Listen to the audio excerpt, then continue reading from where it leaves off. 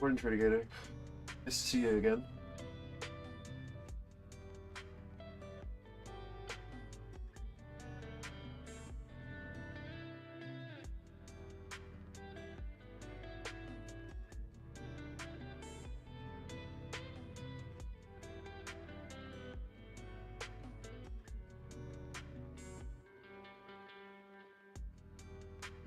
Yo.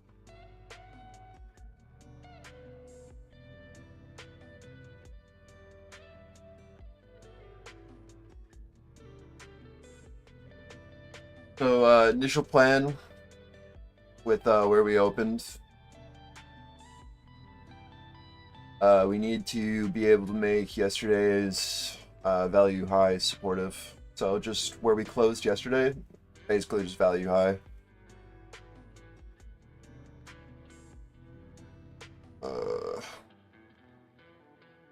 Let's see. We can.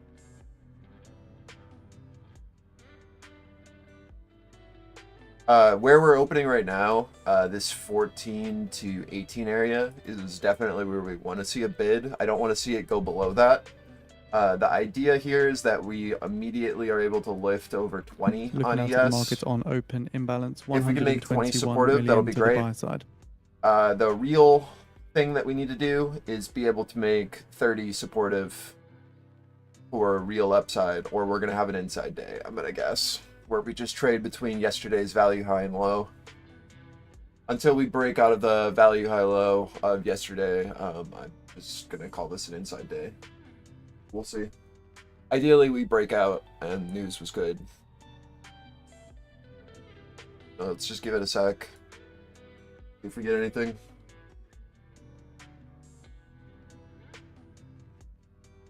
Really watching this 20, 21 as we come into it. We don't want to see that become resistance.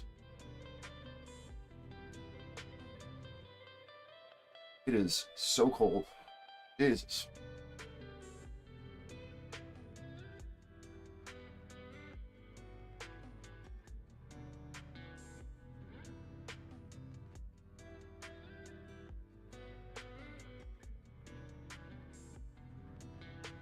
You can see that we literally opened at the same place again, right? Like they love this area. It's back to our 13-16 pivot and our 21 pivot, and we know we have that 30 pivot above us. So again, it's the exact same range as yesterday.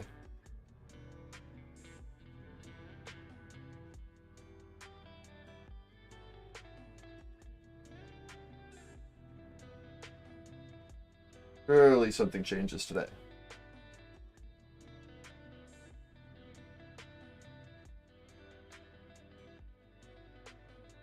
Testing our 21 now.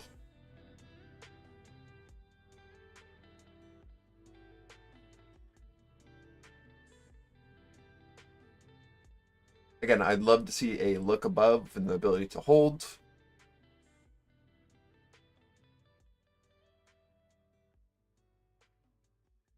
Keeping an eye on NQ down into this VWAP 36 area.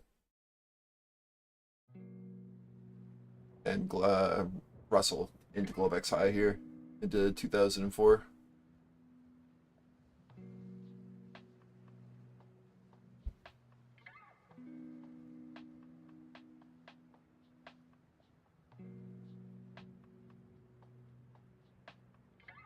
Coming up into our value highs. Again, I just want to see this become supportive. I wouldn't feel like you're missing So according anything. to three sources, the EU Commission asks a regulator, ACER, to examine Germany's natural gas levy.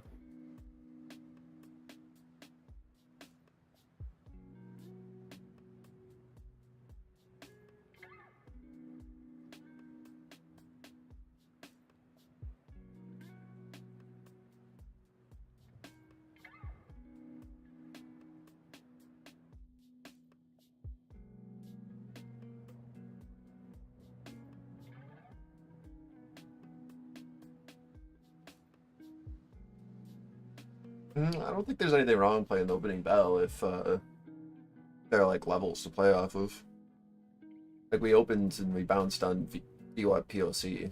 Like we're in a pretty like established range. So I think if like we were in like no man's land, it could be a little iffy. But like we've been trading the same range now for a week.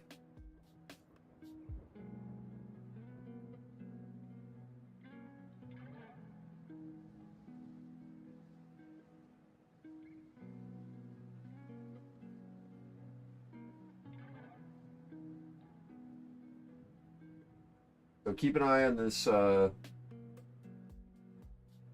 this high up here. Like to see like this 22, 24 area become supportive for upside. Got our overnight high up at what, 29s? That'll be your first target if this this can hold. If we can actually get a bounce here and then establish, that'll be your first in, and then we look for support like that.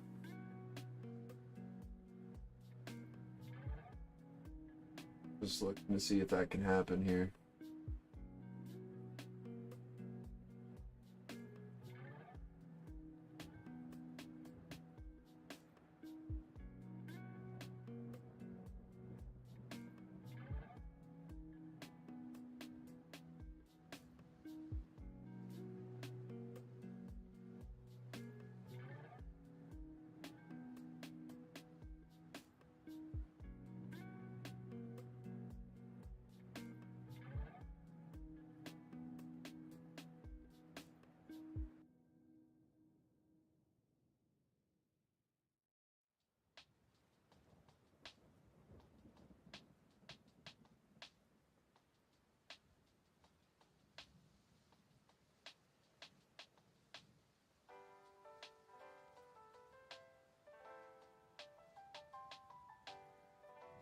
So just seeing a tweet from Wall Street Journal's Nick Timiraos, known by some as the Fed Whisperer, on the PCE report, and says that in June, most of the FOMC thought the PCE would be 3.9% on a Q4 basis and projected a terminal policy rate of around 5.6%. Instead, Timiraos notes that we ended the year at 3.2% core PCE with a 5.3% policy rate.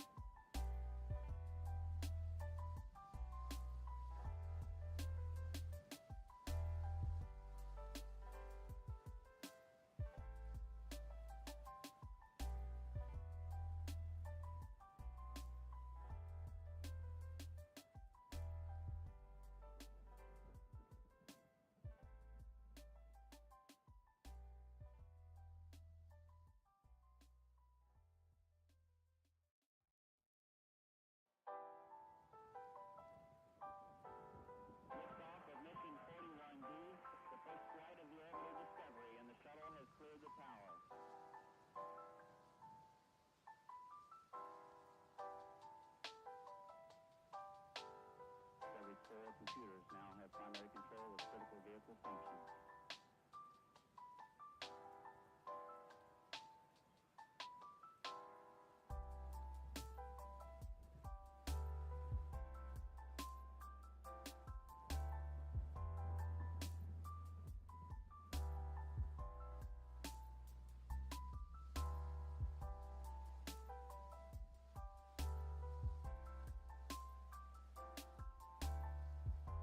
Watch as Russell comes back into Globex high, see if that becomes our rejection point, or if we can push back over and establish here for upside.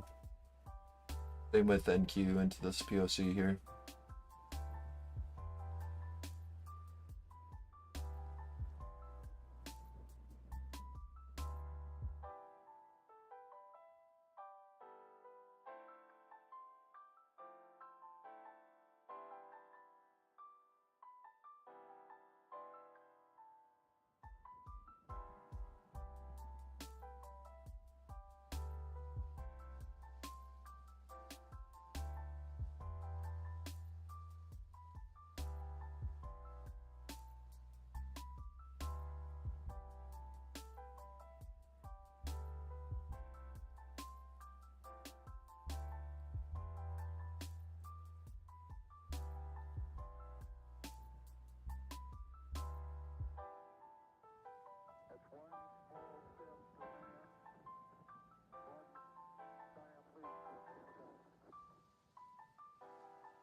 This 2350 has been a seller over and over again this week as we approach it from this side. So again, I just want to see like this 2050 to 2350 become supportive, and then a push and hold over like 27 on ES. I'm just really watching to see if we can build here. Russell looks fine, looks good. NQ is the one that's kind of holding us back.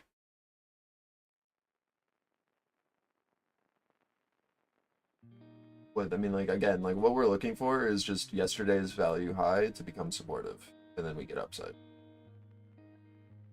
Until then, like you have a very established balance, which is like this 25, 27 above to 16 below, 16, 13 below. That's the rate.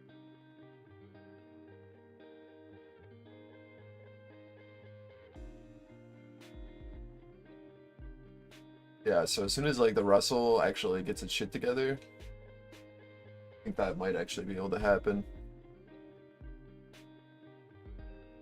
Or NQ, sorry.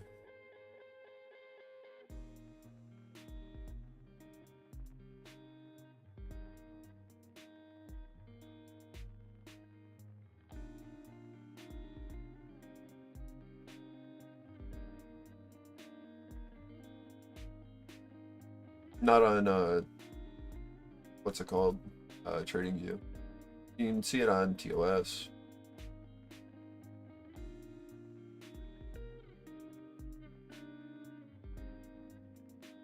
See if we can hold this higher low on ES and NQ, RTY. Potential bid here. Again, I want us over 2350 here.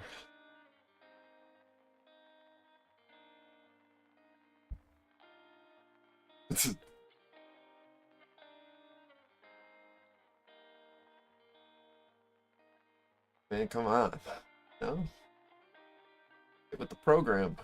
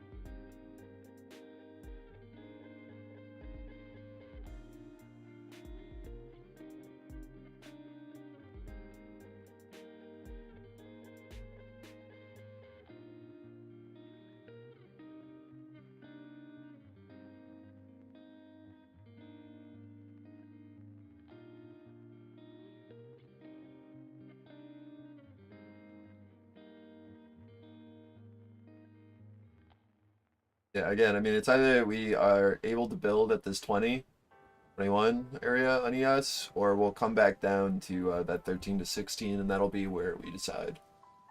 So it's like, are you willing to put risk on here at this 2021 on ES, or are you waiting for us to come back down to this low? Really, all there is. Because like if we hold this 20, 21, and that becomes supportive, we should be able to look into like 26, 30 area on ES. But if we don't, right, and this 2350, 25 holds as resistance, like we can just come back down to the lows.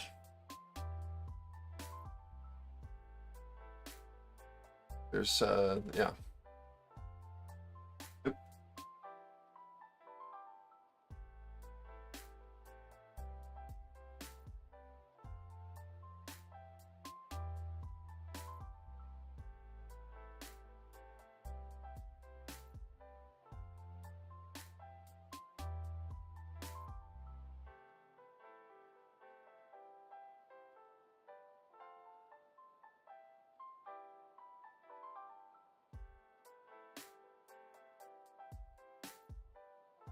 See if we get a bid this 945.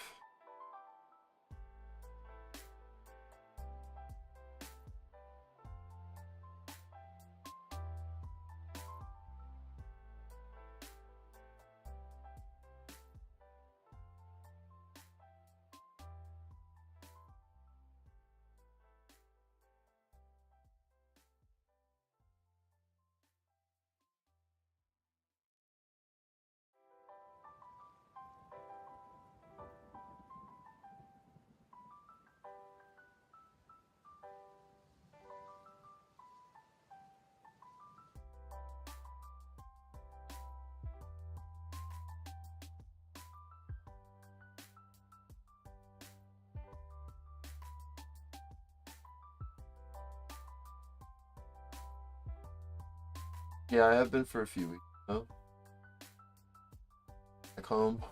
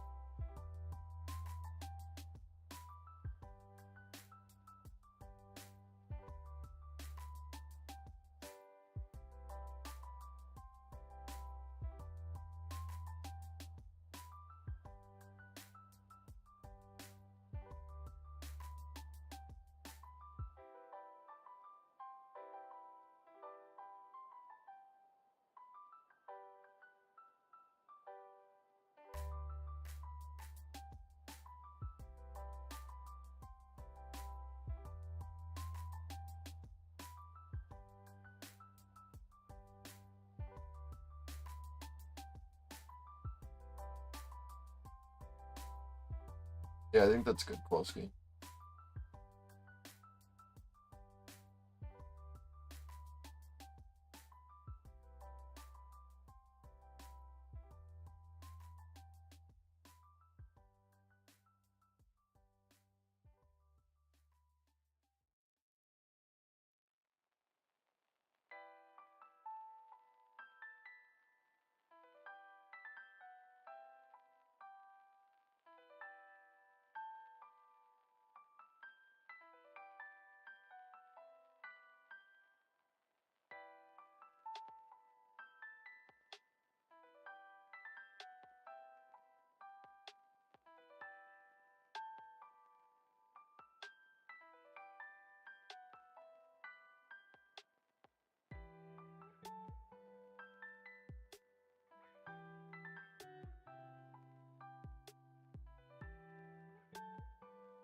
See if the Russell bounces here, if it needs to come down to 94.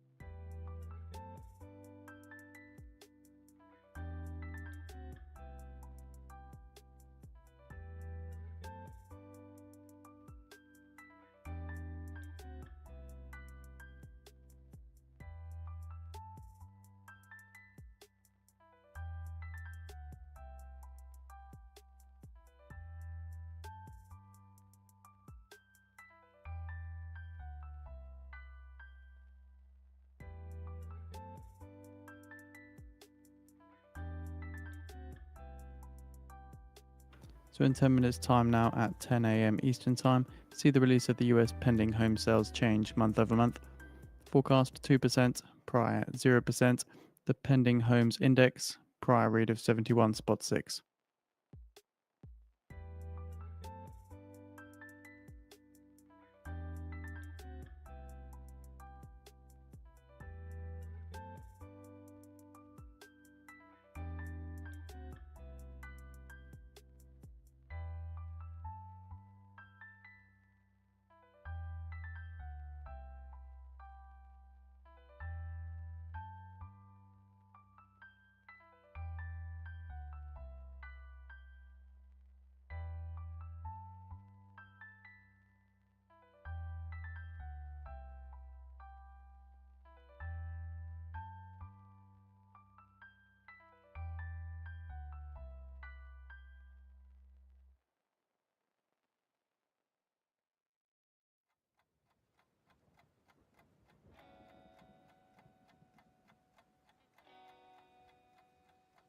So we have yesterday's POC at the 16, and we have yesterday's value high up at this like 23, 24, right? Like those are your pivots. Either break and hold of one of those directions after news will give us a direction and a play to play off of. That's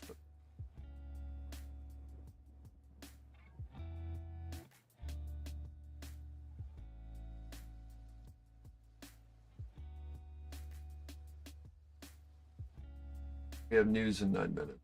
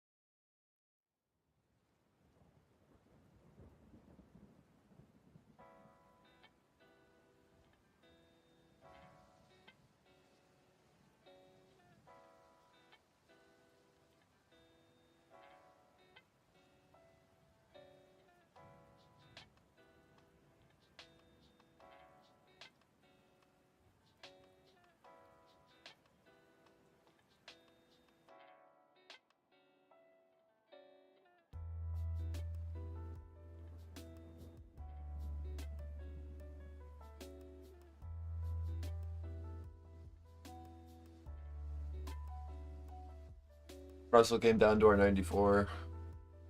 Needs to get back over 97.5. This will continue down, I think.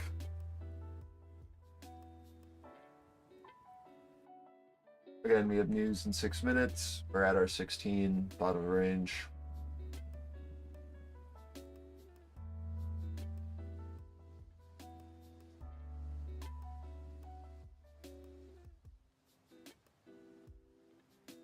If we can't get over 1750, I think there's potential. So in 5 minutes time now at the top of the hour, we see the release of the US pending home sales change month over month. So this data or here is for the downside. month of December. Forecast 2% on the prior 0%. Pending homes index, prior read 71.6.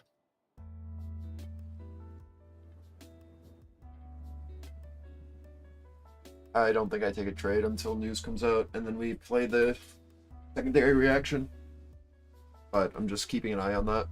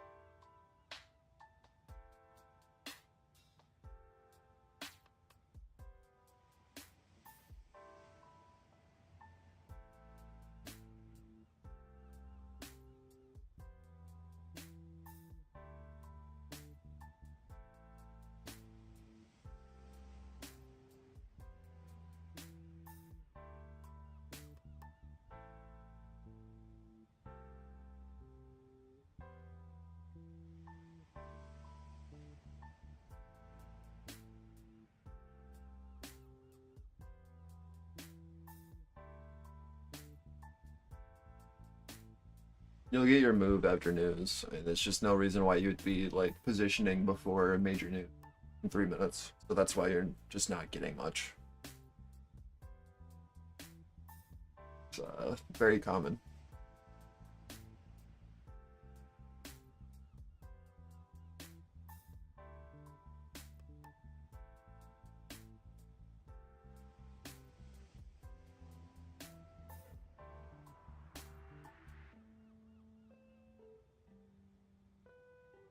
Right now, I'm just talking.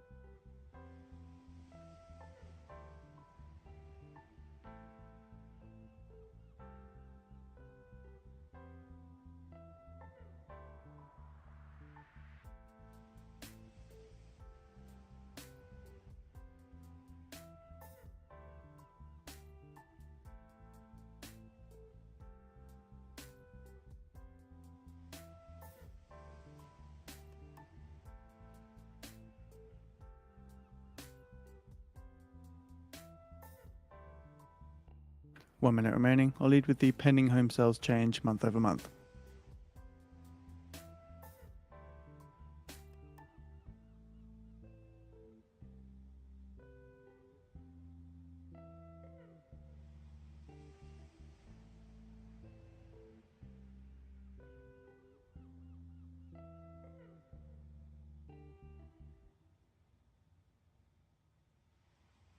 This is a great first place to risk off if you did buy that low as we're coming into, and you don't know which way we go.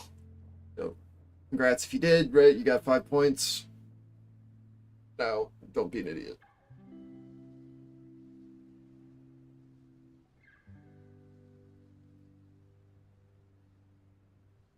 Ten seconds. Basically, just the middle of our current range before we get a decision. I'm basically just looking at these two areas as trades. 8.3%. 8.3%, that's higher than forecast 2%, with the index at 77.3, 77.3.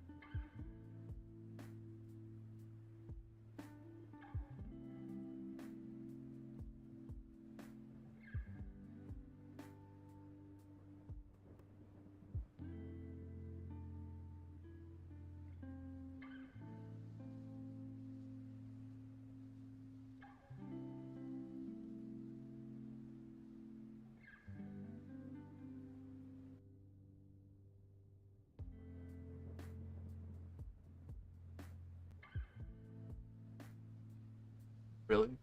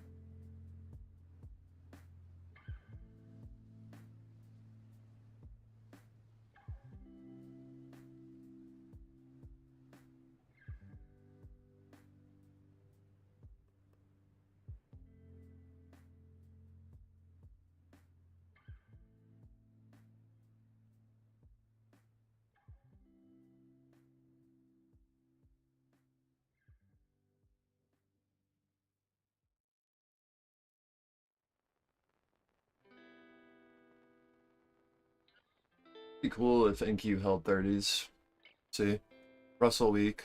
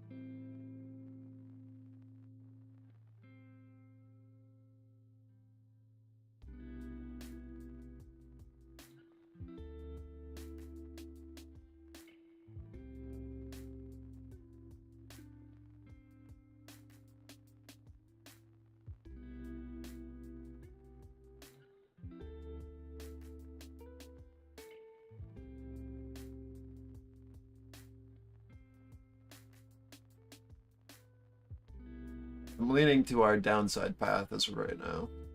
Just letting you guys know.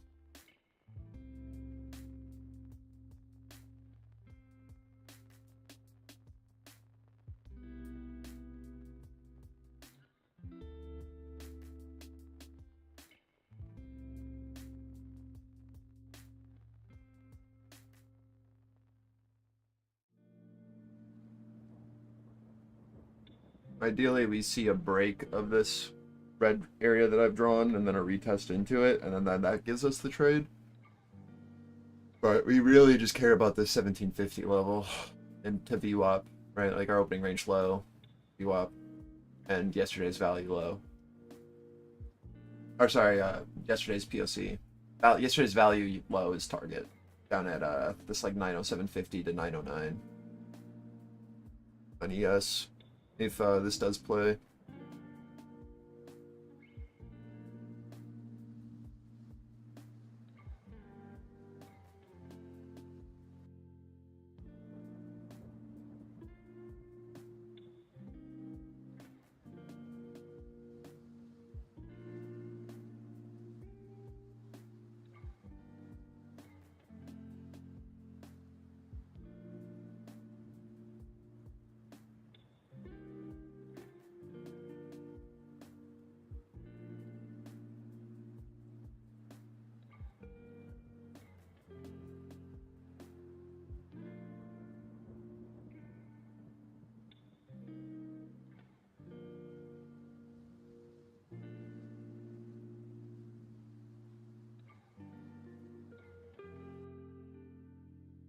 Let's see if sellers are aggressive on this pushback in, and then if this rejects and pushes down.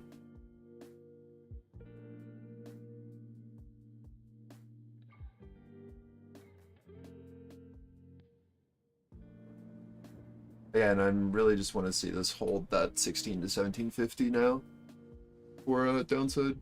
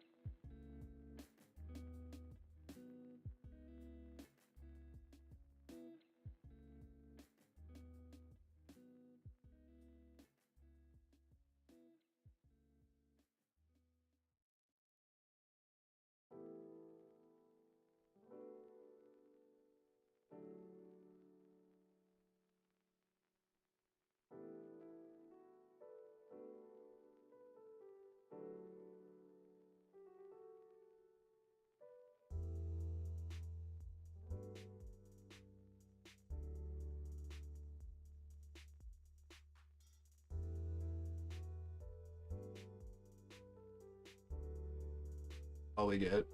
3 points.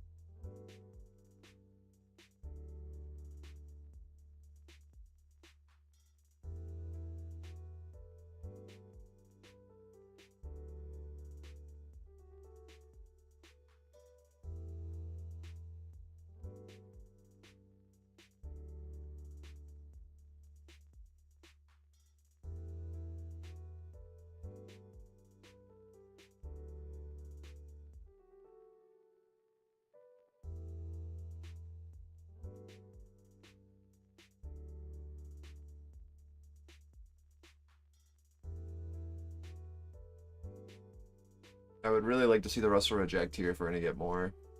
Or this is just going to be a little 3-point scalp and then we wait for direction again. It's annoying.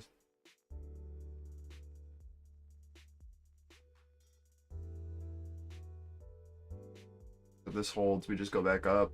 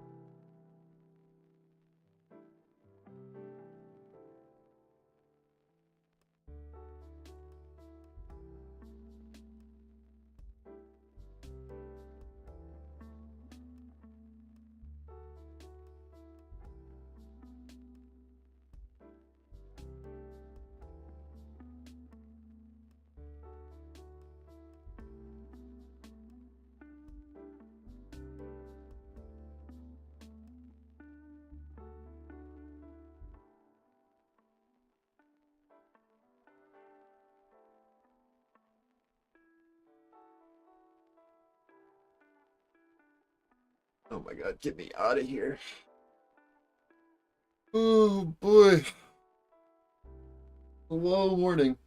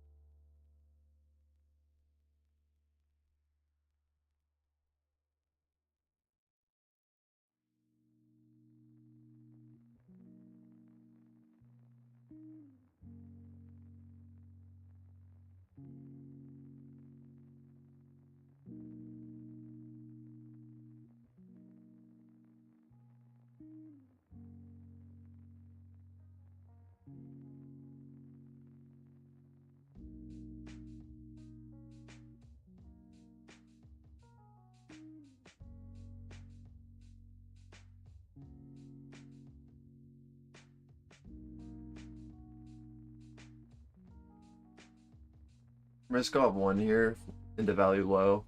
It's the same trade again. Until we see value low become resistance, you just kind of have to treat the 1750 to 14 as our current range until the break. Sadly, if we get the break below today's value low, we're looking for that to hold for a push down into like 9. But until then, you just take the 3 points.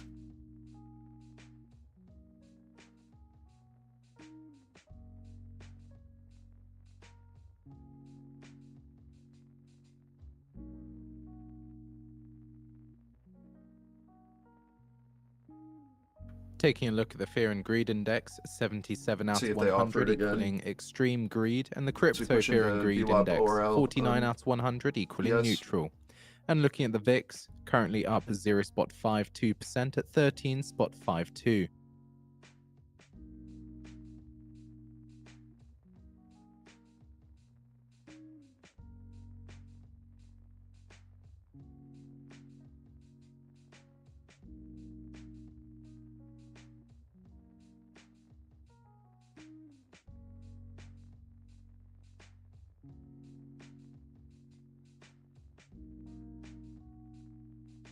So again, you're looking for 16 to 1750 now to be resistance, or we will just pop back up. You want to see a push below.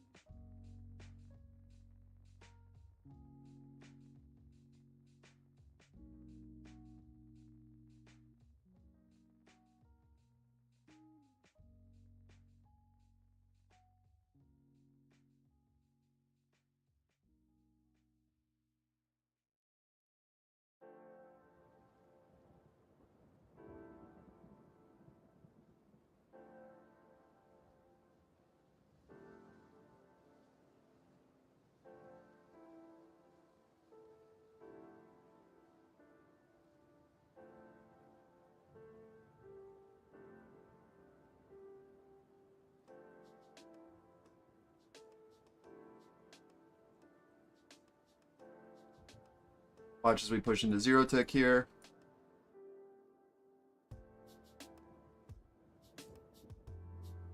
Russell is, of course, our bottoming signal. So as soon as that finds a top, then we can play. Until then, like, we're just trading value low back up to yesterday's POC. There's really nothing here.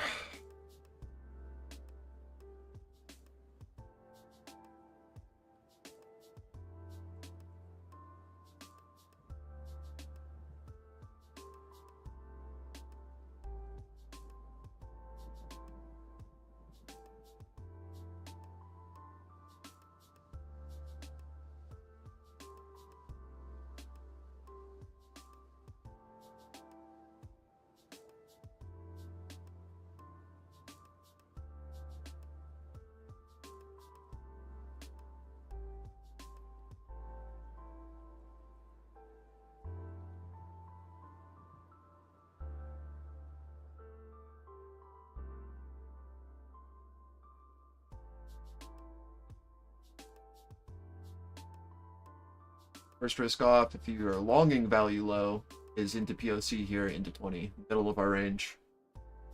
Again, until we break this range, like, you just either trade balance or you're waiting for a trade. Just giving you your risk off. That's This is it. Above that, you look for 23.25.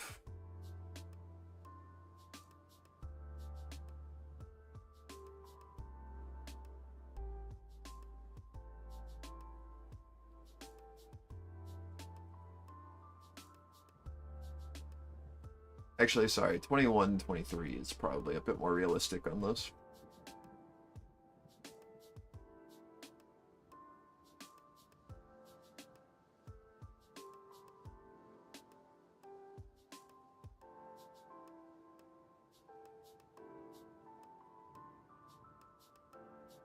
Let me clean this up.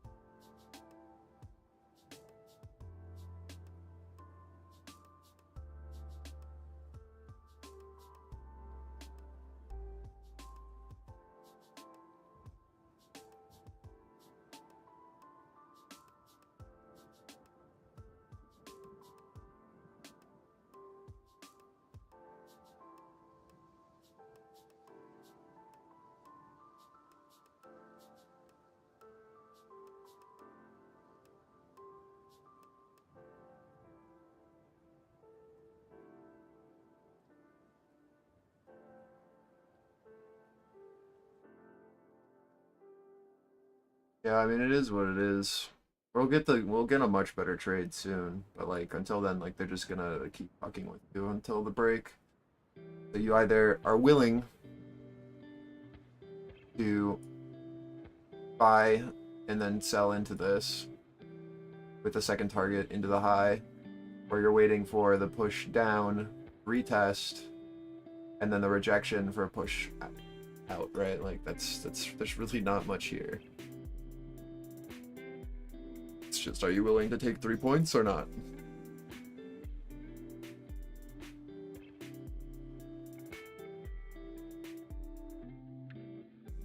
Russell Low has been so far the best identifier, and into the high as well, right? That's given you high and low. The ES moves to let you know if we should be expecting more. Again, like, remember your profiles. If we hold value low and don't even look below, and then we make a higher low, it's going to be very hard to really, like, think that we're going to break. If we then hold POC, we're going to then look for value high. Value high is here. We held value low, we're now holding POC, we're now going to value high. So until you see a break and hold a value high, or a break and hold below value low, this is your range, which is why I have labeled it current range.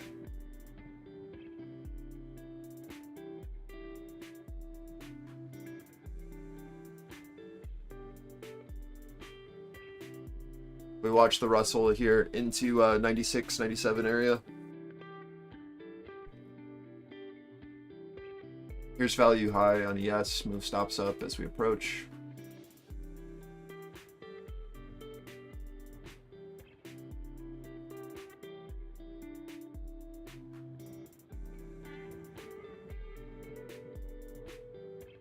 In an ideal world, you'd see 0 hold on tick, and deltas continue to hold higher lows and a push over value high. Right, like that's kind of what you're looking for. Surely we break out of this.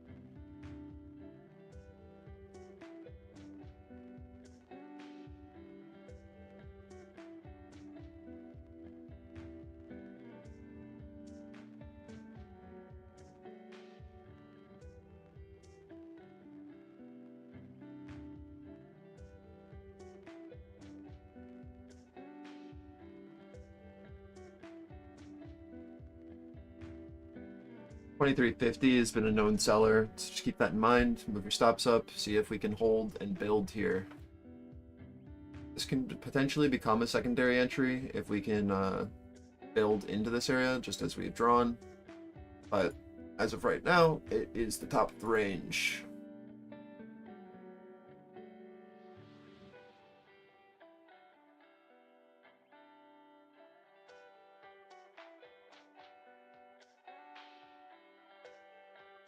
We are looking for price to be able to hold value high now. A failure in push back into value will probably push us back down to POC. So we ideally are able to now hold value high.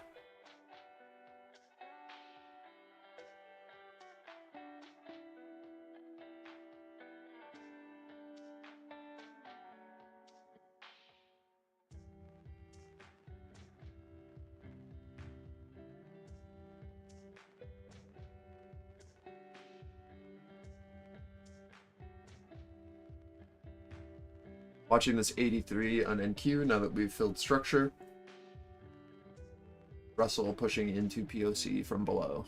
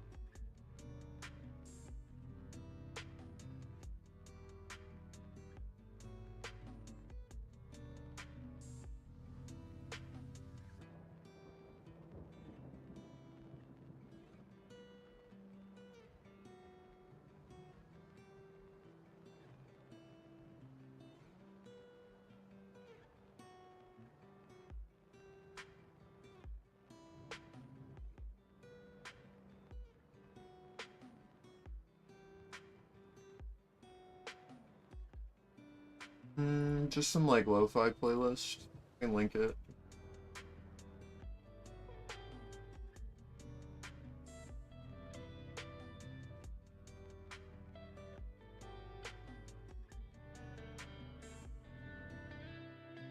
Holding value high on the retest, right? So we're pushing up. We target 29s, I think.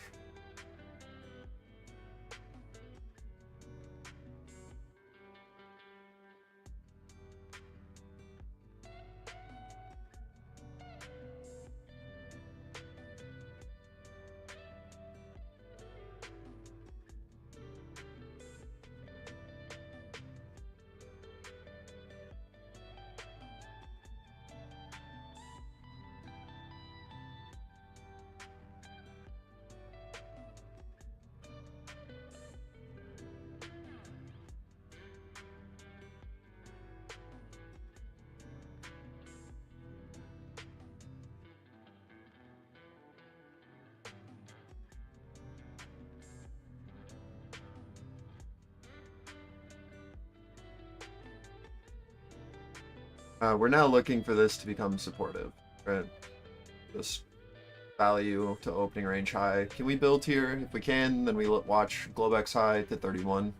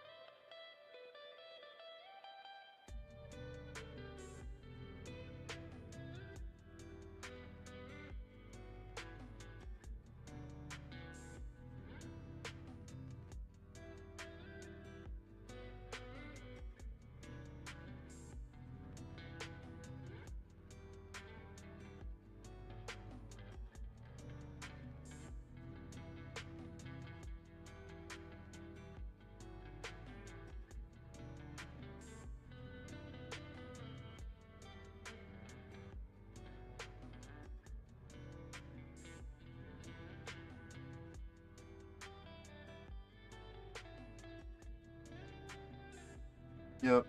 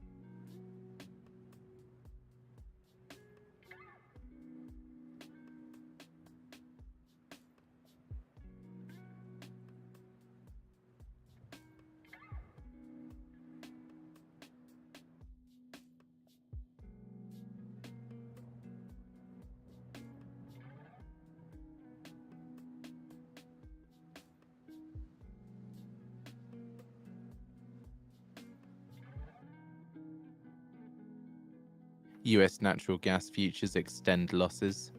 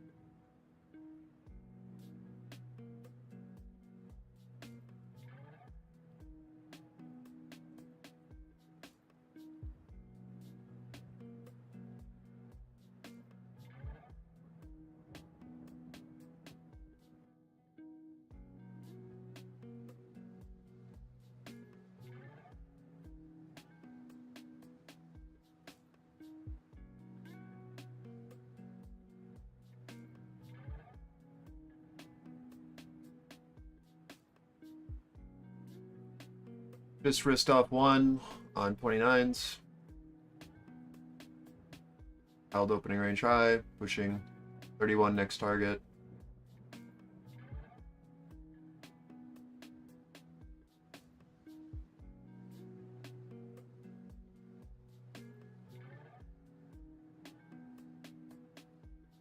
You need to make 29 supportive, or that will be your risk off over and over and over again. That is Globex high.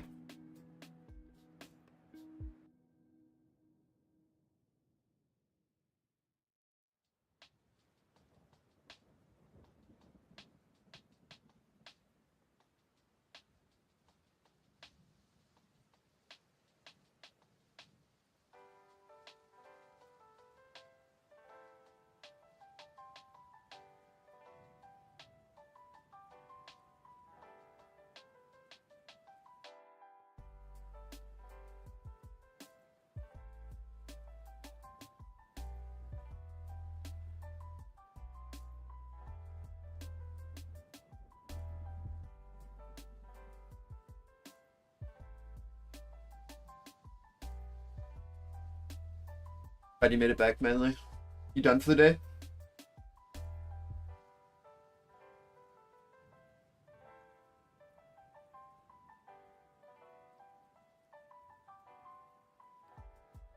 I did not know I was muted on Discord. Jesus. Thank you.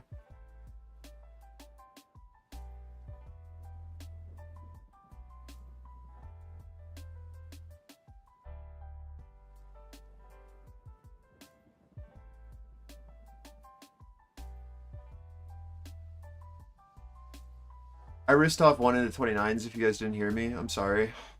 We're just traded opening range high to 29, which is on Globex high. Now just waiting to see if we get continuation into 31 as next target, or if we need to come back down to value.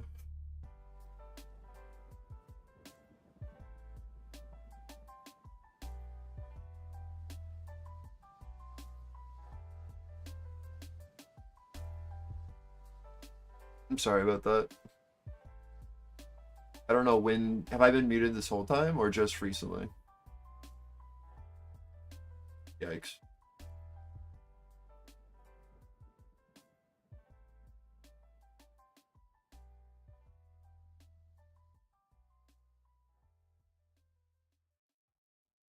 I mean, we just broke the current range, right? We held value low, we then traded and held POC, and then we took value high from yesterday, made it supportive, and then pushed into Globex high.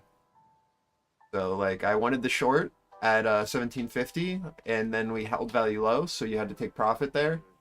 On the recovery and hold of 1750, which is our VWAP and opening range low, we then traded back up to opening range mid, right? So, like, you have to treat it as a range until we break out of the range. So I was looking for shorts back into this for a push down. It then held value low here. So then it held here, which is our ORL. We have a rule where if ORL becomes supportive again, you look for opening range mid. So that's your 20. If 20 becomes supportive, we then look for value high, which is what happened. That's your next target. Value high became supportive.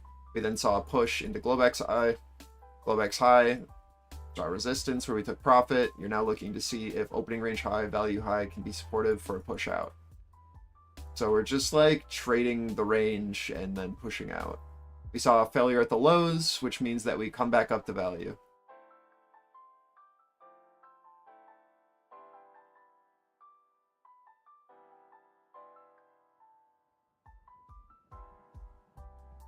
It is moving incredibly slow, but it is, if you aren't trying to create something that it's not, it is playable.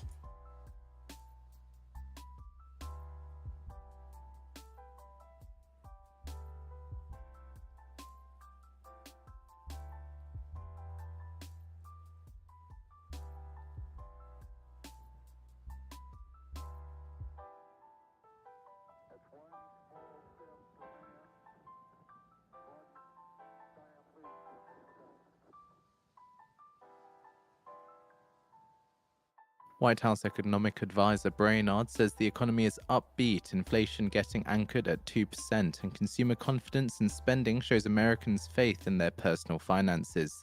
China's slowdown and Red Sea disruptions are risks for the US economy, but appear contained. And when asked about lowering tariffs to reduce consumer costs, says goods already seeing disinflation.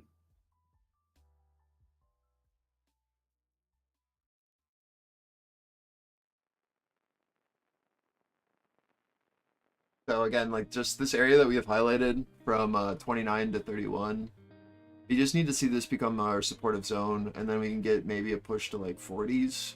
But until then, we have to kind of just accept that this is the high. I'd keep Russell Globex high in the on your chart, right? Like this is probably our pivot that we come up into to let us know if we get more or not. Just keep your eye on that. 2003.2.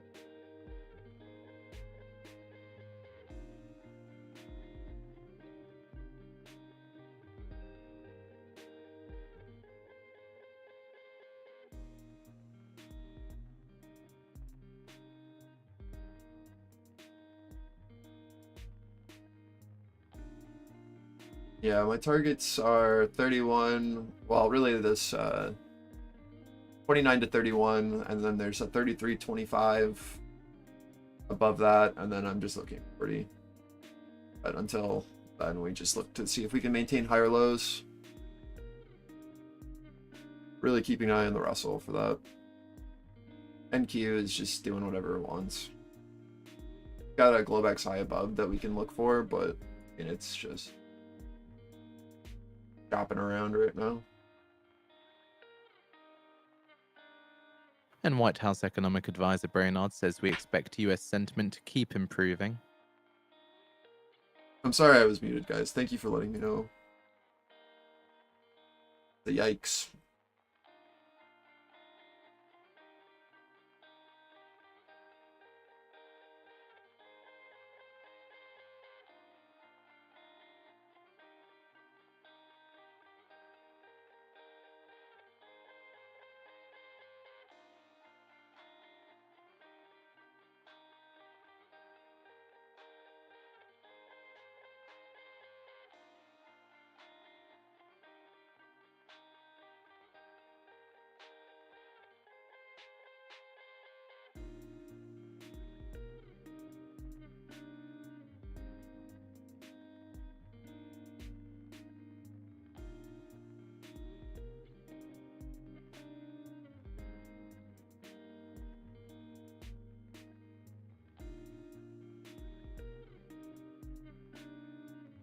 I hate trading view sometimes, man. Like, why was that not loaded? Are you kidding me?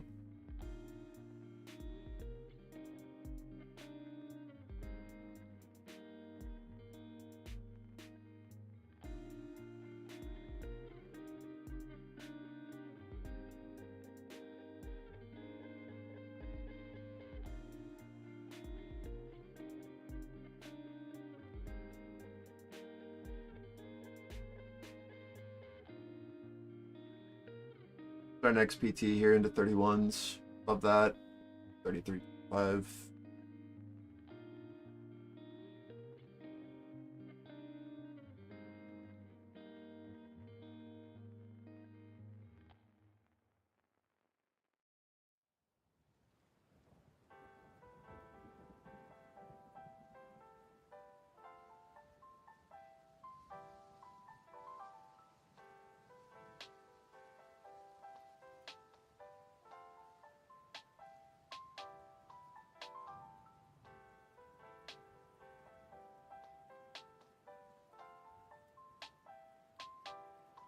I would like this 28.29 to now hold as support on ES.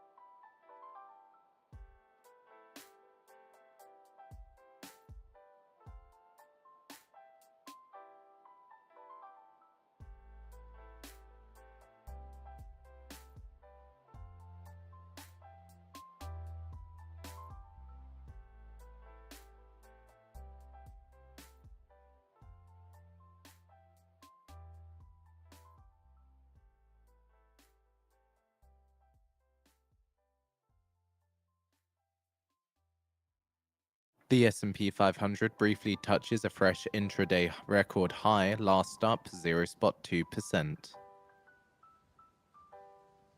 I really have to do that every garbage platform.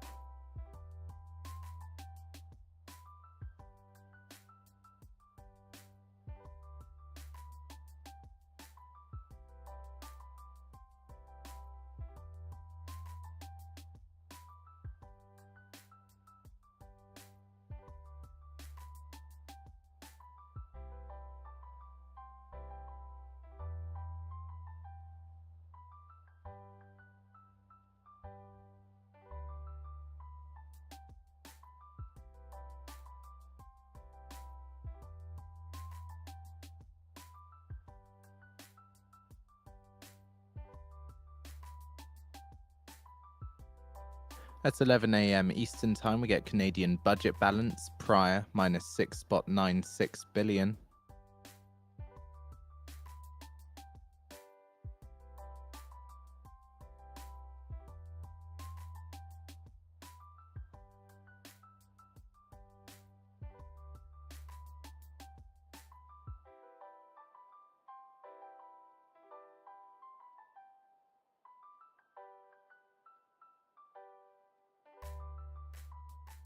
Mm-hmm.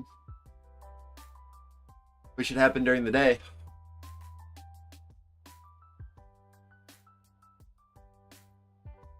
Ain't no way I'm holding that overnight in this market. It's not happening.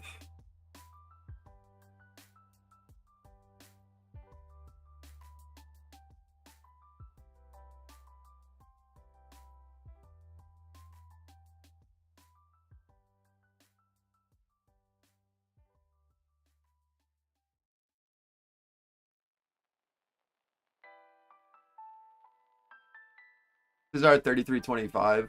I would say move stops up as we approach. This is retesting our high. White House economic advisor Brainard says the very strong disinflation on goods is tempering.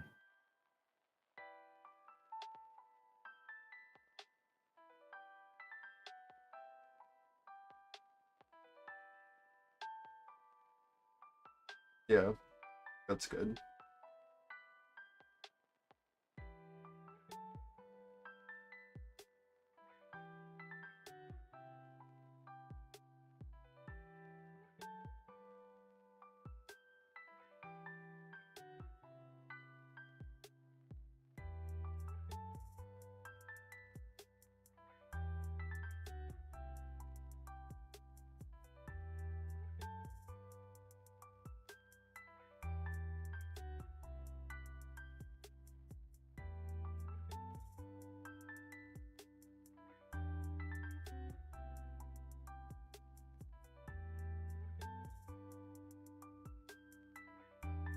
I just keep an eye on our rebid reversals. See if we can build up here, or if we're gonna need a steeper pullback back down to like blowbacks high.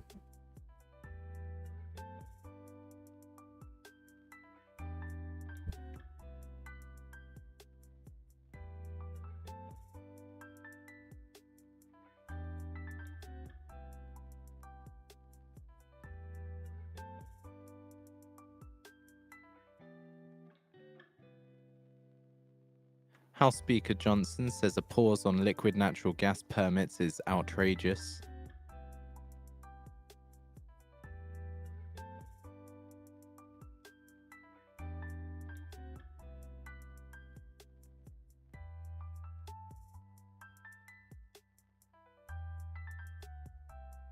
There will be another opportunity to get in if it happens. So not a big deal. 33.25 is target. Now we just wait to see how things settle. I like this 29 edge if it was gonna hold.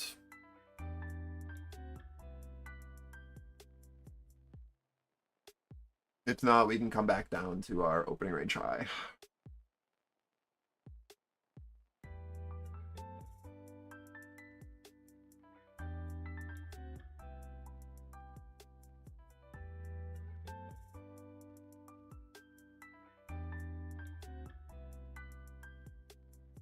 I'm glad you're liking it. Once you like start to really pay attention, then like at first it's definitely really noisy, but I think that once you start like actually like looking with intent, I think it can become a very valuable tool.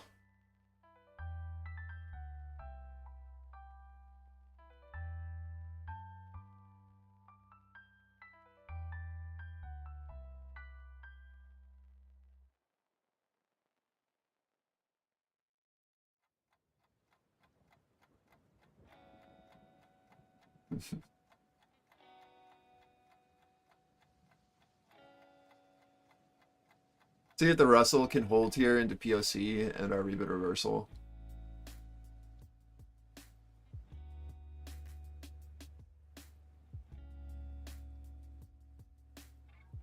At 11 a.m. Eastern Time, we get Canadian budget balance prior minus 6.96 billion.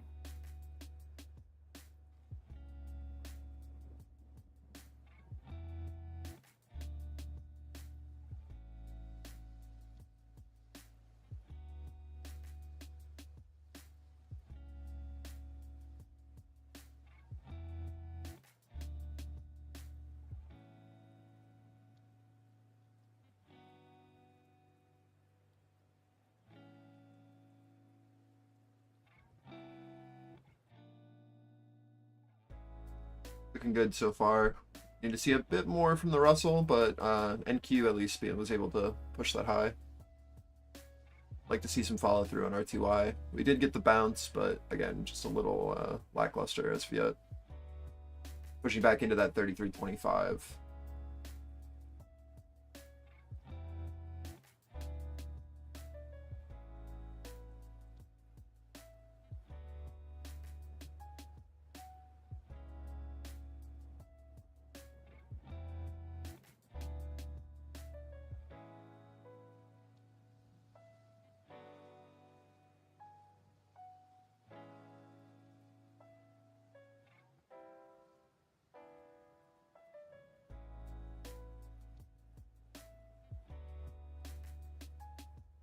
Do you have like 29.75?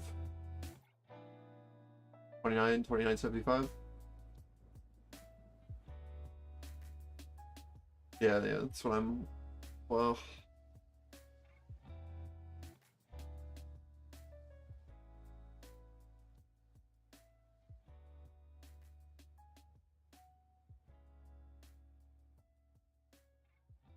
your FEG edge as well.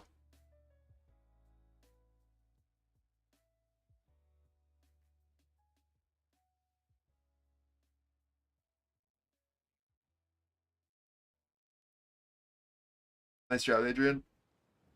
Yeah, that one had good confluence with the FEG edge as well, right? At 1600.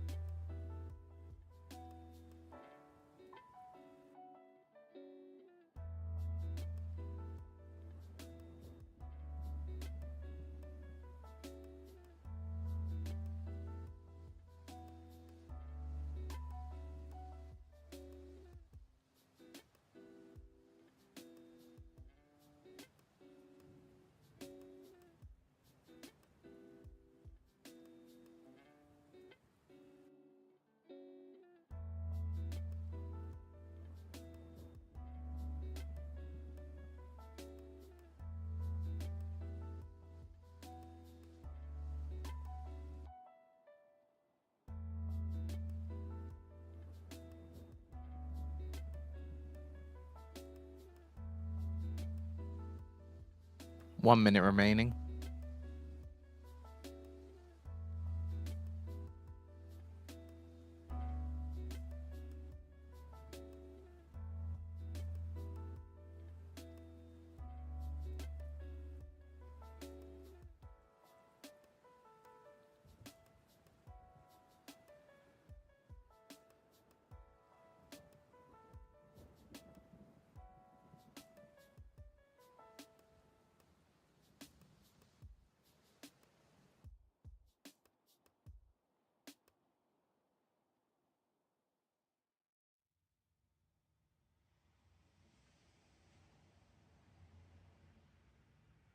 10 seconds.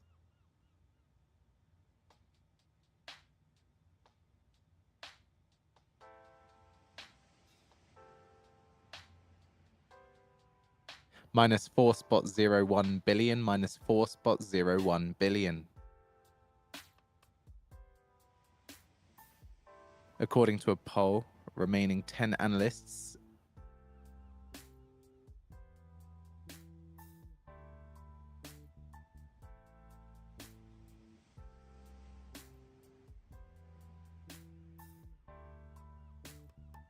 Alright, stop talking.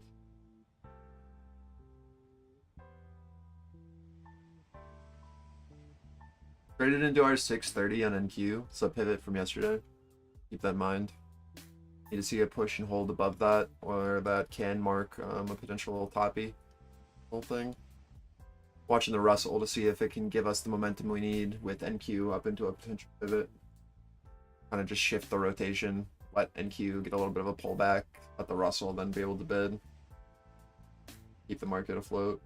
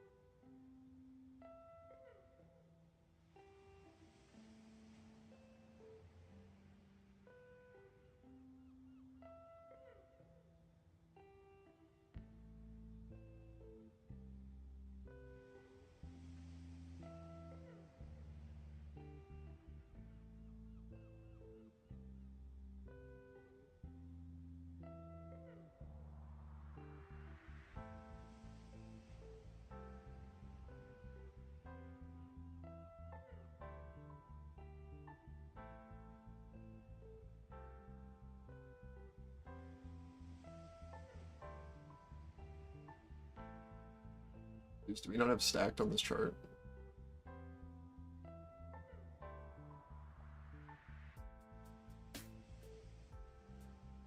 When did that happen?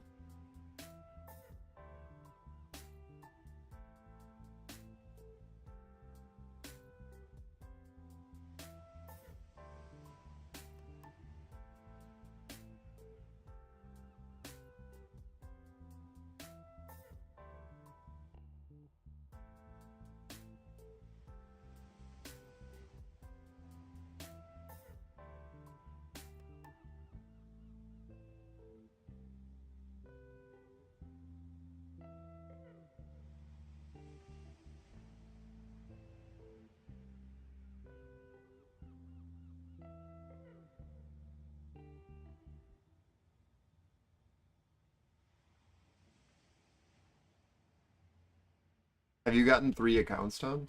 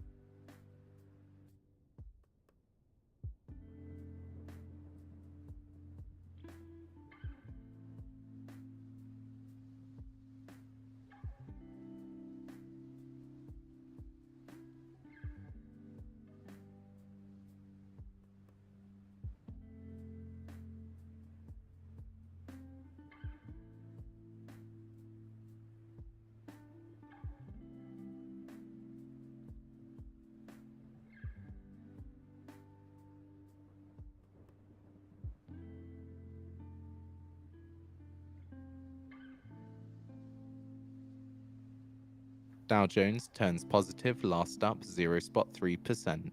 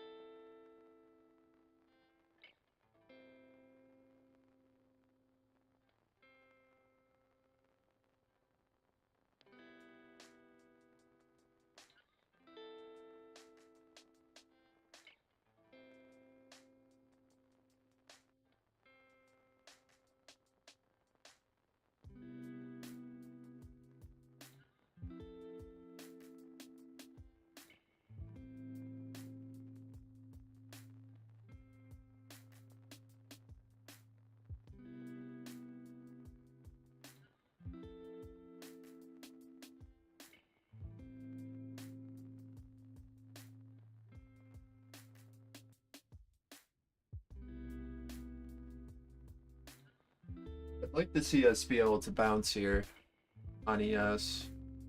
That would be ideal at Globe XI. Just keeping an eye on it. Like, if this does not hold, then we're going to come back down to opening range high on ES. So just keep that in mind. I'd like us to get a decent sized bounce here.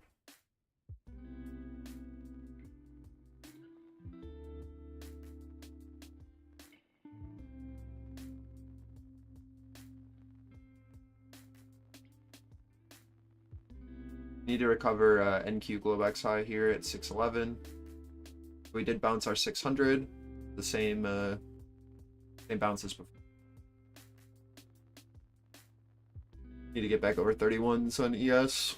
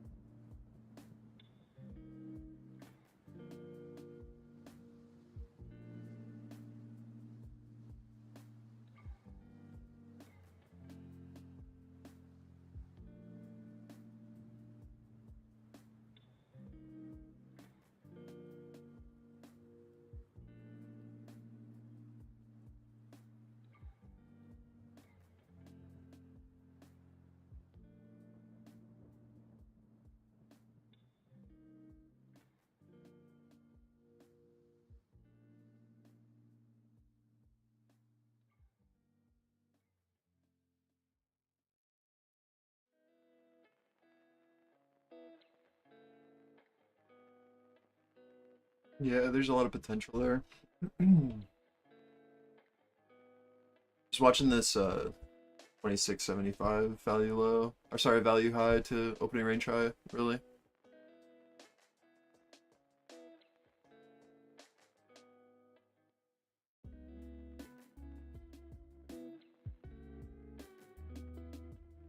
Like either this creates enough, right? This value low, or why do I keep saying that, man? This value high here, and then we get a hold of Globex high for push up, or we're going to have to look for something like this. These are like the two scenarios that I'd be watching for.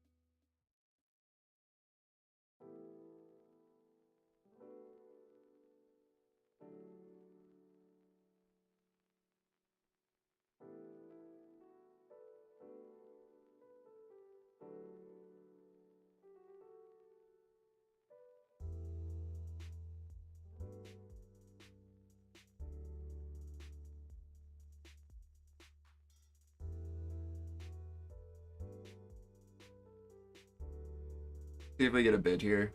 This is NQ, Russell, and ES all coming into value high. If this fails to hold, right, then we might have some larger issues where this becomes resistance. And then we look for a pushback down to POC on ES. Let's see what happens here.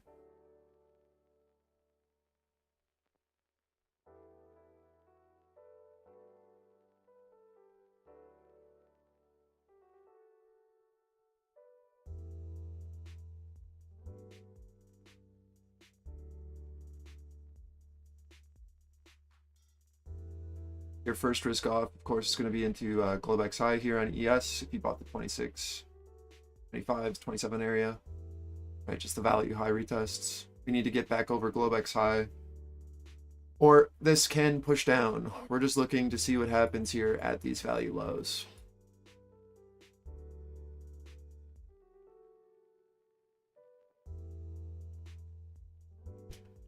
Why I can't say value high. I don't know what is going on.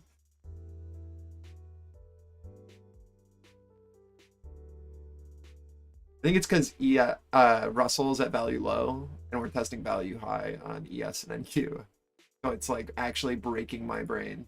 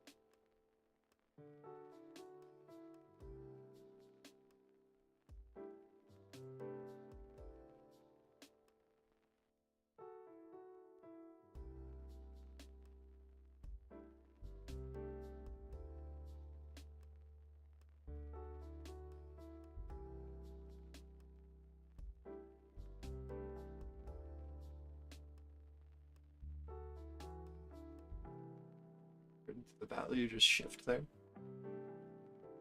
Regardless, it's a bit.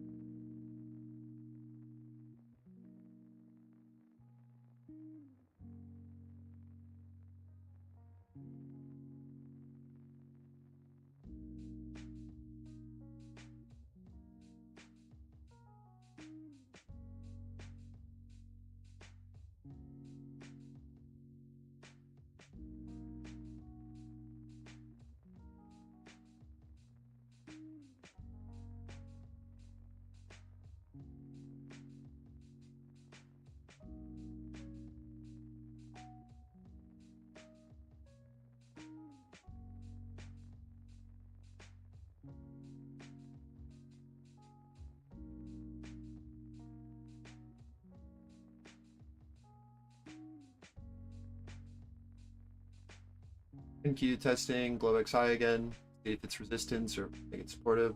Should give us an idea. Again, this is our pivot at this 2675 until we see a push over Globex high on ES, or if this 2675 becomes resistance, then we can push down. But like, there's really not much here other than trying along or looking for a push back down to opening range high. You just take a risk off into Globex high until it works.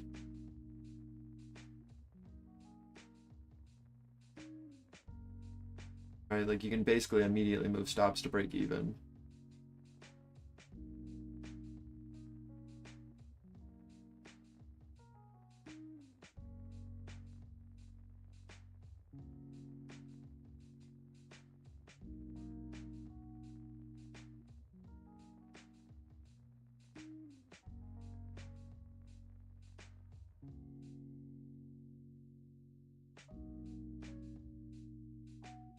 Intel CEO says the market reaction to the Q1 forecast is overstated.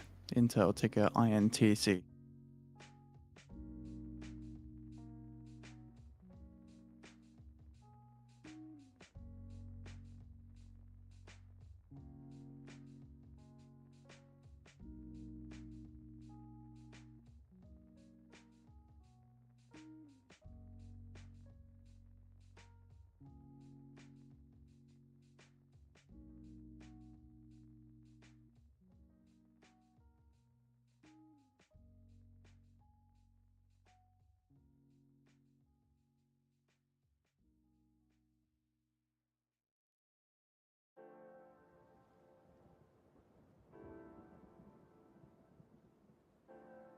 What a slow Friday, man. I remember when Fridays were the best day.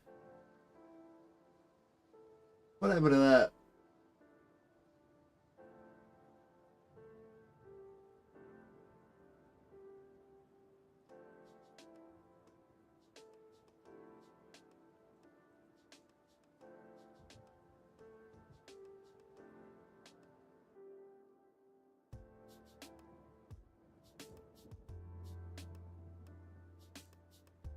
What happened to that? That's a good idea, Cass.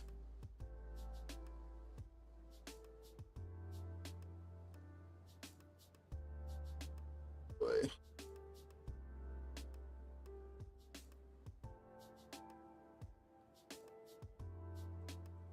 I'm out one here.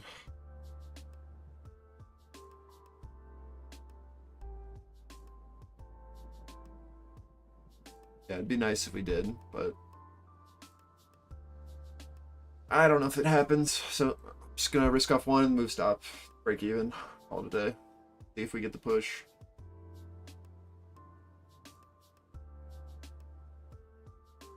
I'd love to see Globex high now. Hold as our bid.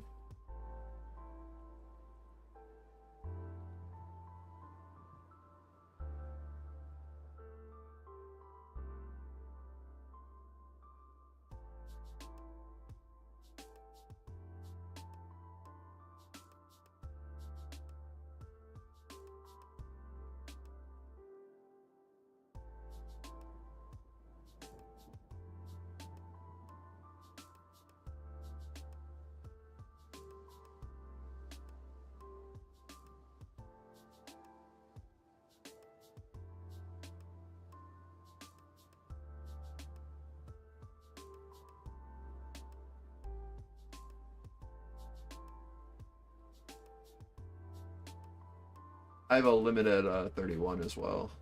We push into that. According to a Slovak transmission system operator EU Stream, European gas buyers may agree to take over Russian gas at Russia-Ukraine border if Ukraine transit contact with Russia is not renewed. What was that sentence?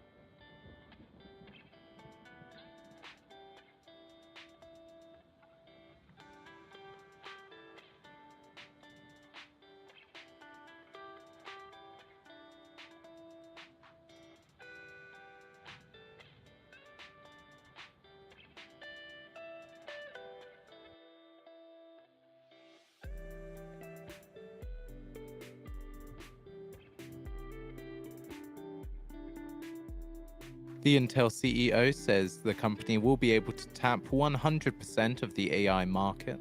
100%. Holy. But he wants some of that NVIDIA money.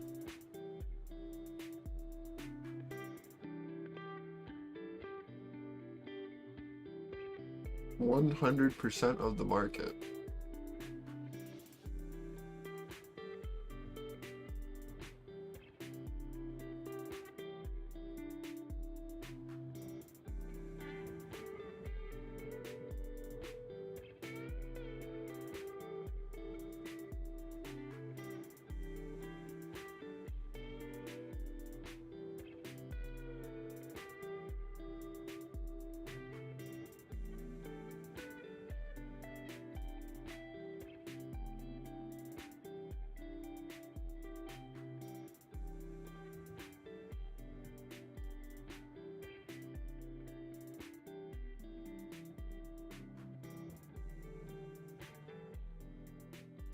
That's gonna be such a nice show.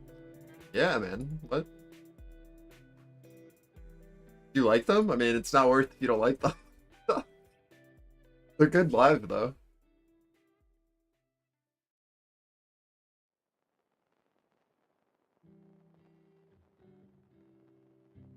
How much are tickets?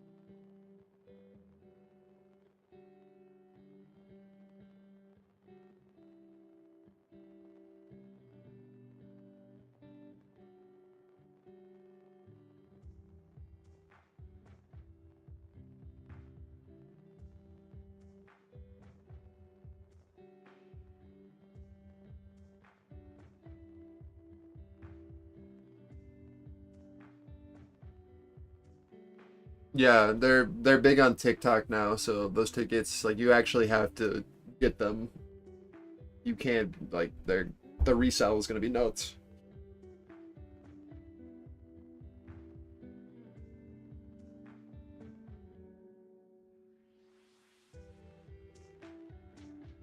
Yeah.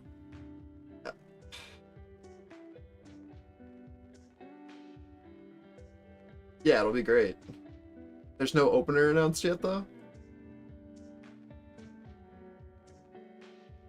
Wonder what it'll be. I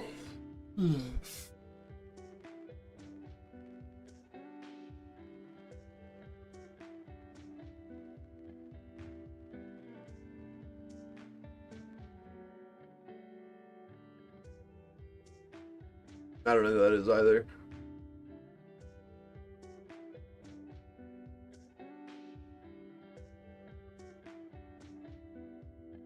I would look it up right now, but I'm streaming. I don't think people want to hear metal. I remember the days where I could just blast metal on Twitch. Those were the days. Those were the days. Now my stream gets taken down on YouTube if there's even like a copyrighted song.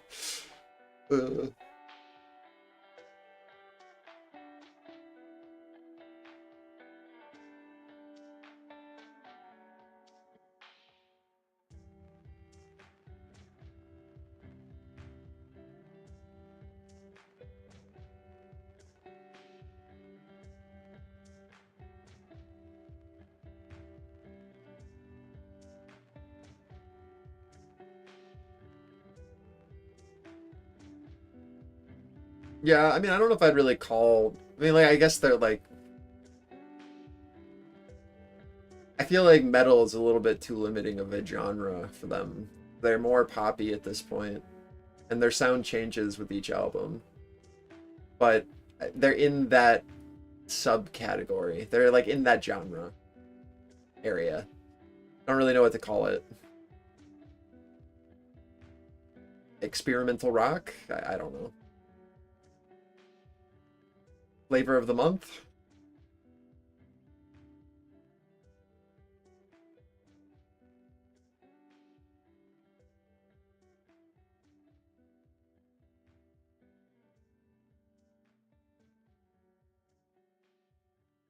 My 31 just got filled there. I have one left.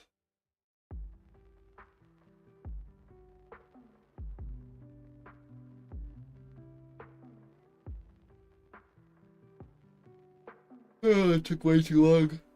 Jesus.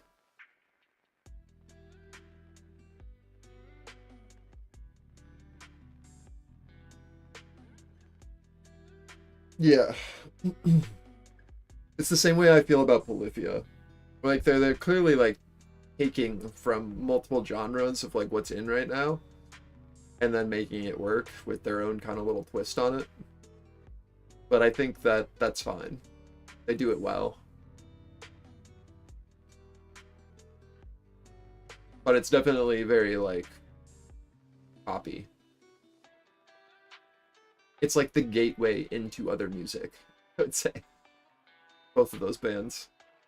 Like Sleep Token will get you into metal, but it's definitely not like metal. Just as like Polyphia isn't math rock, but will get you into math rock. That's for sure.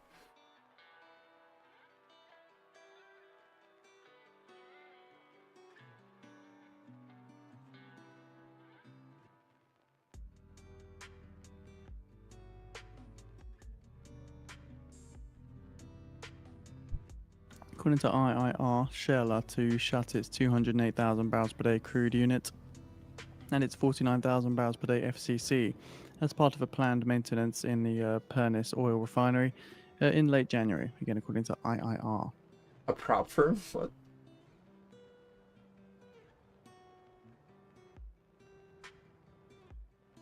So strange. Ooh.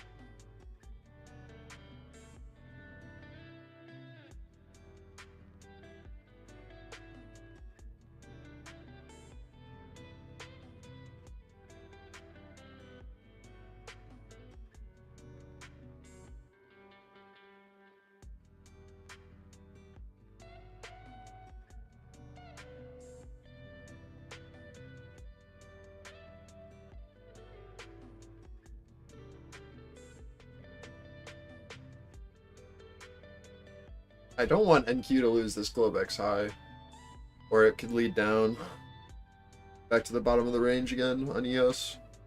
We really want this to hold. It's like these equal lows. Ideally, like it holds here, right? So it's a higher low, but like it doesn't look great on Delta.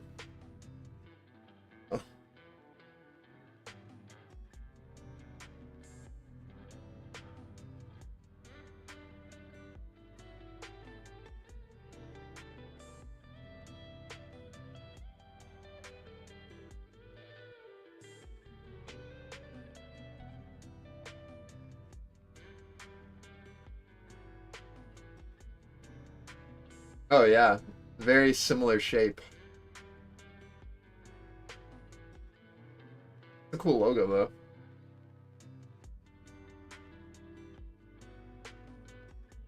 But definitely incredibly similar.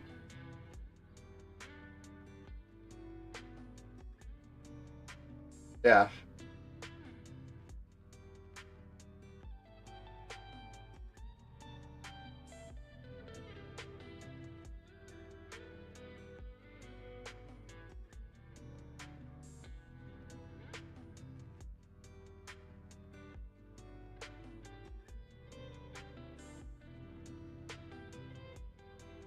See what happens here into opening range high on ES. I'm thinking that we might need to push down though to like 2150 on ES.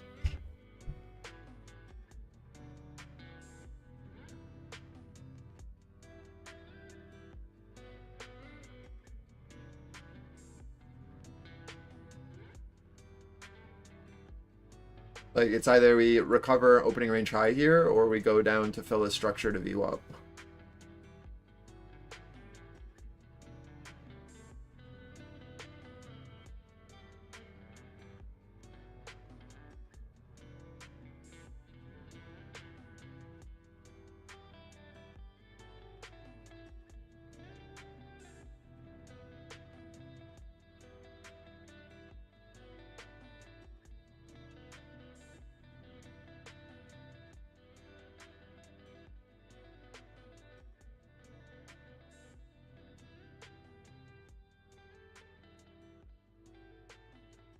Keep an eye on the 2675 above if we come up in retest. We're really just watching to see, it, or at least I'm watching to see if this leads to fail this structure here.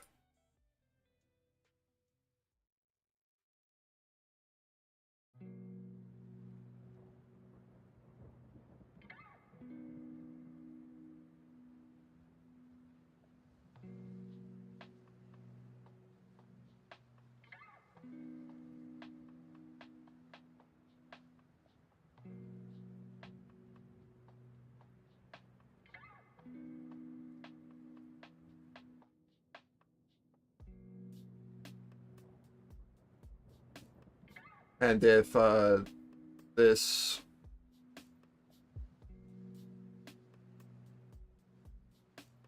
yeah, no, that's really it. I would say this is going to be your risk off until proven otherwise. That's where you're looking for an offer to be, that red box.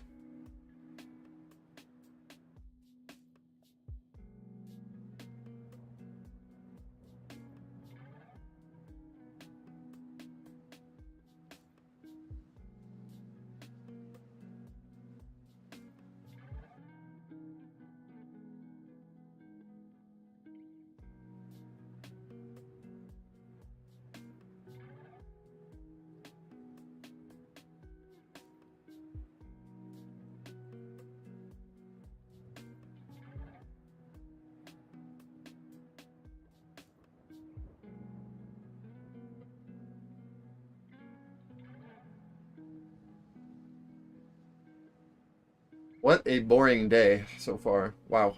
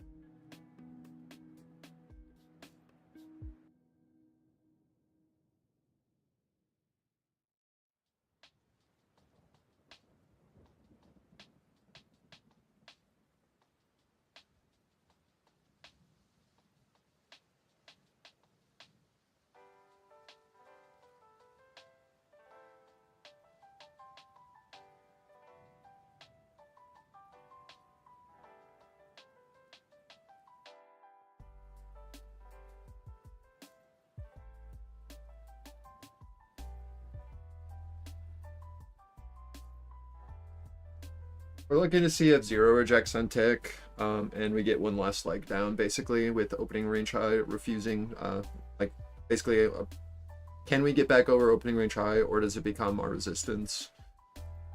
Like, if 2350 becomes offer with that, then we look for a pushback down to this VWAP, 1920 area. There's really, we're just waiting to see which way we break up a pivot right now. Basically it.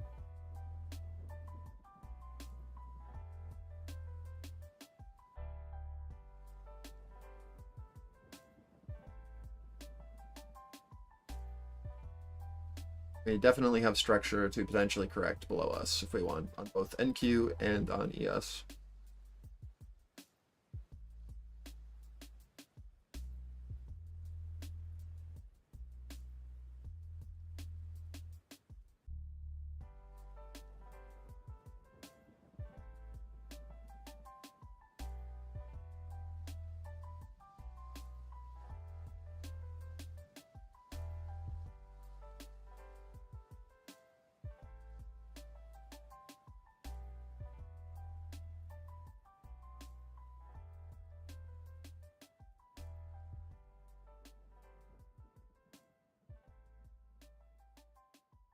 Liftoff of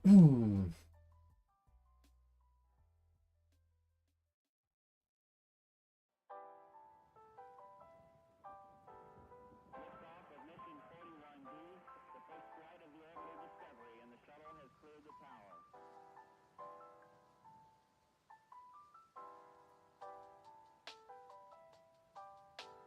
Discovery's core computers now have primary control of critical vehicle functions.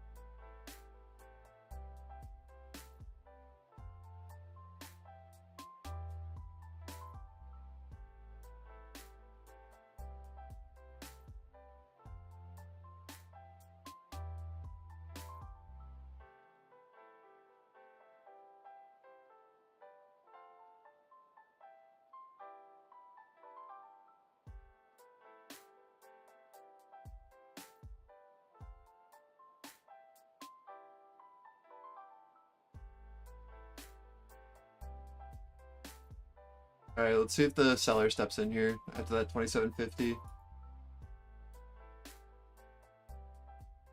Just a basic retrace after a failure there. Held our imbalance edge, so look for a bit of a pop back into this red box that we've marked, Globex high, see if a seller positions themselves. And if we push back down, either looking for a recovery of our Globex high and then a pushback up to 31s, or for our offer to basically just be here to create a lower high.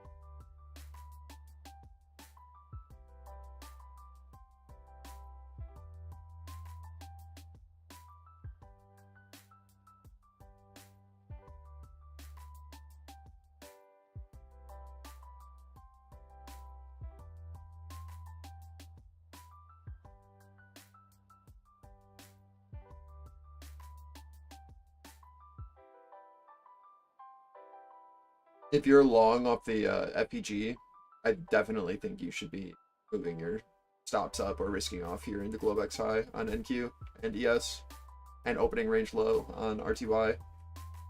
And this is where I'm looking for a seller to try to step in. This is what we need to see a recovery of from buyers, because we know that this is where a seller would want to be positioned.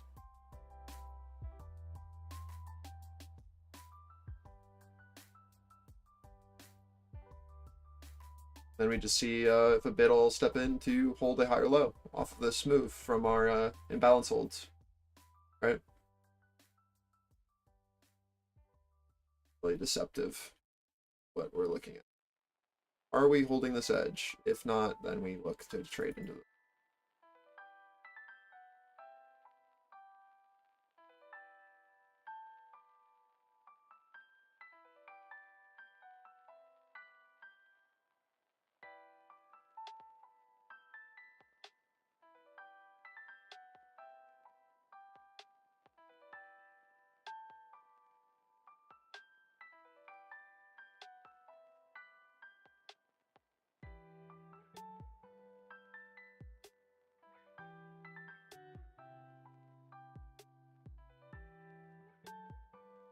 My biggest things that I'm watching here are, can the Russell continue to have momentum at opening range low and POC retest here into resistance, as the Russell bottoming gave us the bottom, right, for ES. So any loss of momentum there can be detrimental to ES, especially as we come up into these pivots again.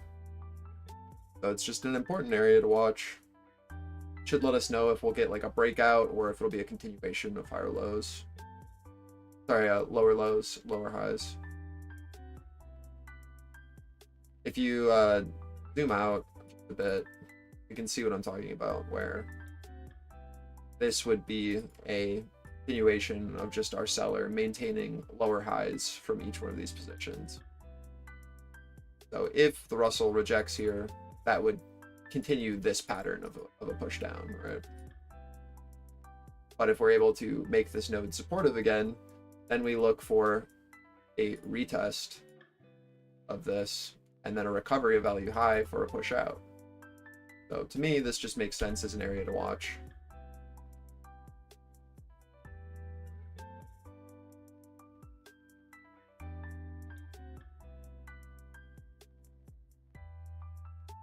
Watching the Russell here into POC.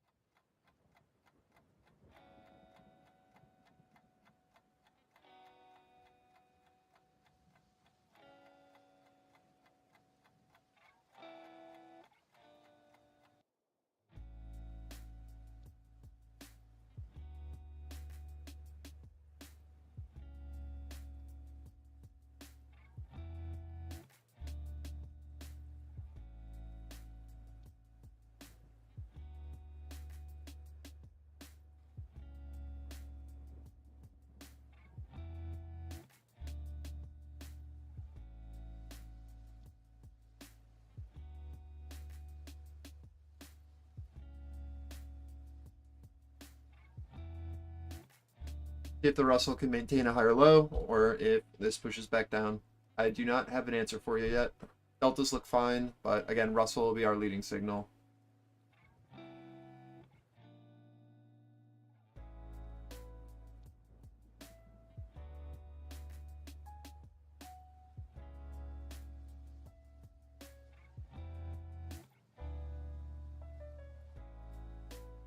What's up, Kev?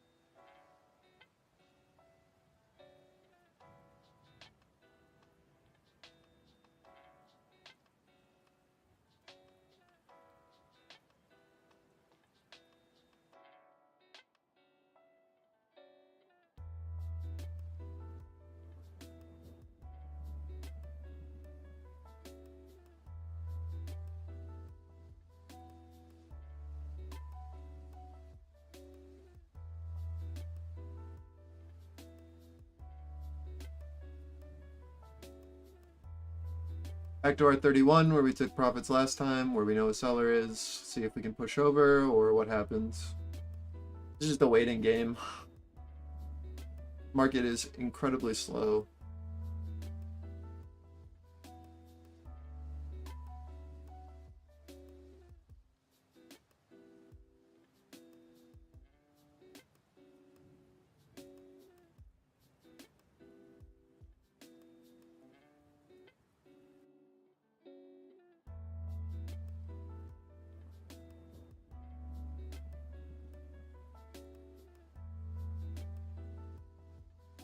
My rule of thumb for how I treat these kind of days is I just wait for the things that had momentum to lose momentum. Like, it's not rocket science here. Like, we have a known pivot into this 31 area on ES, and we're waiting for the Russell to lose momentum. As long as that's keeping up and we're creating higher lows, and same with NQ, like, there's no short entry yet, right? We have targets and areas that we have interest in, but like, we need to see these things lose momentum if we want ES to push down.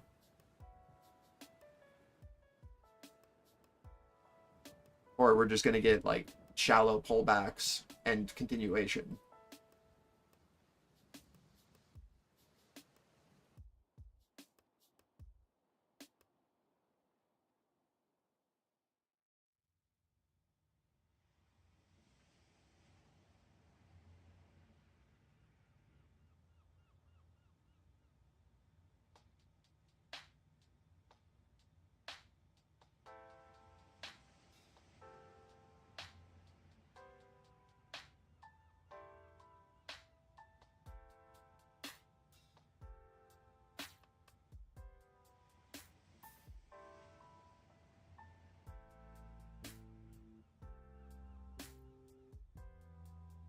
See if Globex high holds for a buy for a shallower pullback, or if this will be the start of the turnaround.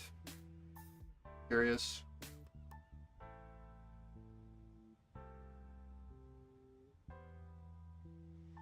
So look to see if a bid steps in at this 29.75. I think it's fine to try to play off of that, but know that we need to break over 31s, and we need the Russell to be able to hold these higher lows. Or again, this will continue to be our top.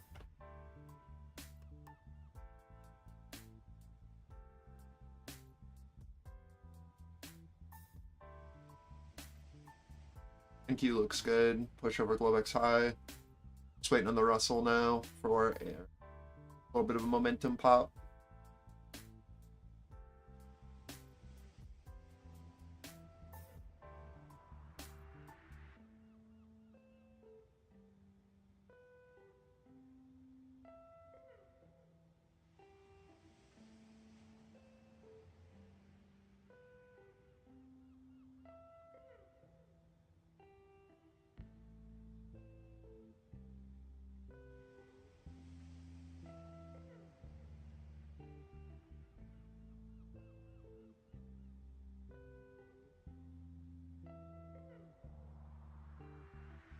Watch our 0 into tick on ES and Russell into this POC. See if we get the bounce, or again, if we flip, still being our high.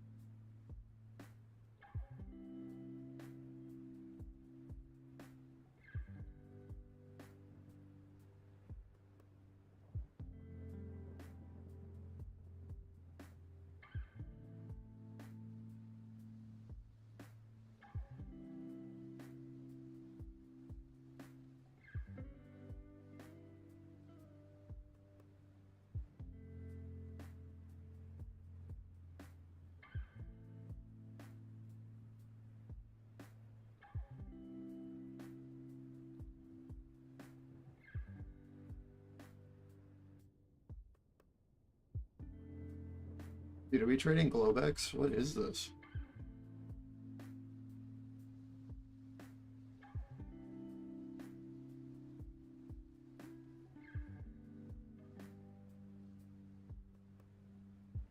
Brent crude futures fall by $1 to a session low of $81.43 a barrel.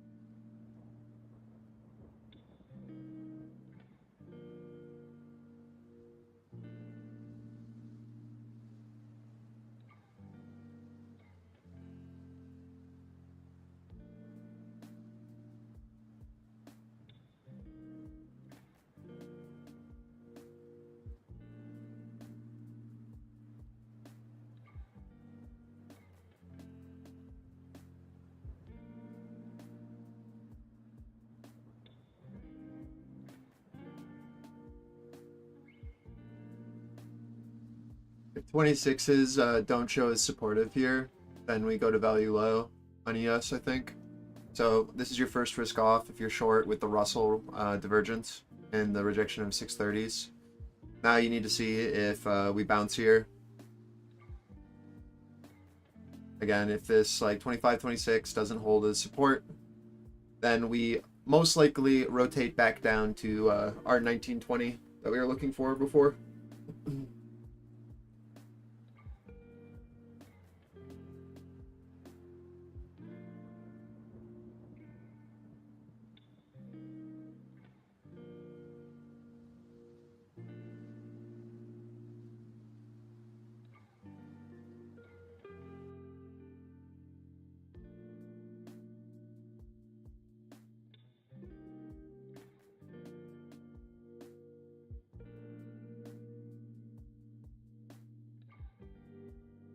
You might be able to stay in that position. Unless you already closed. Again, like, we just saw a rejection of value high on ES with the Russell coming up into resistance. So it's like, we hold here or we have another leg down, in my opinion. Okay, well, I mean, it is what it is.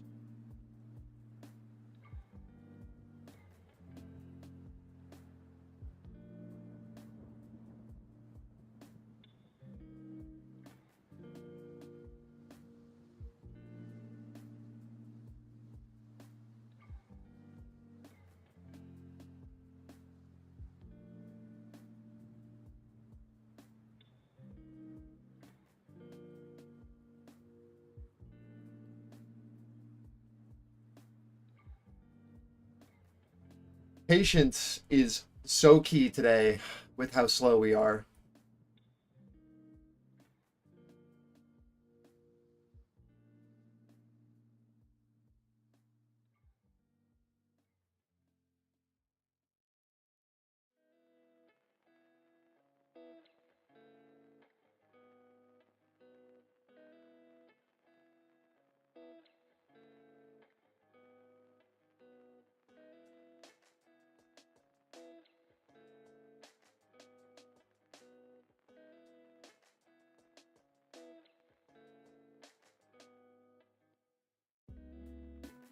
Yeah, Tom.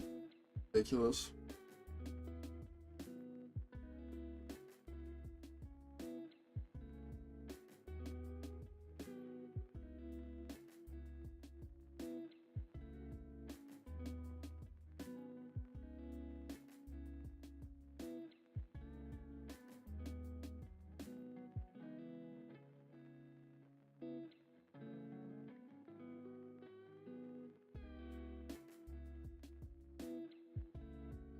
Watch our reaction into zero tick. Let us know if we're gonna come back up or not. It'll be your first risk off. If you bought ORH 25, 26, right? Just watch Globex high on ES and our zero tick on tick.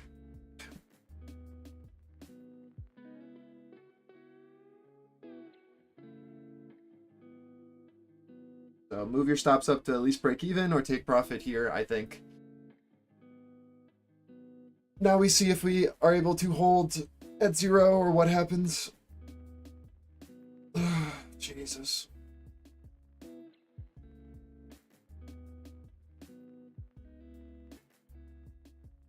Again, I will reiterate over and over and over and over again.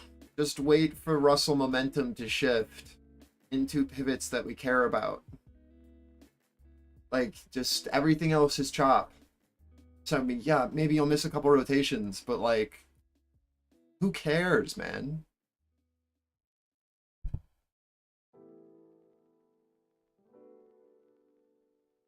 Russell gave you a leading signal here off of this rejection of POC, right? That led to your ES top into our 31, where we've now taken profit 3 times.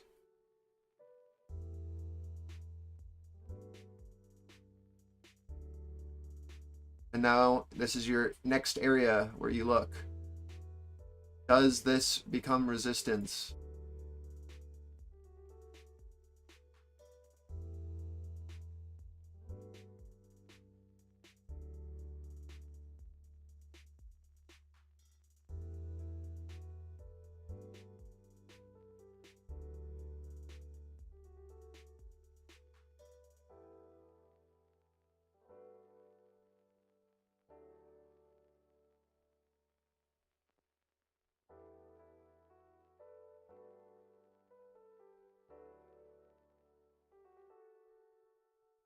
I hope you guys have a better afternoon with Mario, because this action is so bad.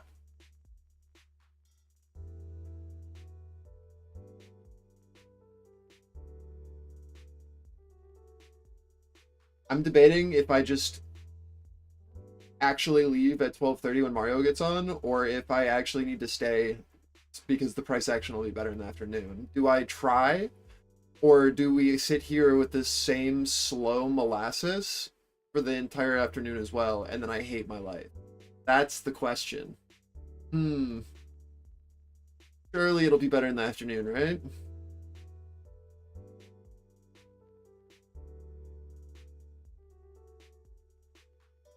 I mean, we don't need to trade anymore, but God, would I like to get out of here. And I know when we do, it'll be nice, but it's just, it is what it is, man. I just don't, when it's like this, I have a feeling that a lot of people haven't been capitalizing. And so that's when I feel like I need to stay. You said this morning, inside day. I know I did, but that doesn't mean that I want it to be true, because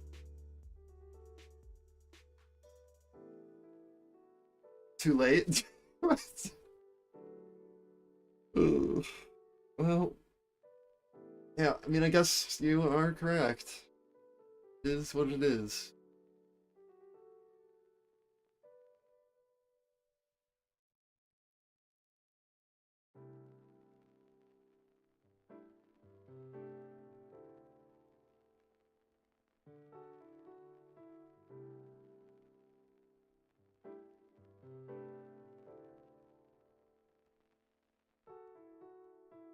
It is what it is.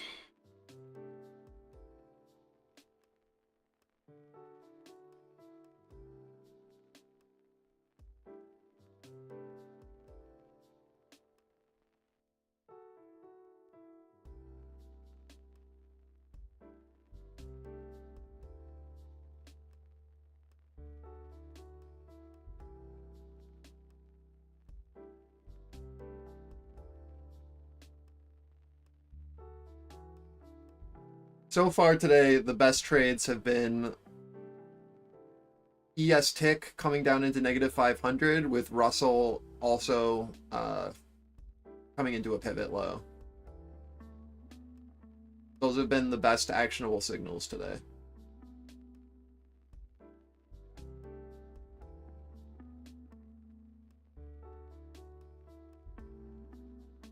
Everything else has been pretty mid.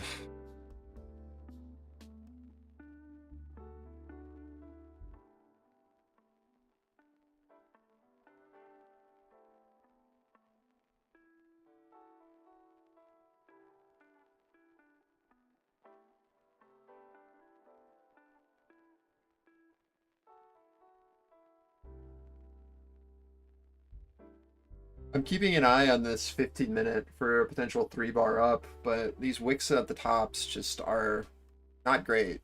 Like, I need to see a push over 31s and a bid on the smaller time frame for me to think that that actually plays, or it's just going to continue to act as our resistance forever. Like, the Russell not being able to recover opening range low is a pretty good sign until then.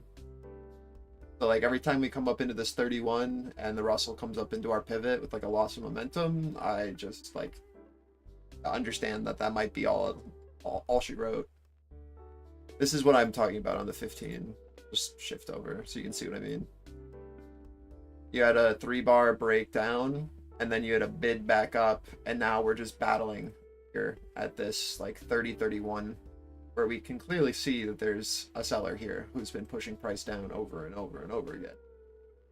Is this enough excess on the lows though for this to pop up and then trap these guys? I don't know.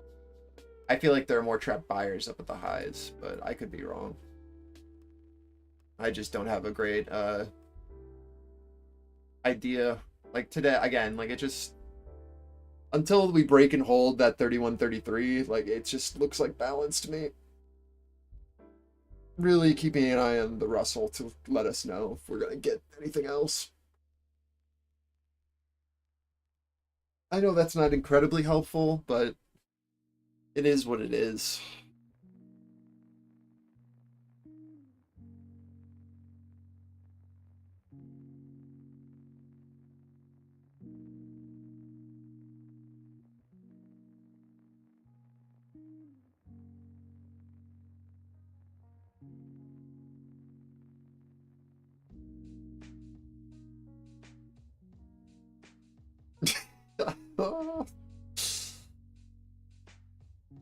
Either we get the break here, Surf, or we're trapped for the rest of the day. That's what I'm basically saying.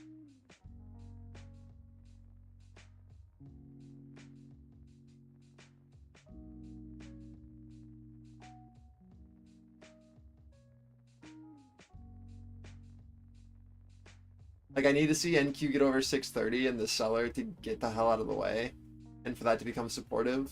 We need to see 31 become supportive on ES. We need to see Russell recover POC at 95s. Like, until these things happen, it's the pivot. We're here. So you're either in a runner or you're looking for another short again.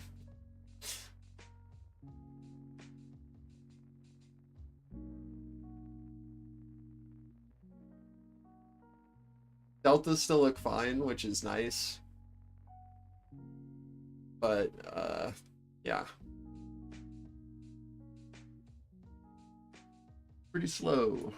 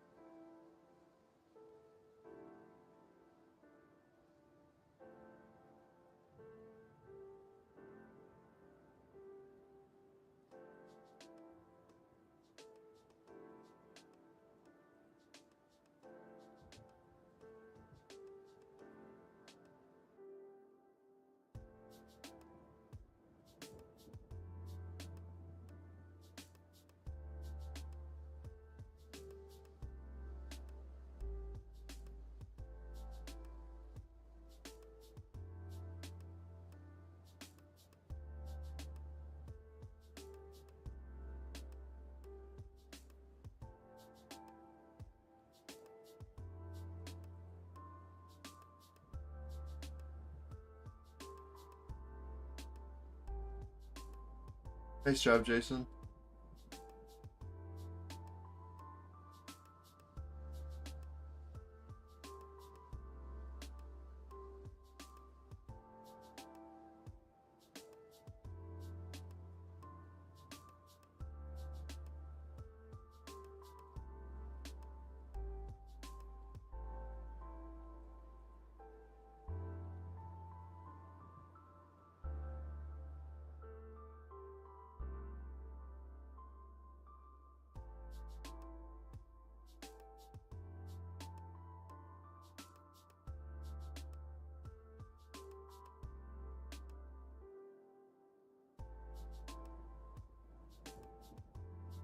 You'd want to see a 0 on tick reject here for continuation down if you took a short from the 31 with the Russell push down.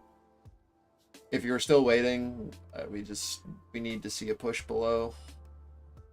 This is where we bought last time, so like it's the same area. Need to see 25s become resistance for more downside.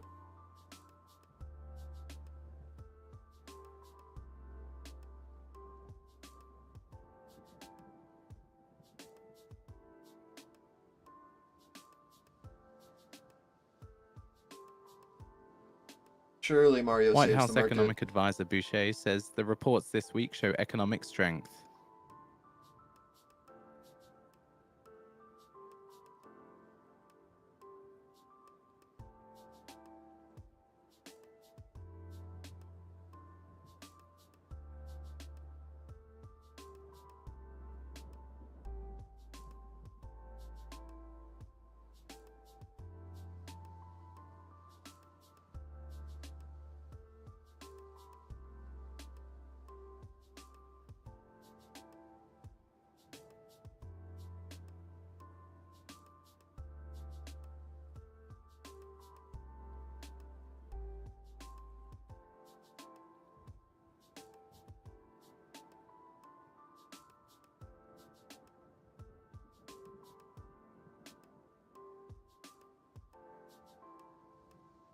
Today is the most important day for FIFA cards.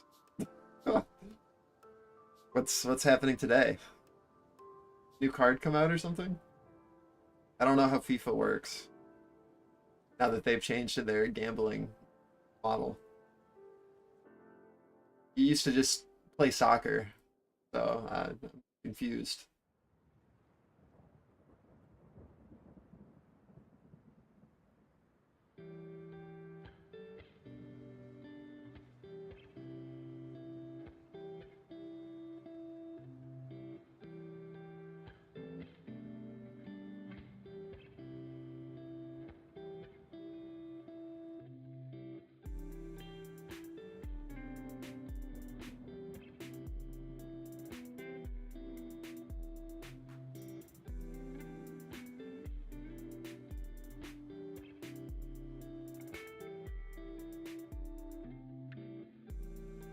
Oh, okay, yeah, it's like the flash sale after Last Chance. Warframe does the same thing. Where they'll do like a weekly or like a, like every couple weeks, there's like a select few cards, and then at the end of that promotional thing, they do them all at once. I don't know if that's the same, but it sounds like it. Yeah. Like a Last Chance FOMO.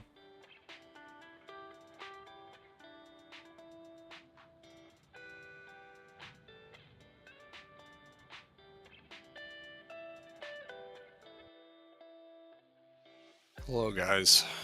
Yo. This looks like a range. Yeah. There's been a range. Russell pivots have been pretty solid today. I don't know. I've just been taking profit into 31s. We're at opening range high NES. About it. I sold them if opening range high doesn't hold. We probably go down to value low. Yeah. And White Like House yesterday, economic but advisor backwards. Boucher says investments will drive productivity and jobs for years.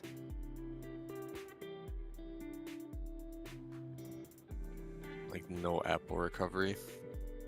Interesting. What's worse than it being a range is just how incredibly slow it is. Yeah, It'd be fine, but like Well- my patience is just that's kind of how yesterday was. Like after we bottomed, it got like so slow in like 2 spots. And it was just like, do we hold things, or like it just didn't feel good, and then Yeah. like we the next move, and then it's like, oh, okay. Like end of the day was okay. Like there's like this the 07 to like 10 basing in the afternoon was just like boring. And I start second guessing things. yeah. It's just so slow.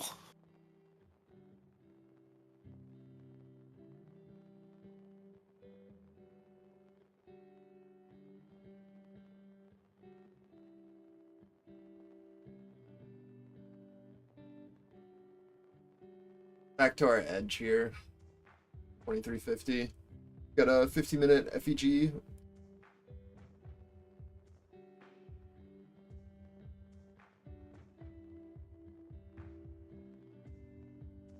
See if this holds or if we'll push back down. Basically, like I'm looking at this 23 to 2350 edge as where buyers will try, And or White we're House going to Economic push down Advisor to that Boucher says, I'm unable to 1920 say area how long the value low. pause on LNG permits will last. Like it's really, that's it.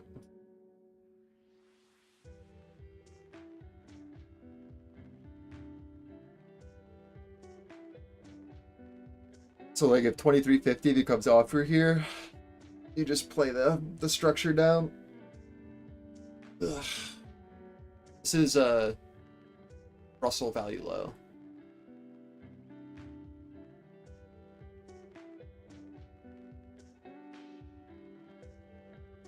$4,800 today. Damn. I think bigger gap. Why not like just 3K?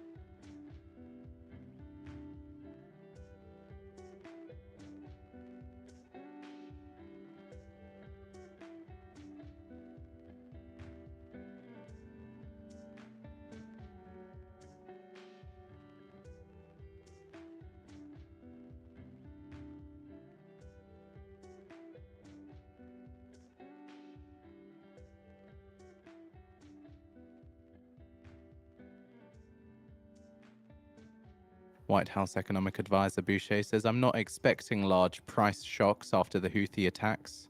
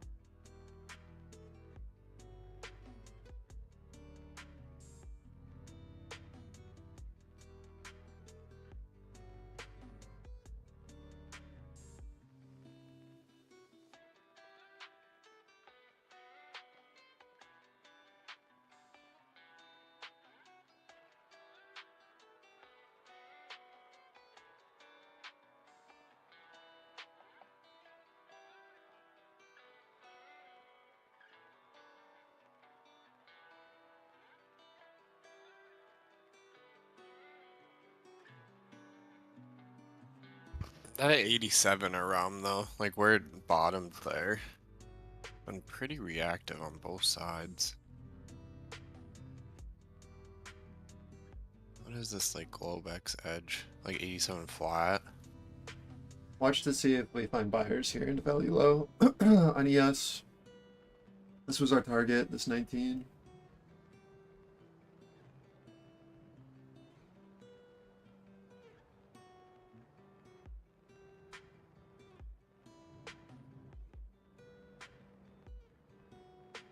I am curious to see if this will be reactive or not.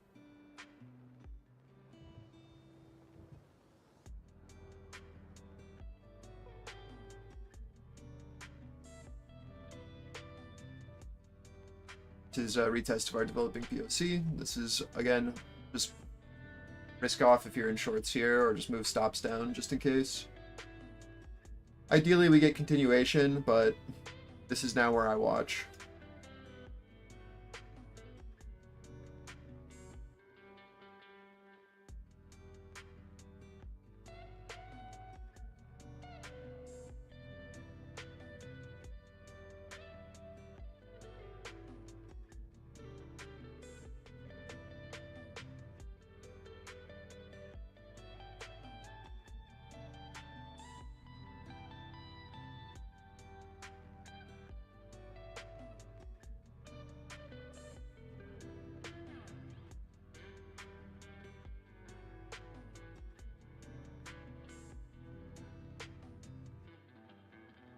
Looking for the Russell to bottom out.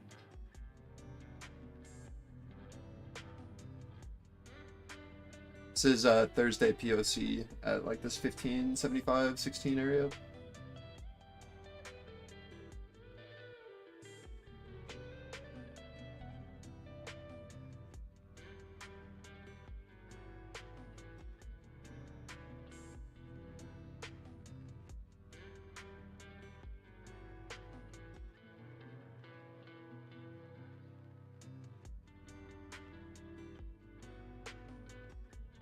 I did want to move because you are correct.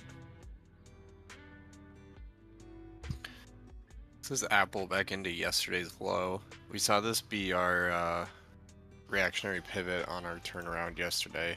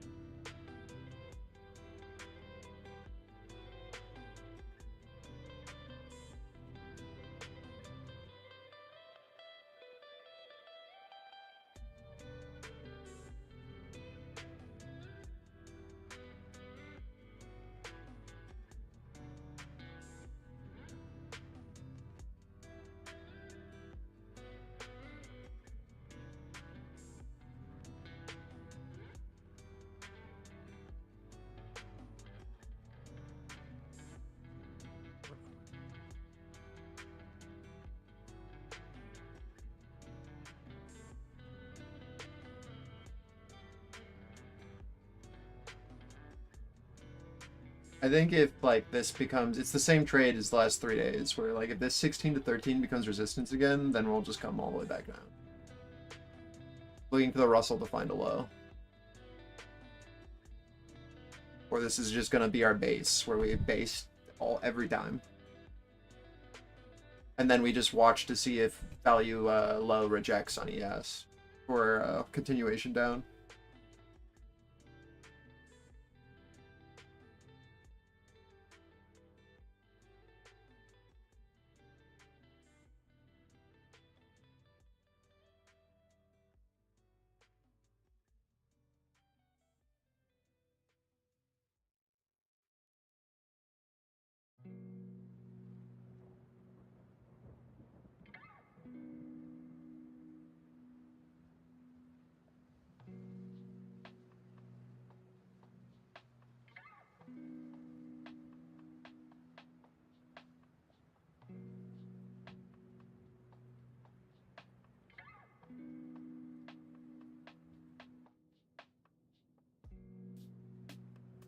So keep this 18 to 19 area in mind here. You've got VWAP and value low that we can now push into, and ideally you want it to hold as resistance if you want continuation down.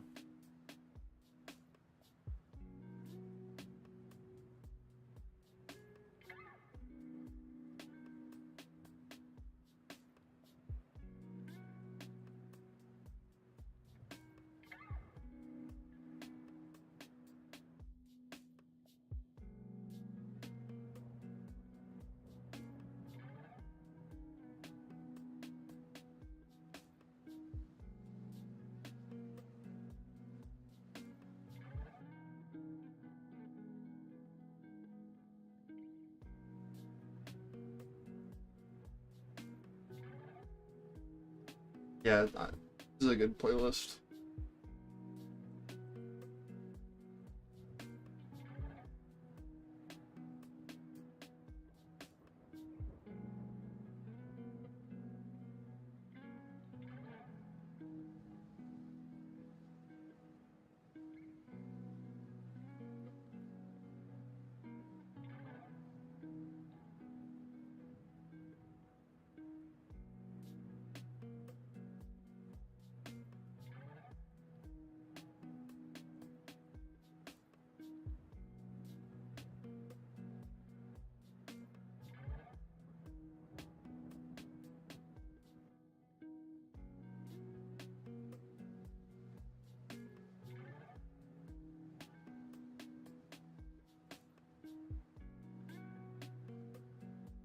I think if value low, I think that we'll probably continue down, but like I've got to see us push below this 15. I think that what can happen here is that we have you have to keep in mind that our POC from yesterday is here. So we need to basically look to see if there's going to be any resistance, and then I think we can push it down. I think it's just like chop here. See if we can build above opening range low. Because this is the issue here, is that we're making higher lows, and if we recover ORL, we have a fair chance to trade back up to ORM. Then we have to look for our offer here, or a push down. Because we've got value low, VWAP, and opening range mid here. So we're either looking for a short from ORL rejection, or a push back up into this for our offer. So my overall direction is down continuation, but do you get it here or do you get it here? Is the question. It's a lot of like poor structure on underlines too, with pressure into these lows. Yeah. I mean, Apple did put in that lower low, but even like Microsoft has very similar structure for trades down. Tesla's just in between its double distribution from yesterday. Obviously, Nvidia weakness. Same, very similar thing where there's just like single candle pumps that these things can retrace in their big ranges.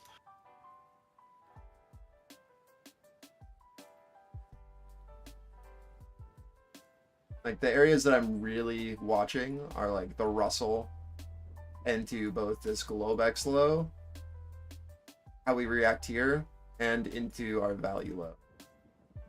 Like these areas matter quite a bit.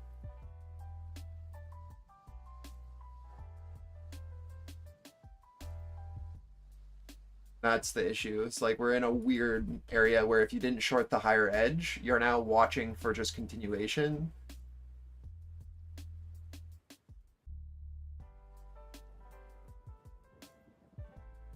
For now. It's going for now.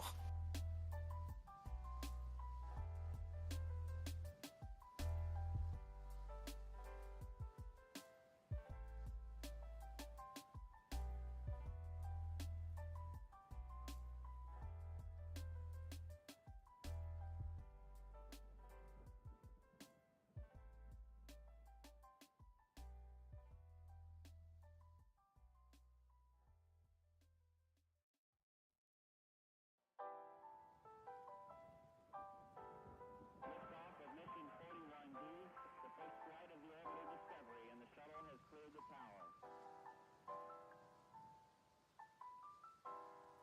Yeah, that's fine, Horatio. Like if you feel like it's not your day, like I can't say this enough. Like then don't trade it. You know what I mean?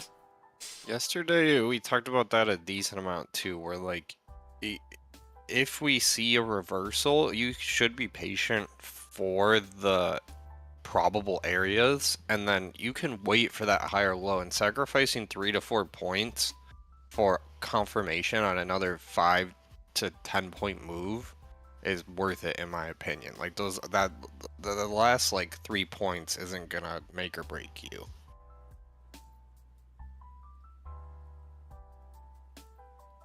It's much easier to give up that like $100 than take like a couple $100 losses in a row trying to read something. –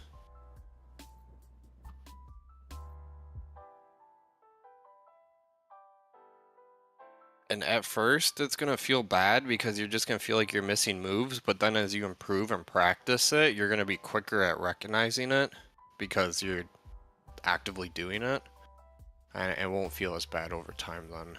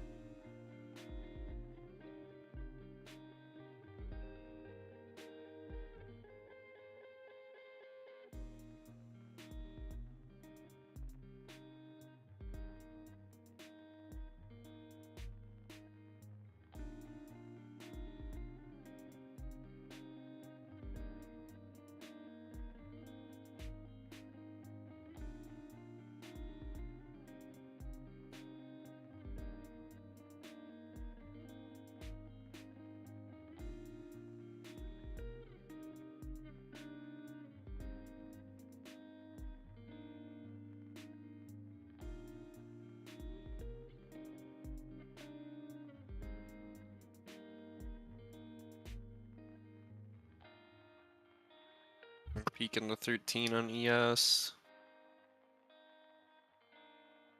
Equal lows.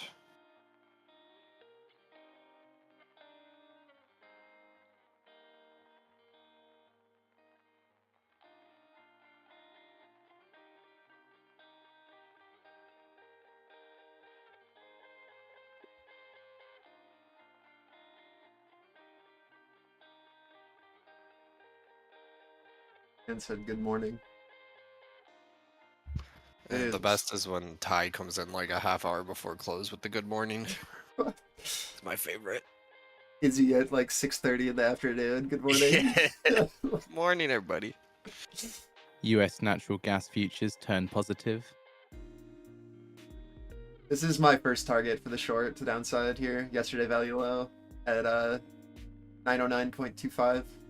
At 1 p.m. With Eastern stops. Time, we get our weekly US Baker Hughes data. Oil rig count prior 497, and total rig count prior 620.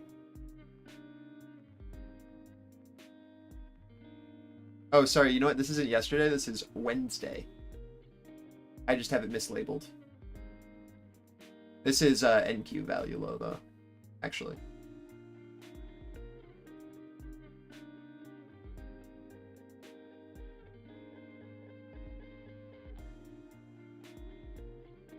Yesterday's value low is at 906.75, so this whole area to me is just of interest to see if we're going to hold or not.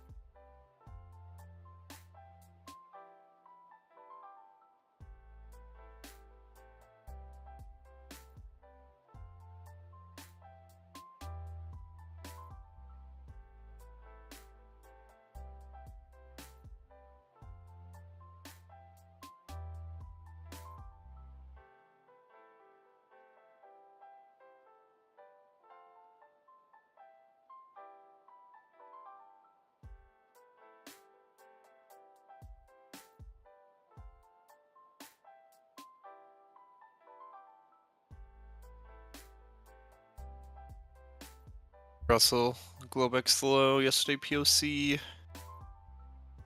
Microsoft almost to the bottom of its like 3-day range here.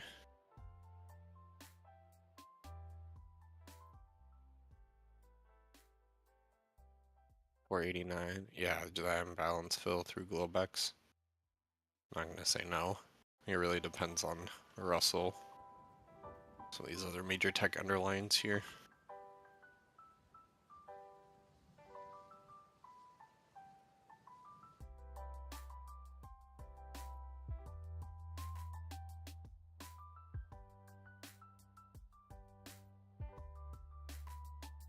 A lot of like backfill liquidity on the ask on 13 now. Very interesting if we get a little rotation up to test it. There's really not much buy side activity on ES during this. You can see once the seller came in, the bid has been pretty weak.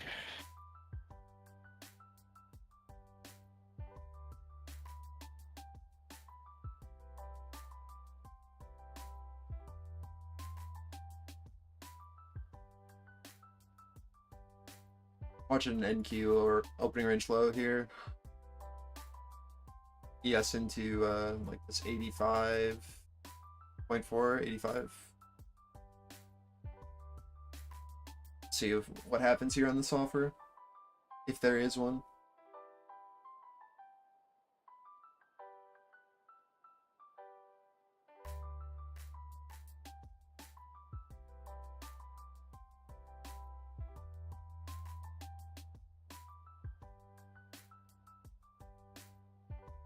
So far, just bouncing off of that Wednesday 909.25 value low.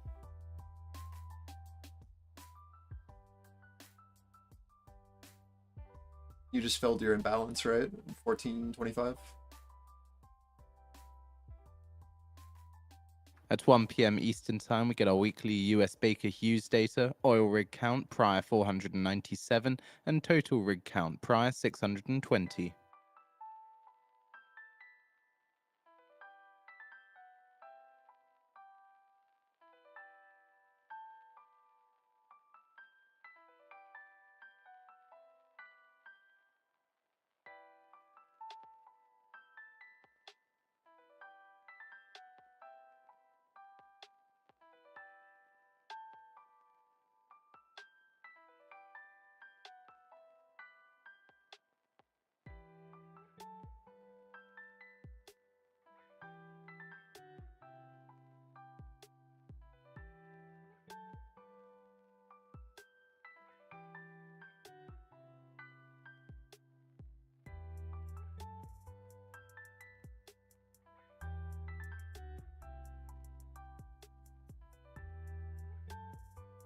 Watching Russell at this 85, see if we hold a higher low.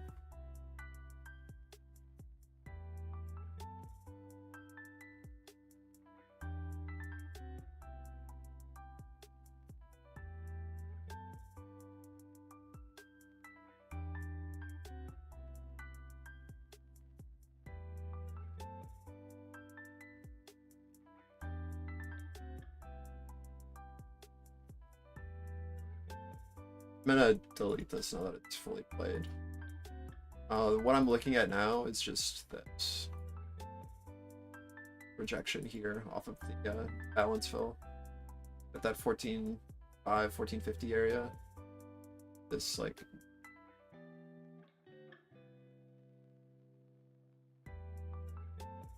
one offer to just continue to hold there.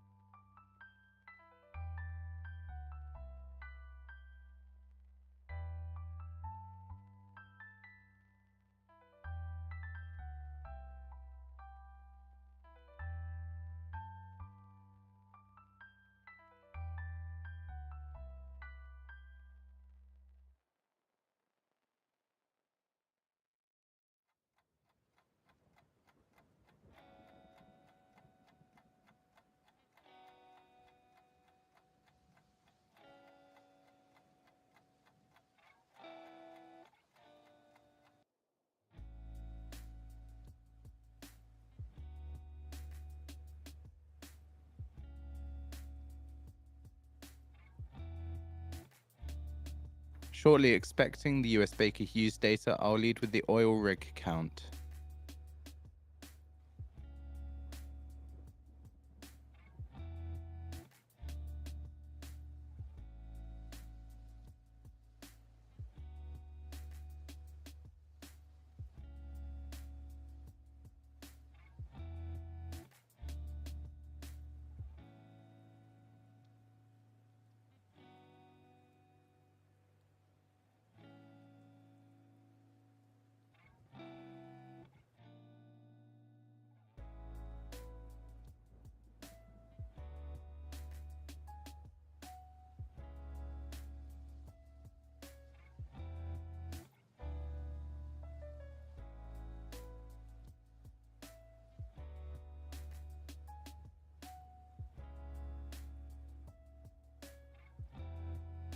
Turn of the hour here.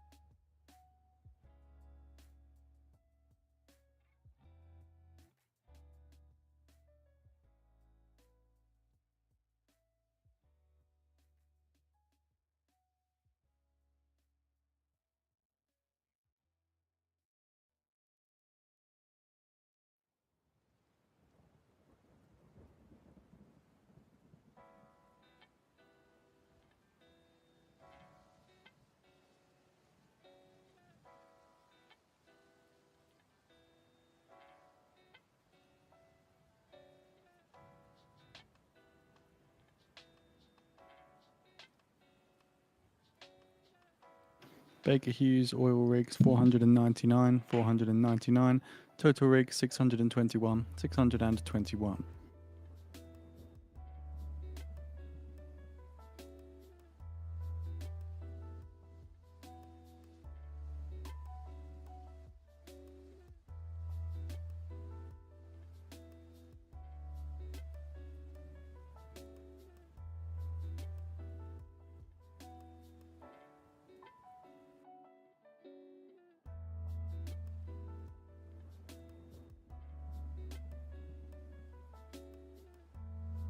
Yeah.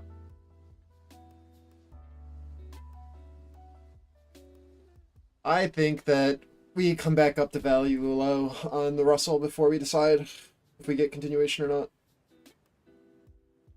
This guy taking liquidity at 13 is done. ES can definitely do it. It's so like thin down here. It's just like a couple guys. They don't want to come over. It's strange.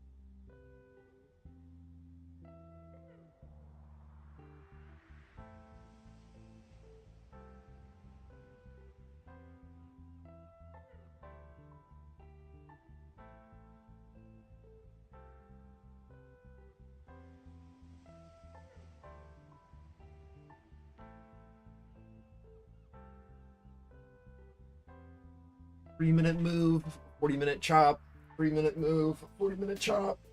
Huge.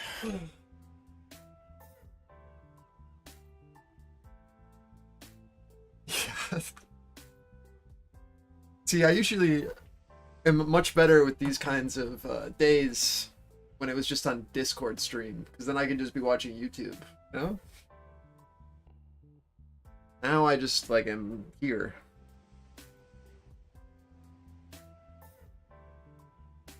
I have to figure something out. Maybe I just need to mute and then just watch YouTube shorts on my phone.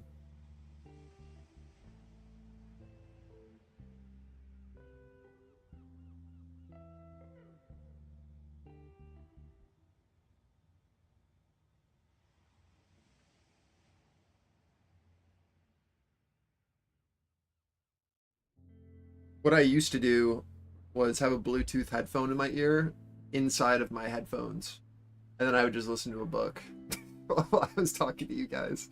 I haven't done that in a minute though.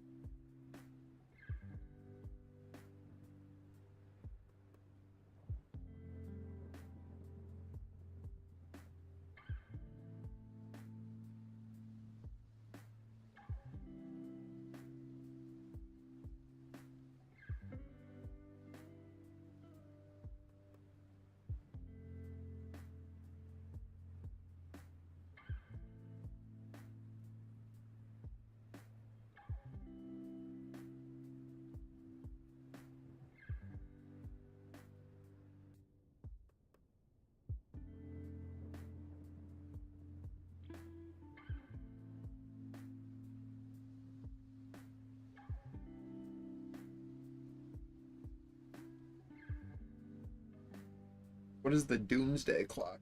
Why is this trending? This is our value low retest on on RTY. This is where if we're gonna get a sell, I'd be watching this pivot on the Russell here. Just as we come up into this, we have more structure above that we can trade into up into 91, but I'd like to see this 88 become resistance.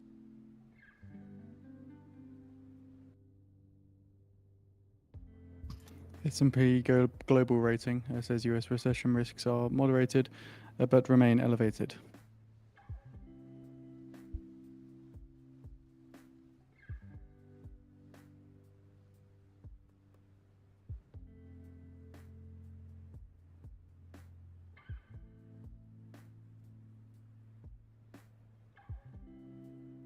Just giving it a second. There's a huge push on Delta there. Still holding where I thought offer would stick Brent on crude futures are ES. turning positive after falling by $1 a barrel earlier in the session. I think if you're like getting FOMO, there'll definitely be a long trade if this doesn't hold as our offer, right? When the recovery of ORL for a pushback up to VWAP. But until then, like I would just personally.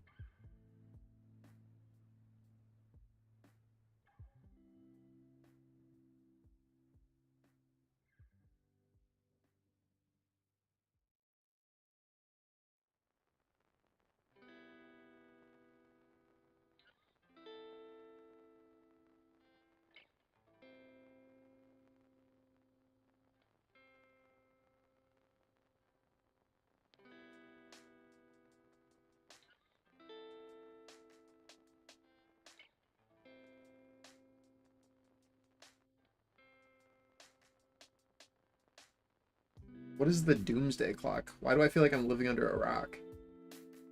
I have no idea. Where's it trending? Just on Google. Oh.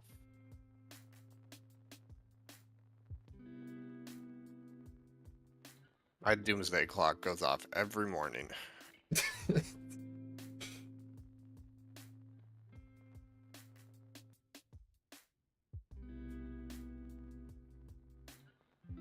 Oh, it's the Bulletin of the Atomic Scientists have a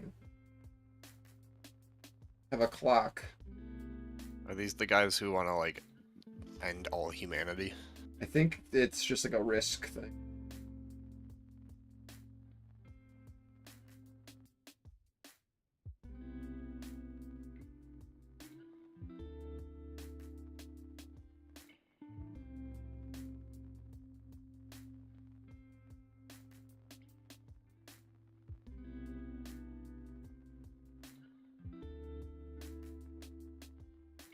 Well, it's past that surf. Well, I guess it's not 90 seconds. It's almost there. Oh boy. That's exciting. Good thing we're trading all-time high on stocks.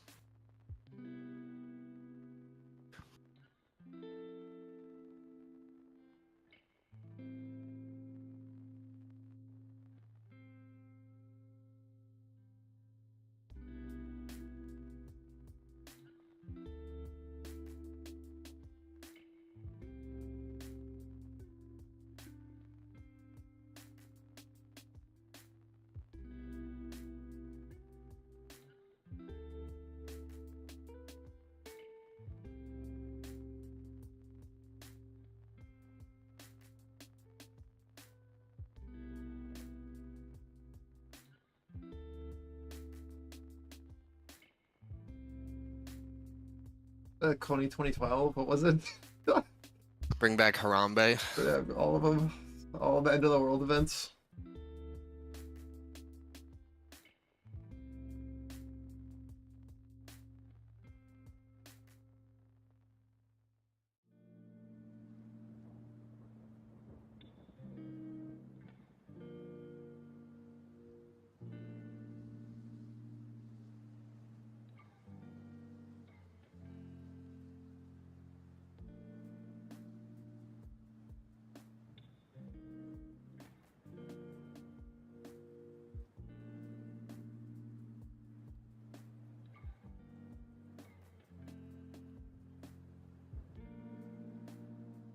Is there?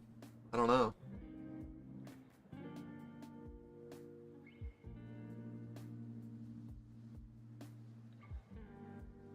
See what happens here into tick into 500, top of our oscillation. ES into opening range low.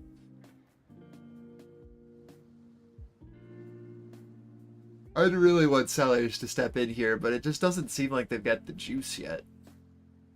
So it makes me worried that we might need to get that next leg up into value area low and VWAP. Still paying attention to this blue box, but until 17 becomes supportive, I won't be looking for that opening rate mid trade. This will just still be where I'm watching for that offer to stick with the Russell into potential weakness here.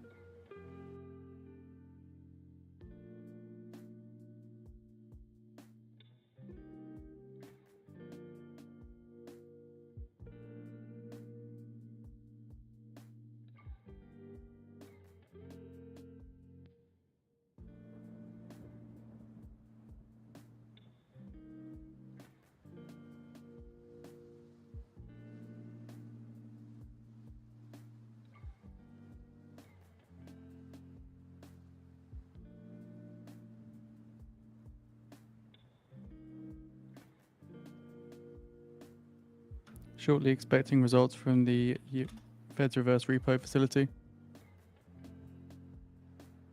18K people watching Top Step. Holy, people want some resets.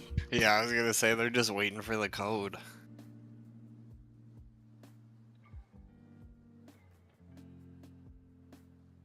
If only they knew they wouldn't need codes if they watched your stream. That is based.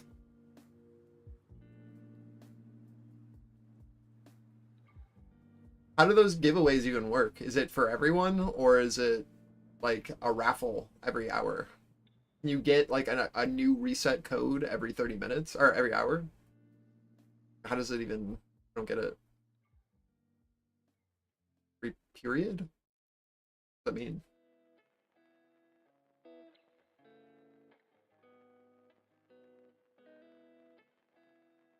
Oh, got it.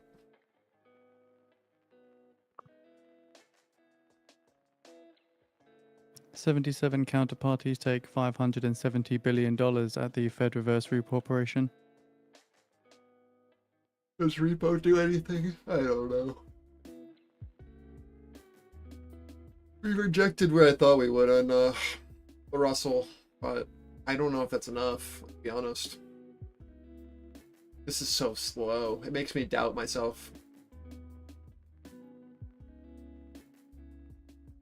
Looks like this guy taking 13 liquidity is done.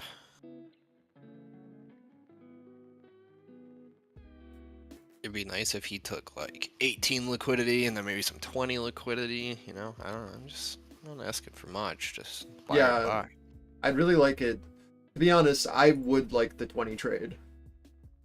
Yeah, Aram, I really do want the 20 trade before we actually come down. But like, does it happen? I don't know.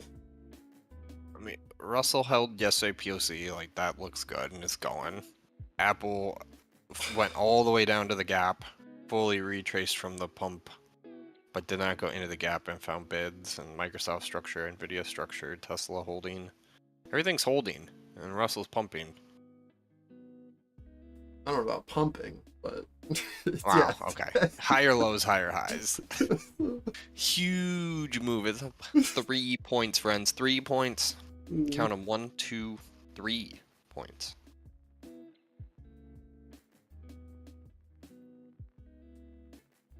I would like to be able to average back in for this trade. The reason why I'm skeptical and why I am still looking at this as a pivot is because we have Wednesdays or Thursdays POC here at 1575, 16 area.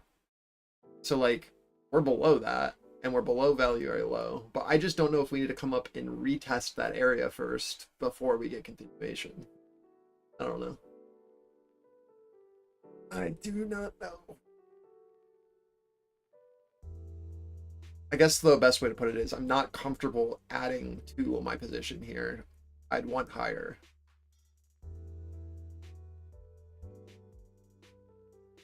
But the 500 in tick was good. That was a good. Hey, there's not much here, bud. You know, kind of signal. Now we have to just see what happens into the 0. Do we catch a bid? Can we get back over 13s?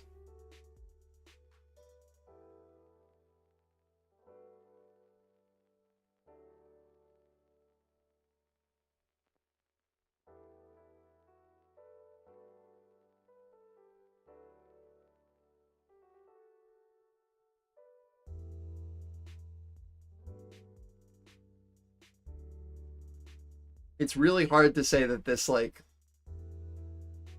10 points below us isn't where I'd want to see buyers though. You know, like that's why it's so awkward is like what we have balance. This was like, I'm just going to keep relating it to yesterday, but like this 02 to 04 area yesterday, we'd like trade below it and we like try to hold, and we trade above it and try to hold. And it feels like that here with like 13 to 11. It's like, where there are obviously buyers below and sellers above, but like what are we doing here? And then it's gonna move like 8 points out.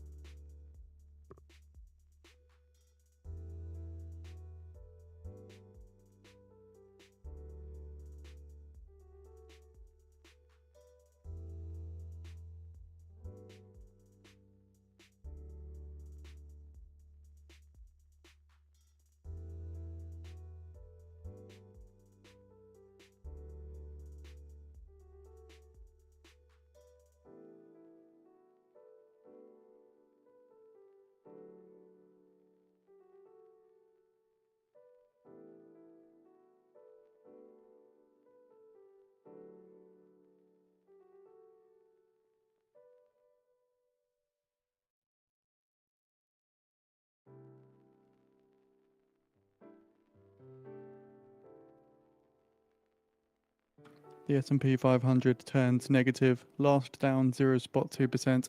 Dow Jones pairs gains, flat on the session now.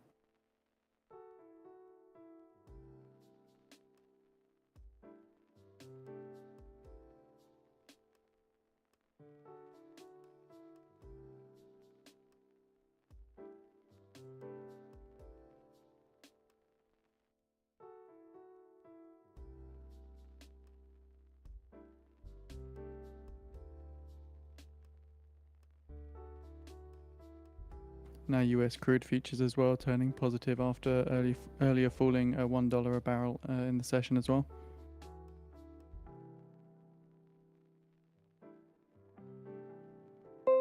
This is how I see this, like on a larger, just like structurally, is that like this whole area here has potential to be demand because it's shown as demand, but like if we can break and hold below Globex low on ES, right, like that 998 area, then like there's potential to come down to that 84 to like 88. But until then, you kind of have to just we're in between two very clear areas. Like if the orange represents the POCs, so like I'm looking at that value low from today and the two POCs from the 2 days before as kind of our pivot of, are we seeing acceptance above or below it? So as we push into it, I care quite a bit. But like until then, you know, like there's it's what it is.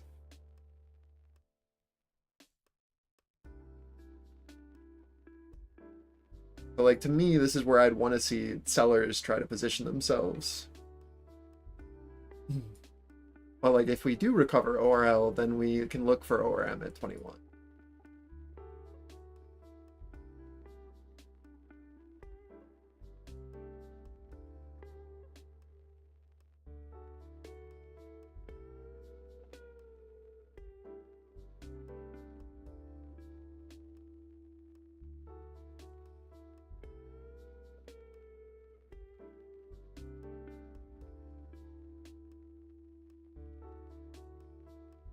Yeah, and now we just need to see if seller sits here or not. So I think this is a good first take profit if you did long there. Just, you know, need to see if we can recover opening range low. It's really that simple. And I think Russell can go to 91s if we get our push here. So you just like move your stop up and watch our reaction in the opening range low at 17 on ES.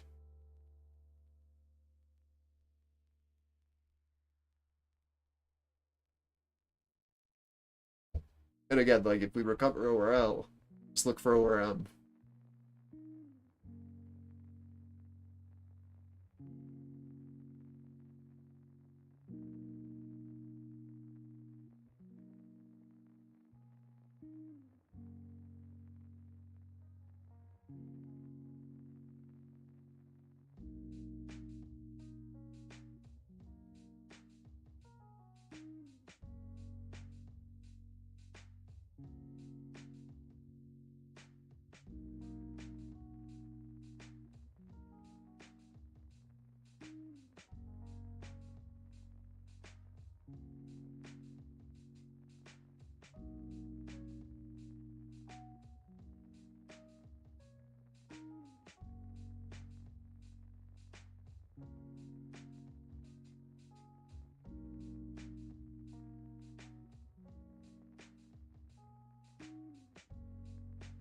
For NQ, if you bought value area low or the stacked signal or the recovery of opening range mid, look for 48s as your risk off.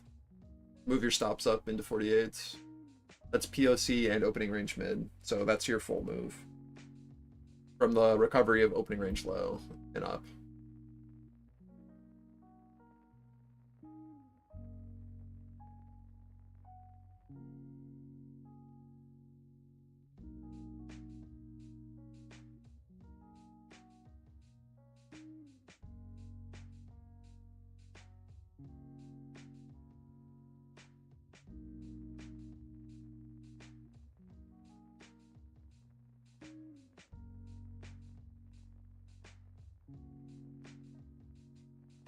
Now, ideally, you get a bid here at this like 40-41. Hold this previous high. See if that seller's out of the way. That's if you want continuation over 48s. That's where you'd want to see your bounce, in my opinion, for NQ. Right, like you want to see this seller now become your buyer. This now becomes your buy level. Then you want to see the ability to hold over or push. If not, like your seller's just sitting there. An obvious spot to sit. 48s.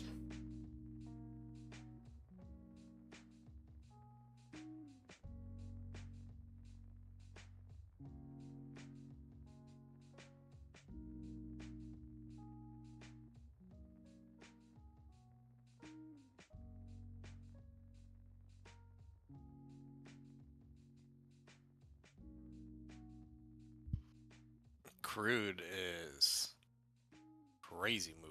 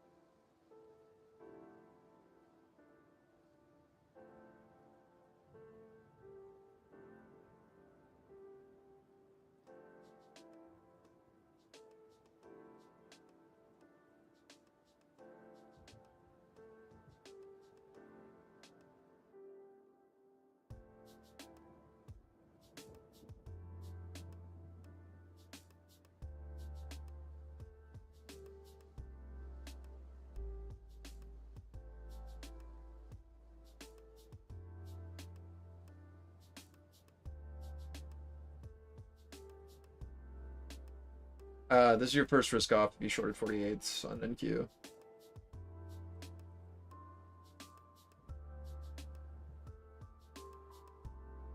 We look to see if we can find buyers now across the board.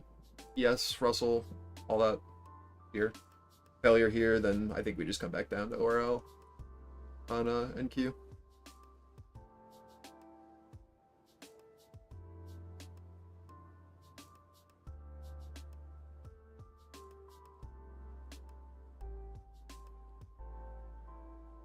Watch your 0 on tick.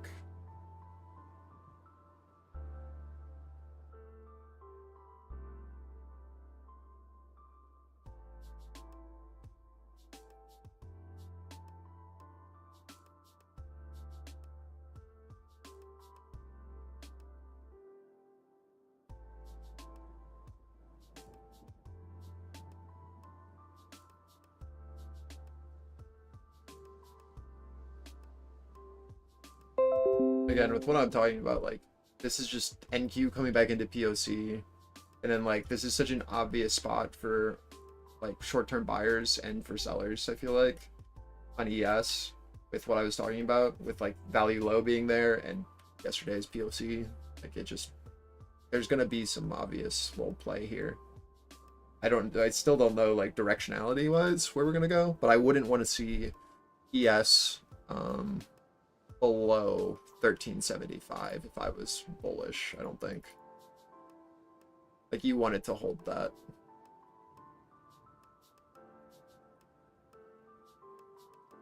That low that we just put in.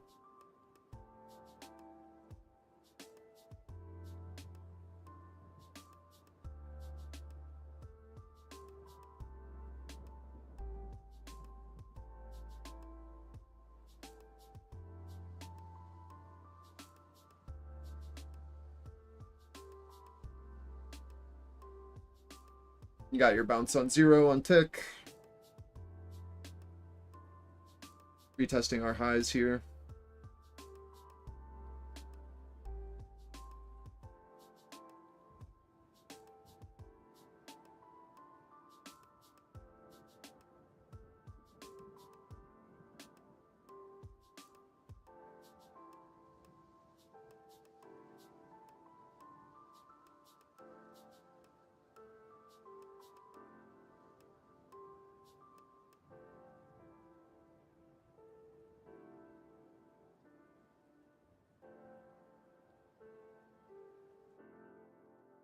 Obvious seller at 48 is still obvious. Yeah, gotta be able to build above that if you want anything.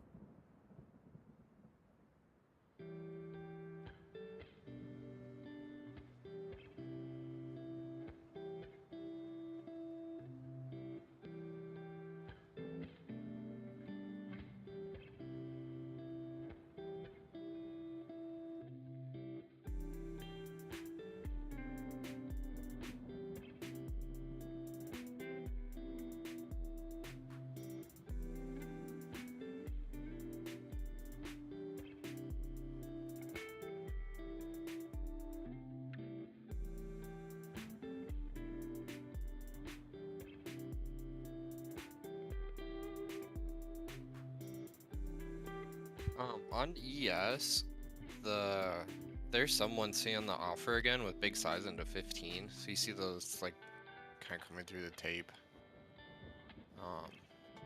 Understand that there's another buyer who's willing to take all that, similar to 13.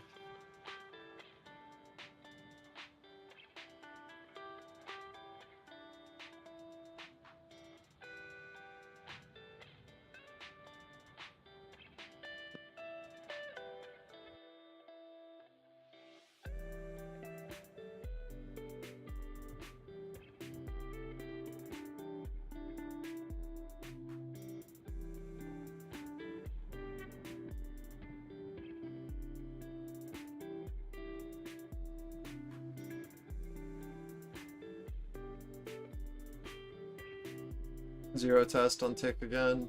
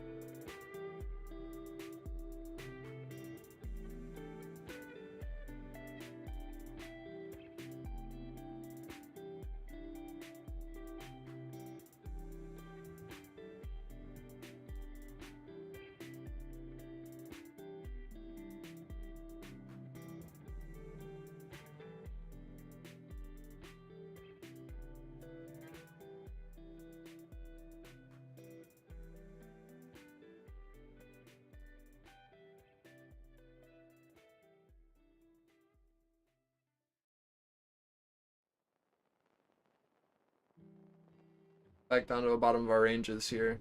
1975 ES. Below on NQ. Just chopping in between these two.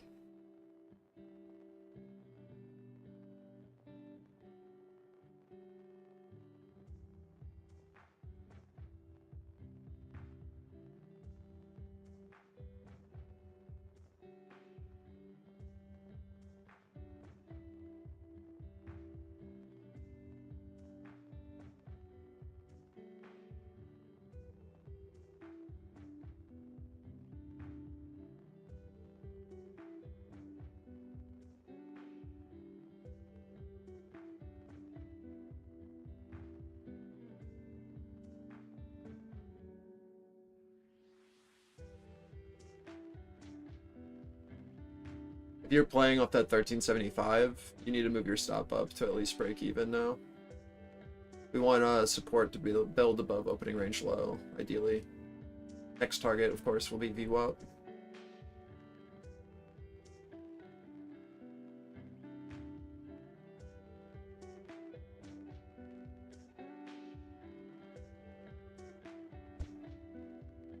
Back to our 500 on tick, off of another 0 bounce.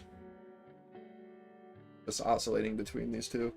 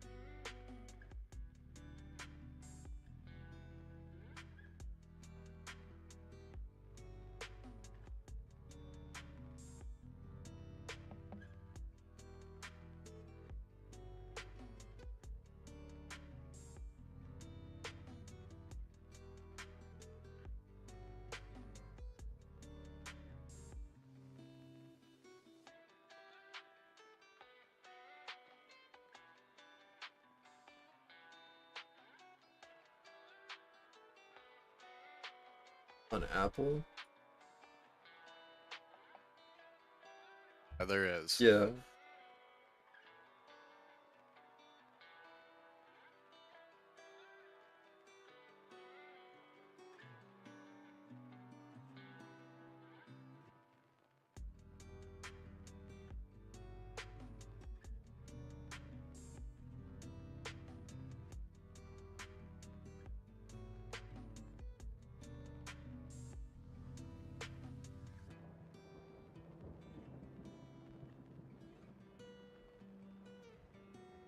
Watch that Apple 30-minute.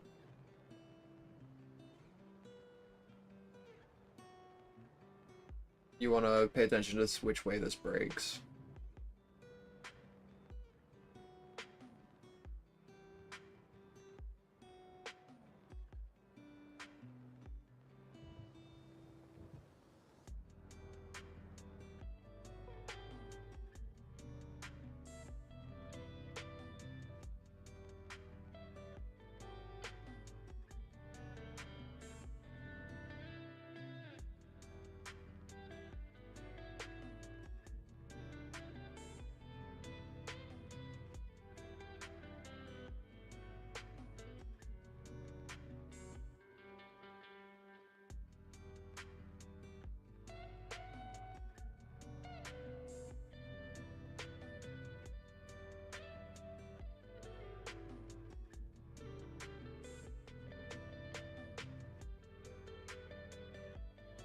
I don't really have much more than like that, right? But very clear that it can go either way.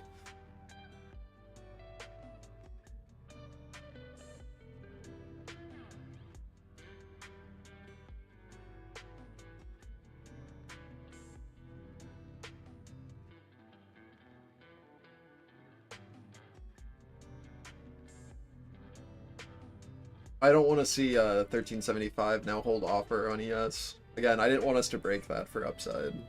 Not all that great.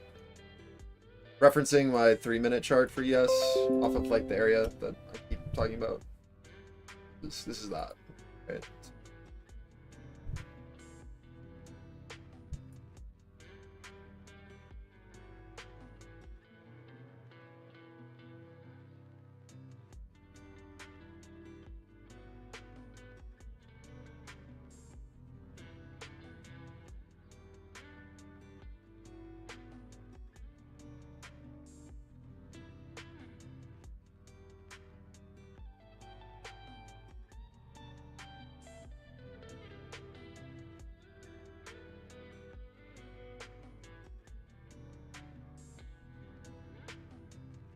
Bouncing value low again on NQ.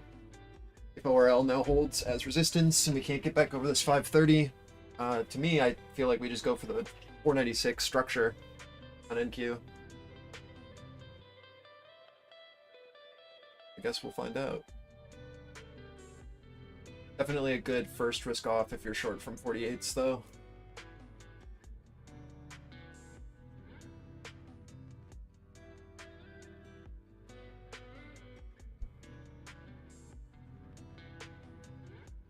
Yeah, that's the bottom of the structure I'm talking about, Cass, so same area. It's good. Yeah, no, you're good. I was just talking about the top edge. So seeing that U.S. Commerce Secretary Raimondo says the U.S. is soon to propose Back rules to our on first reporting short requirements take for profit cloud here at companies, according to an interview 909.25. with the Newswires. Raimondo says the proposed rule is a know your customer rule aimed at finding out who is accessing U.S. clouds to train AI models. Says the U.S. wants to know if China or non-state actors are using the U.S. cloud for AI model training. Newsflash, the answer is yes.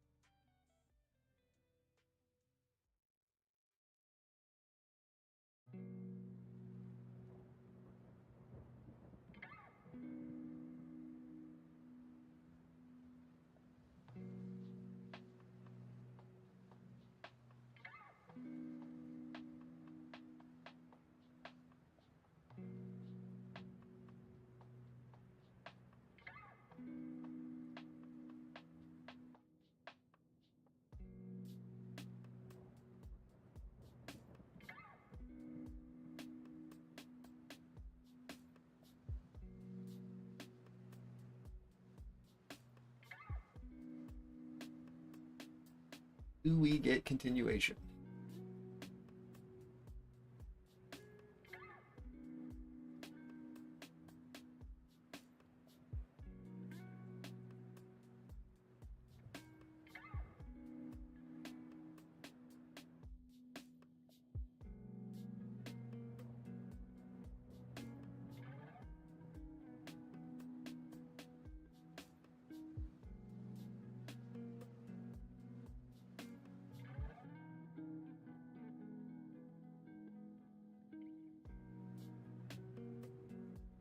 I feel like our zero tick will decide for us here.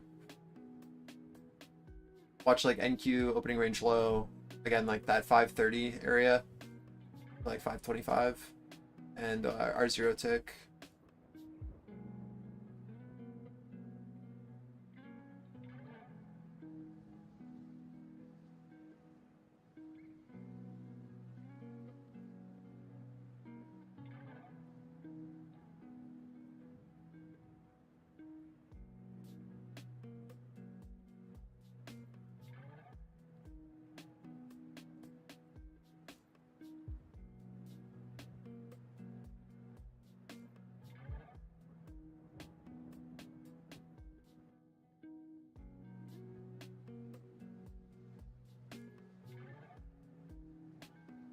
Not convinced yet that we are going to see lower.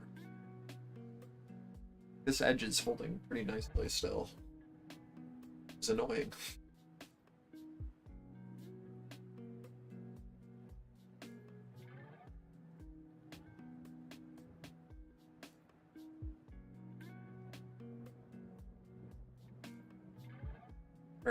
We're still doing the 40 minutes of chop, 3 minutes of move.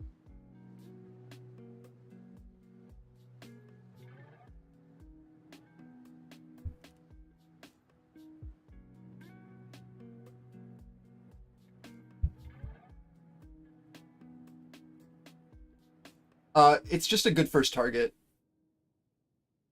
Just like with like our halfway backs, like it's just a good first target in a gap. If people don't want like the full fill but still want a better it's a purely psychological thing. I can't reference any sort of like order flow or market structure that would make that make sense other than psychological. But I tend to see that if gaps are going to hold and we do see a push down, I will always take profit into the halfway of a gap and then look for continuation. I just don't want to get greedy in a full gap fill. You saw even yesterday, like we basically just held like the half gap all day, and then we got a little bit of excess, and then it like popped back over, and then it support.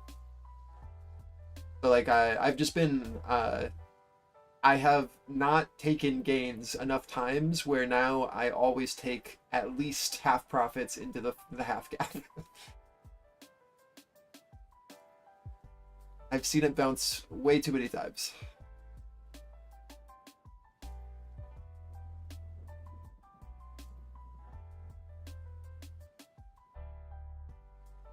I don't know if it's just like people like front running the low, or you know, like I really don't know. And this is just like a anecdotal trading thing for me.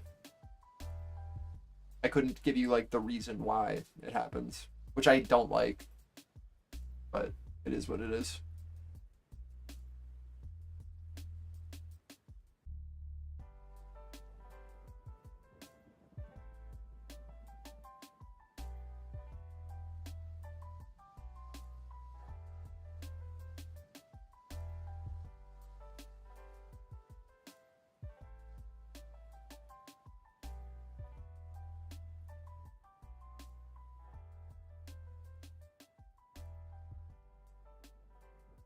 It's just one of those days, Surf.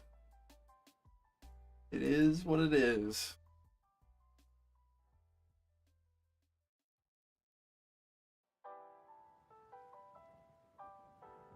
Liftoff of mission 41B, the first flight of the orbital Discovery, and the shuttle has cleared the tower.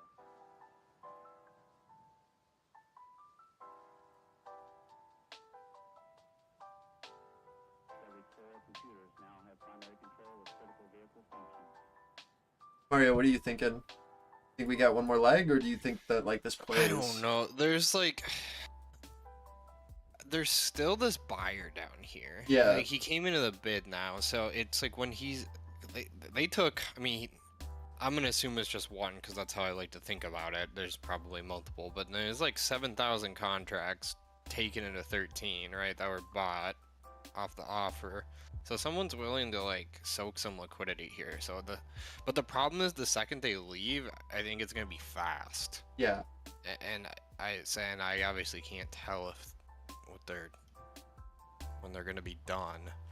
But like basically the same thing when we were here before is what I'm looking at, where is Tesla gonna continue into yesterday's lower distribution? Does Apple put a lower low? Microsoft will lose this 3-day structure. Cause like Russell's just basically in a halfway back of this rotation up, so it's tough into this low. But like I said, I'm nervous that the second the move happens, it's gonna be too quick, and I don't Yeah. have a bias on direction here. It makes it difficult. Personally, I think like the higher low here on the 909.25 from the look below is like the only thing that you try to attempt to play. Yeah. And like for NQ, like you want this guy at 12s to be still, and then play off that wick. If Mhm. not, like I just see like structure low. Yeah, come definitely. into. There's definitely stuff in both directions.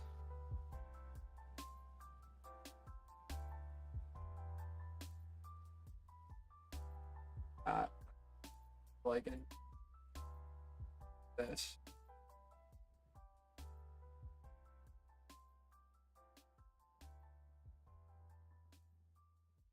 If these fail, then it makes me just 675 on yes.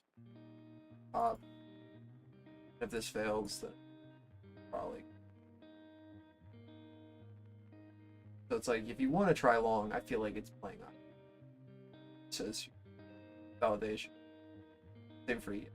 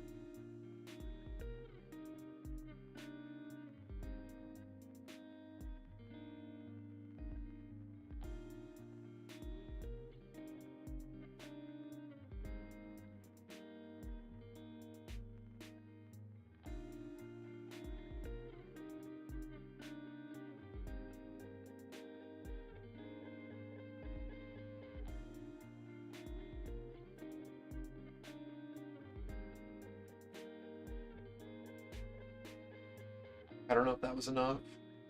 We'll see. Russell just filled structure.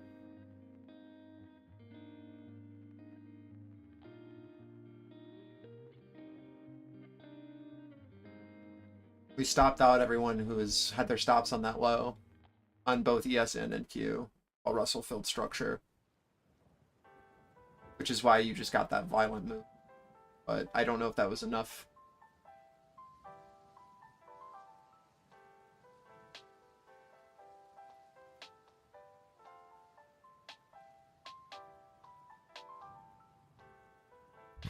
At this point for me, like, I like longs like over 13 or at like 49 to 02. This is tough here.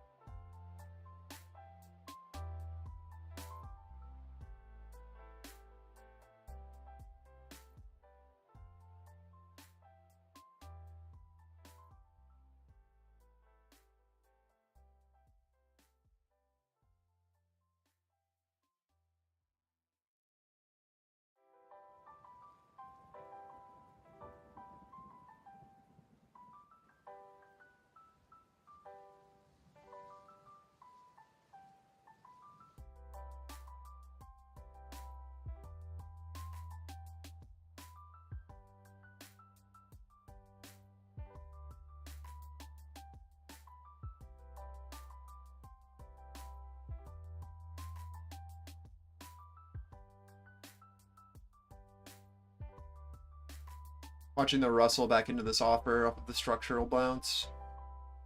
Please get us out of here.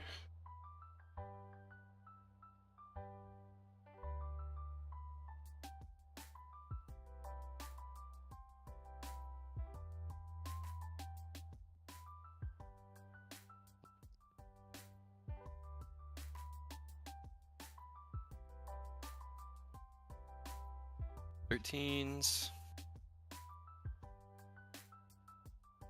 Not super happy about the interaction up here yet.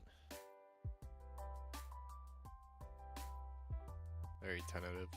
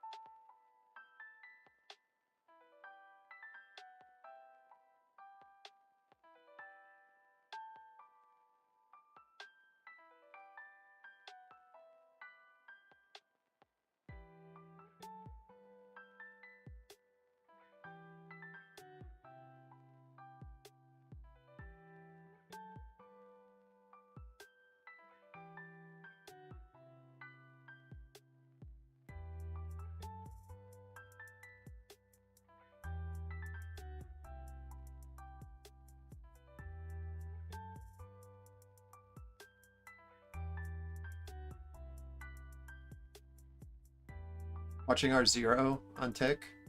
Tree test here. No look above. Don't want us over that 1375. Watching like 17, 16 on NQ for our bid. Again, like Russell Lowe called that with the stopping out all of these guys on ES and NQ. So we just want Russell momentum to continue here if you want more upside.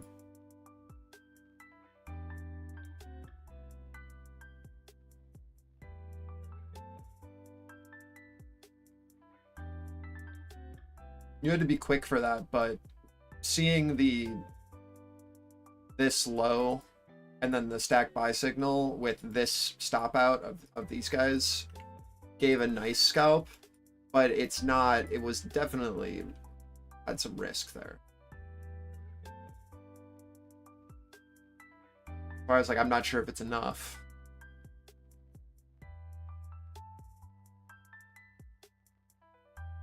Now we just need to see if the Russell can get over this seller.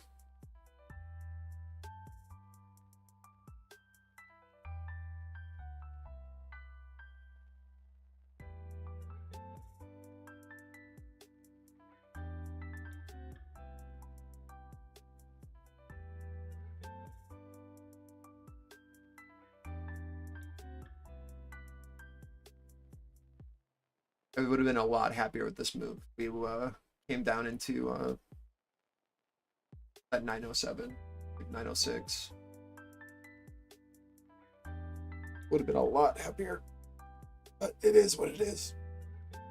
You can add that to the tally surf.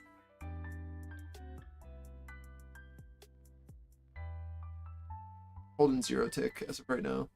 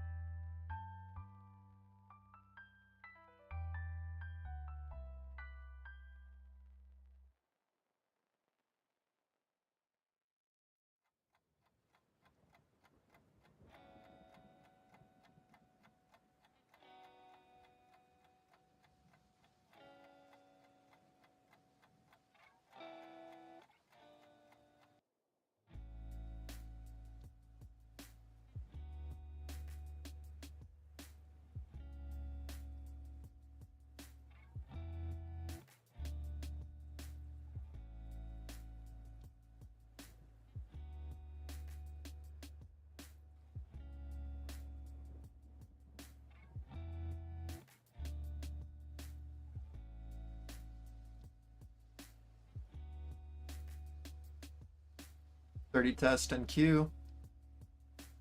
Russell holding bid so far.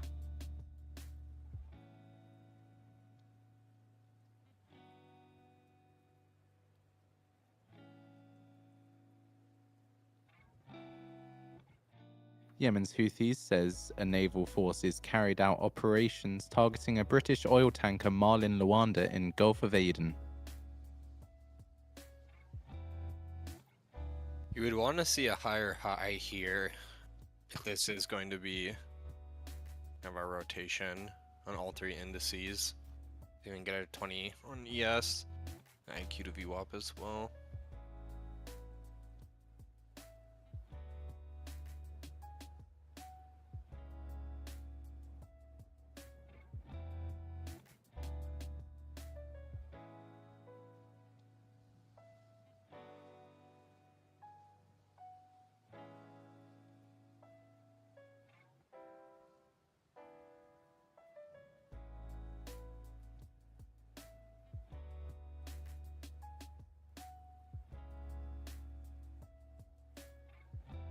Zero bounce and then push and hold of 1375 is really nice for that. You're back up to this Russell seller, so just be careful in the 91s on RTY and NQ in our previous seller here at this 41 to 48 where POC is sitting.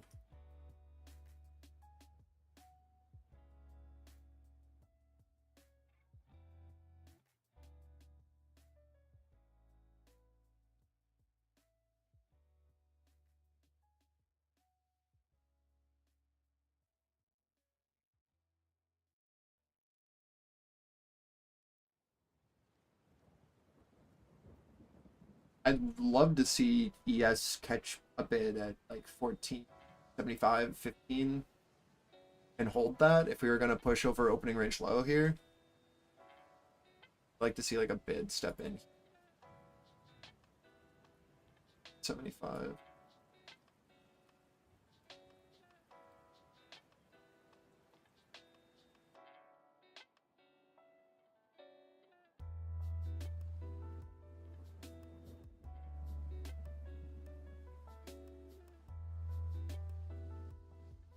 And then, of course, we're going to need to see a pushback over 17s for the ORL recovery. But, like, if we can build that, then there's room. Till then, just watch out.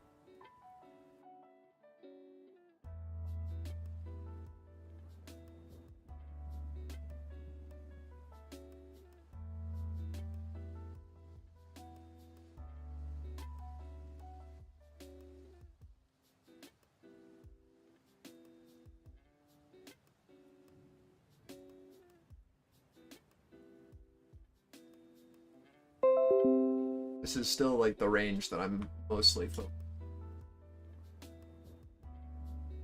Like if we can make value low, supportive again, hell yeah. Trade back up.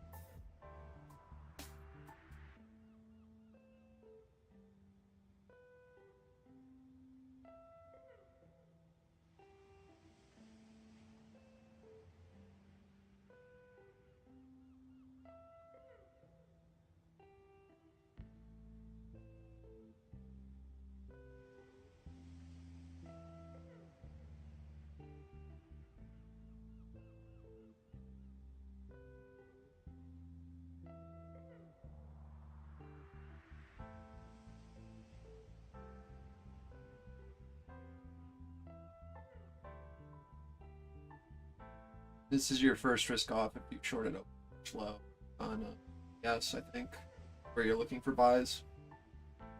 If we don't see it here, I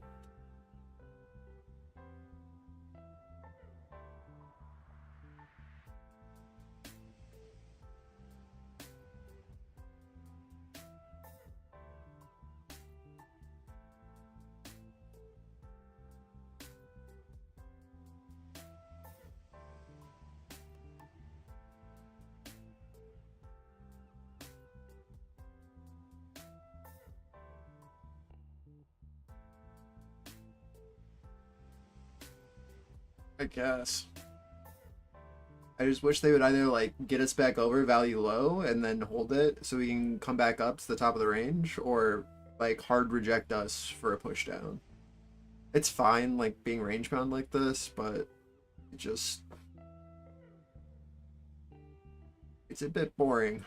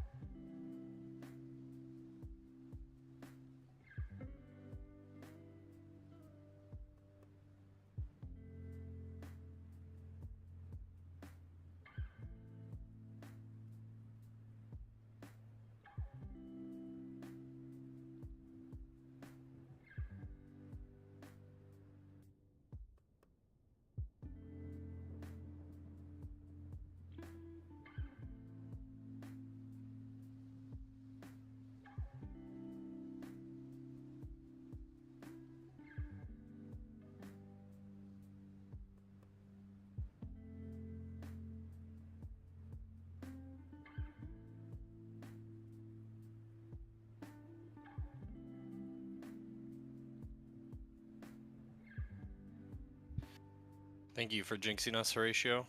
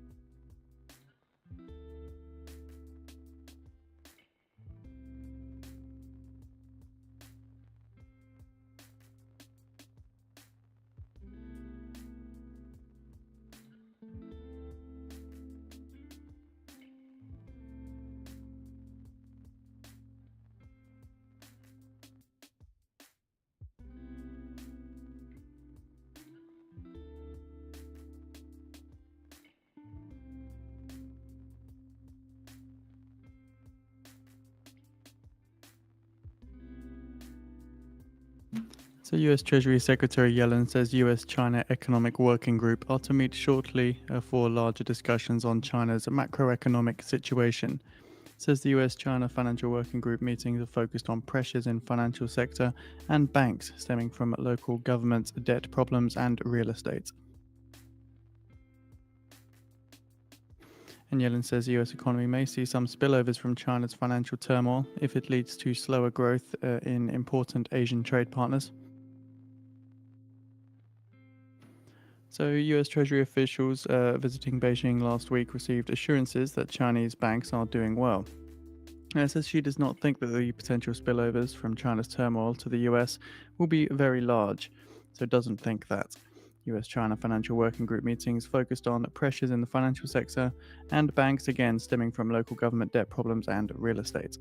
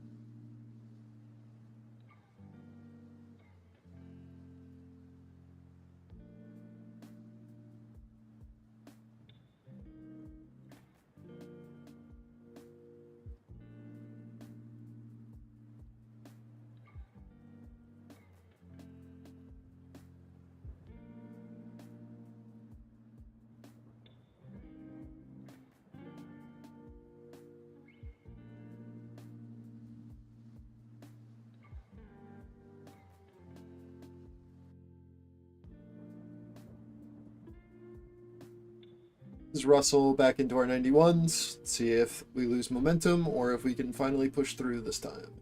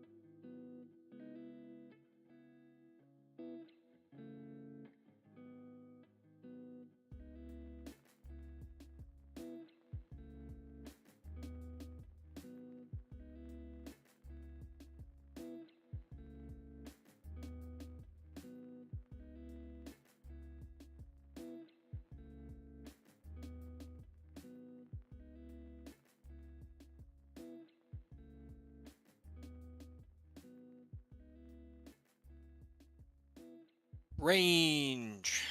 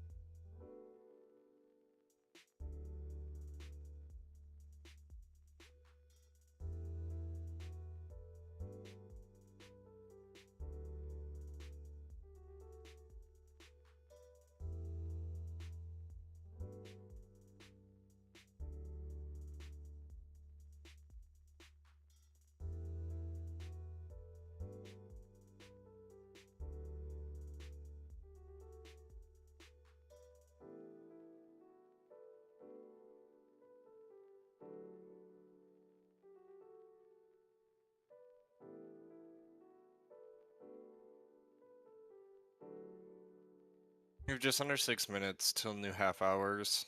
See if we have a little shift there.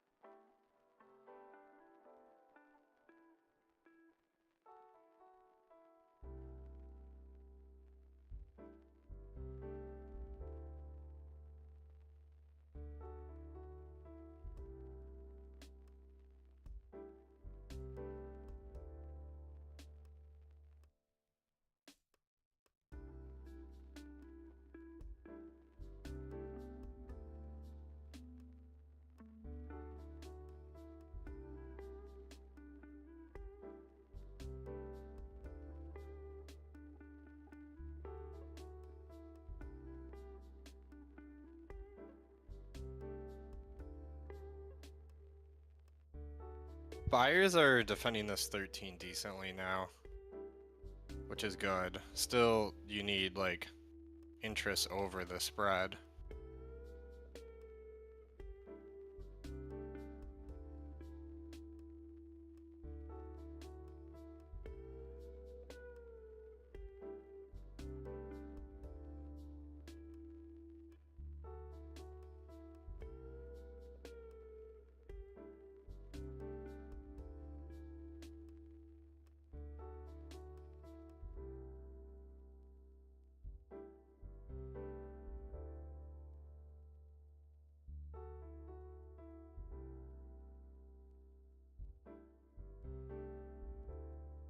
Just so hard for me to look long until we get over 18s. I feel like, I don't know. It's just, Yeah, it's like the lows where now like we're Yeah. just in a new range. It's like, well, I want to see momentum. You gotta play the breakout, but still. Like, if you're just looking at profiles, it's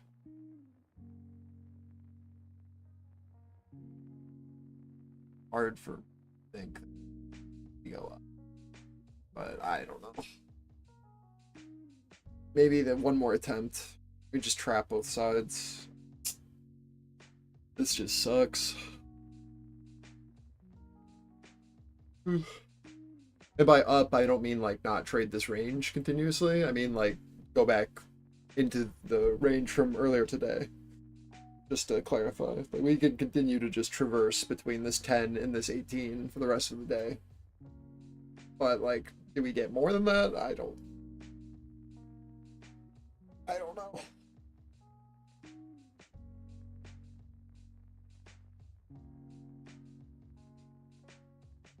I'll be a believer when we get over 18. And show that is like supportive.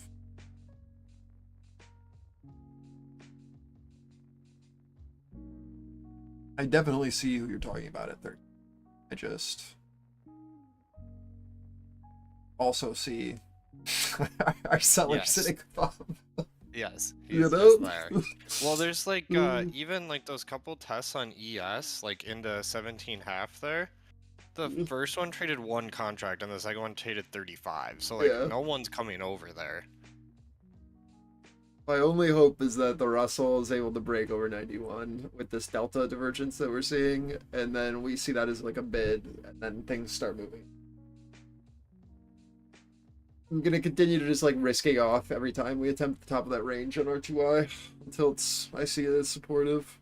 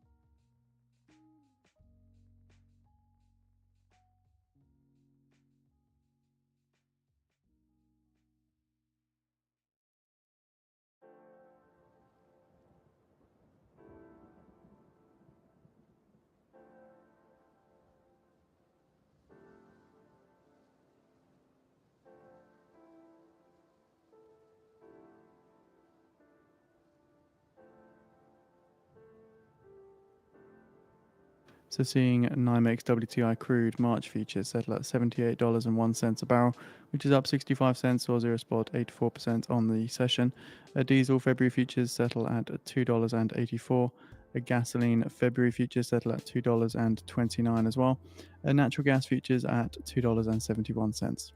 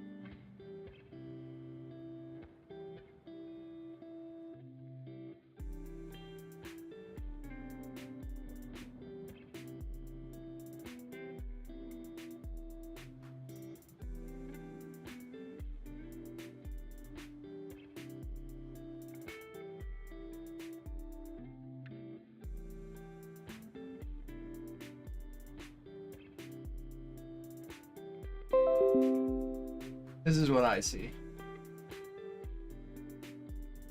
Those are your pivots.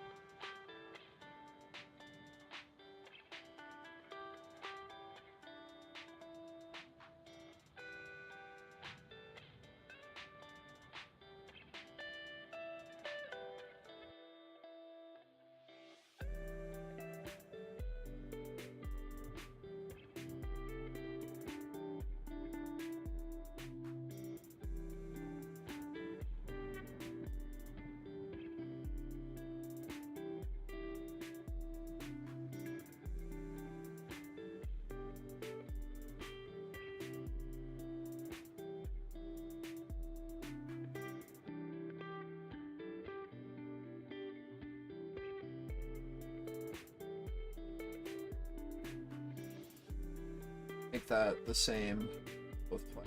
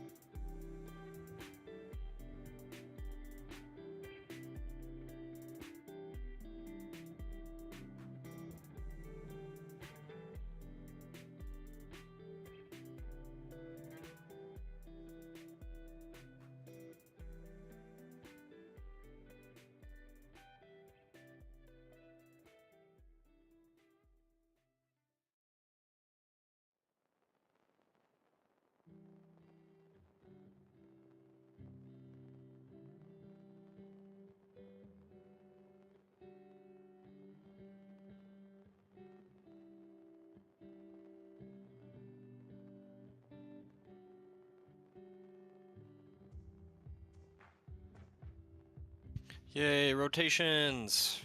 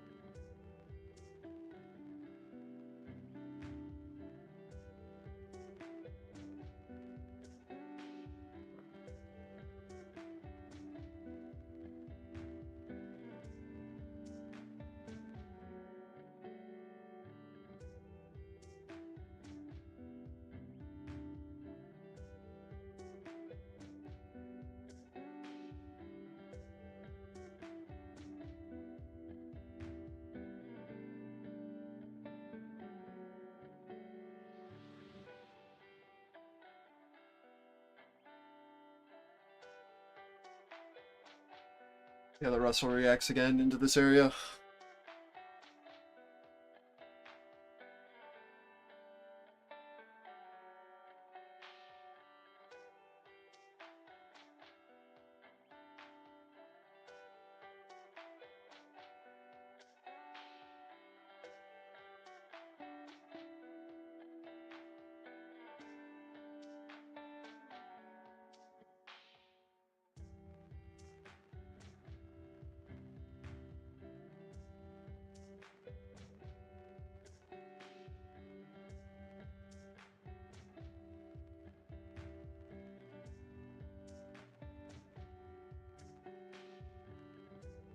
Oh! Whoa!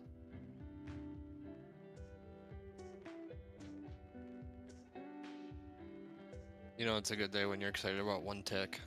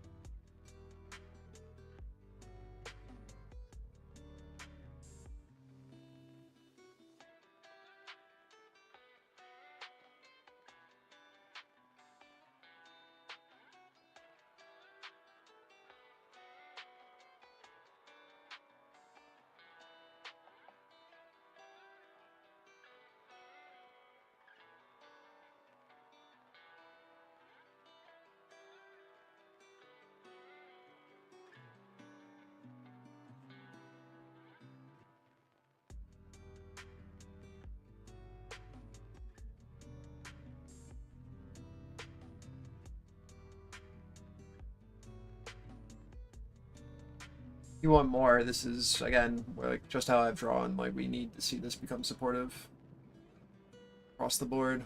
You got the triple buy unstacked, so now it's just how do we react into VWAP? Can we make it supportive? We can, then we look for 21. Yes. You didn't really have any underlines break out there either. So there can be some pressure here if we do stay bullish. Like Apple back value low, top of node, Tesla, same thing. Microsoft, same thing, basically. It's trading in value, but Yeah. structurally very, very similar.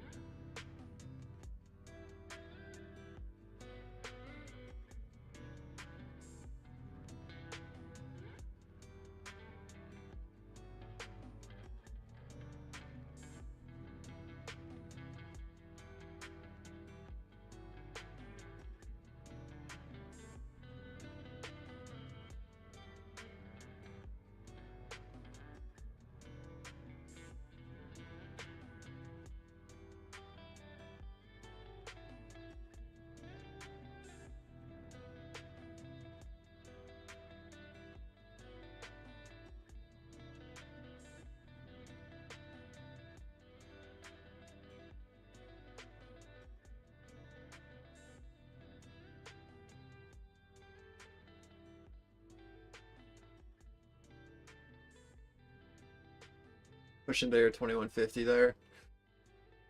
I'd move stops up. I'm not in this. That's why I said. But you got your hold of 18s. Pushing to 2150.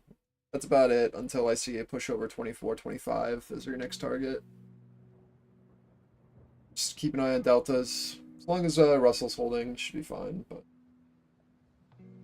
this is the target.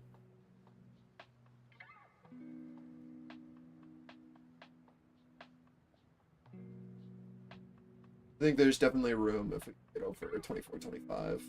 Just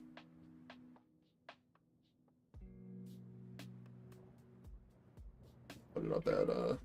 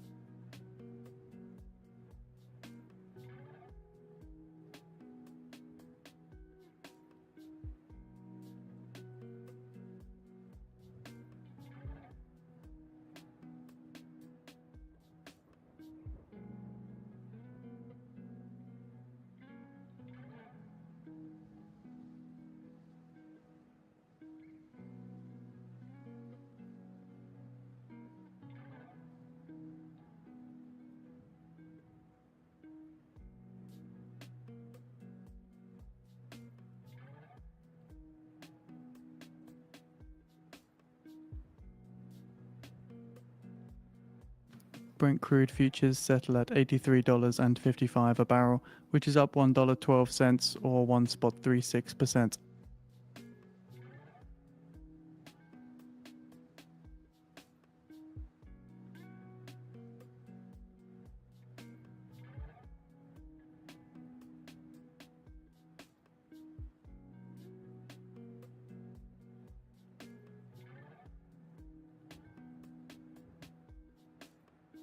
Brent crude futures settling at their highest since November 30th today.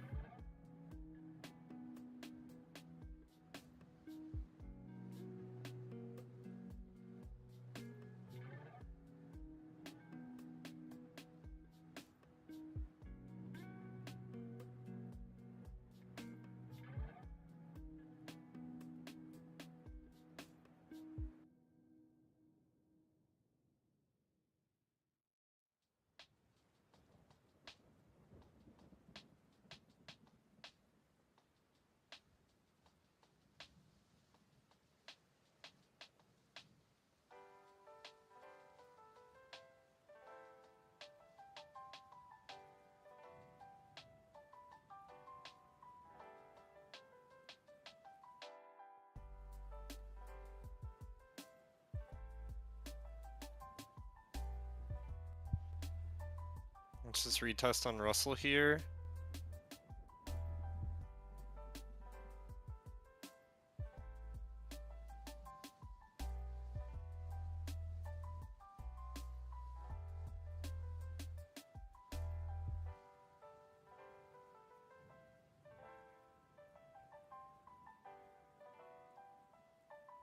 There's decent potential with a push into zero on tick with it holding. Just keep an eye on that with the Russell.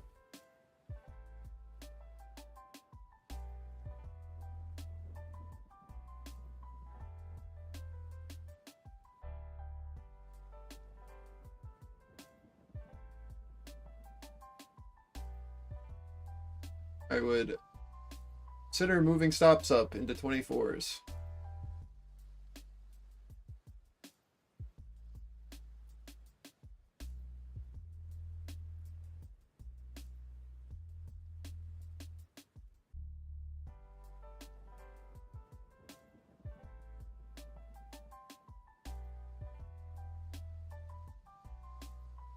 Again, like if we make opening range high, like that 24 to 25 area supportive, then I think you can trade back up to 30, 31 pretty easily.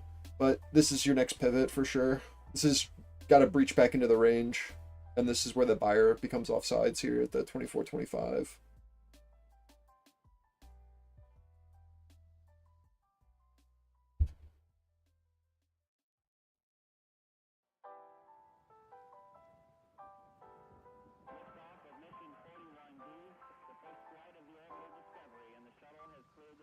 So for this next Reports leg, state Treasury Secretary Yellen is to testify on February 8th before the Senate Banking Committee.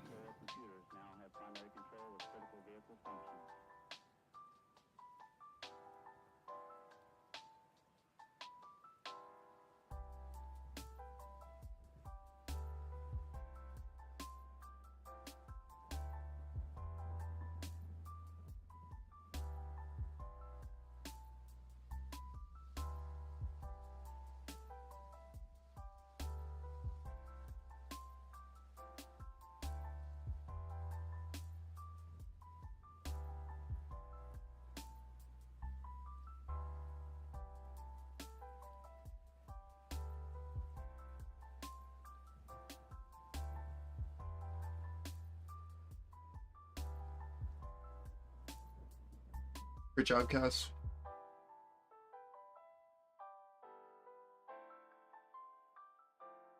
Watching that delta on Russell.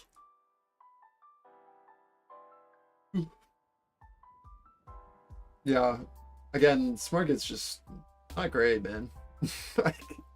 Like structurally, it's whatever, and it's like as long as you're paying attention to the larger picture, it can play. But getting like chopped up in that range is just not the move. That's why I like the wait for the hold of 18s push. But if you played the double bottom on ES into that that buyer. I think it's fine. I just could not be bothered to watch a position like that for 40 minutes.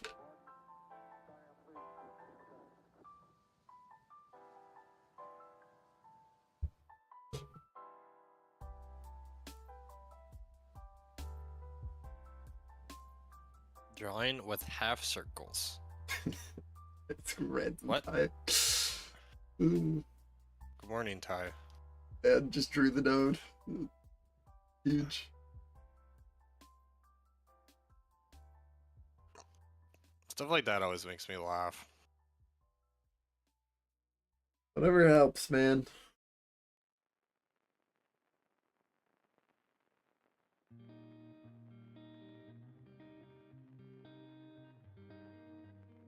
Whatever. No, I know. What makes me laugh, Ty, is that like we've done that stuff for years, Yeah. and then people are like, "Oh, maybe I should chart how they chart. Maybe that would make sense." And then you do it, and you're like, "Oh, it works."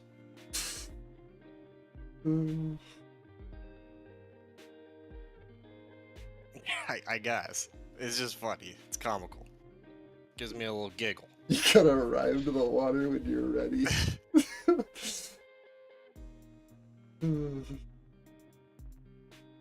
Just waiting for the Russell to bottom out. Look for ESV WAP and NQORM with the Russell bottom. The delta was pretty obvious there with the flip. Just like watch this low. You've got a structural retest here into this 1920 on ES. 50-minute FEG here, like VWAP as well.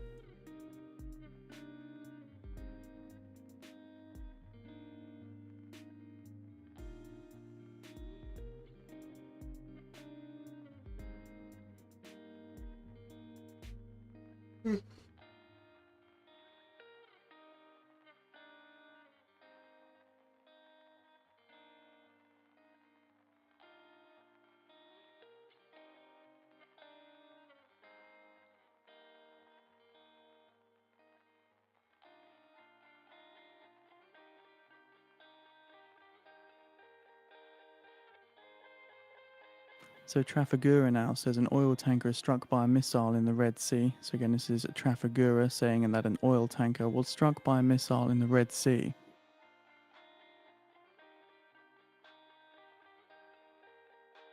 Can you guys remind me, can you actually play the game in FIFA, or does it like simulate now?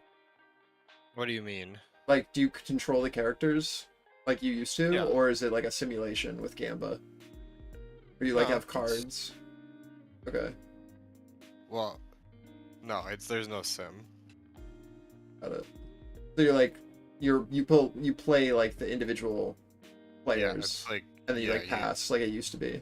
Like that Yes. hasn't shifted. Got it. No, it's just the entire model now is a Gamba model. Got it. It's like real like the Gamba games, like the Chinese games, like you Mm-hmm. buy characters or you like roll for characters and then they like simulate a battle or simulate Yeah, playing. no. There's still skill. Yeah, like the but- entire thing's like an Excel sheet. Okay.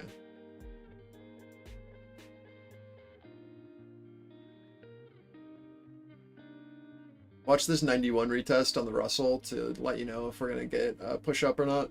Same pivot as before. This is just your reoffer. Russell found a low. Now you look to see what happens back into your sell. Same thing with ES and everything else, right? It's the same thing.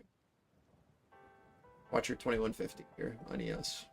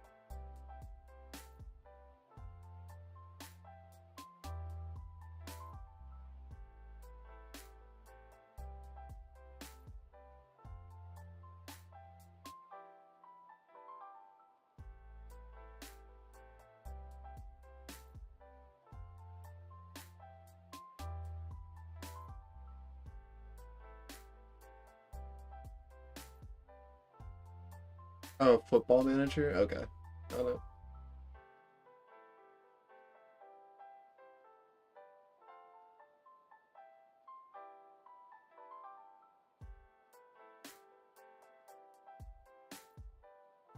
Man called it a sticker book.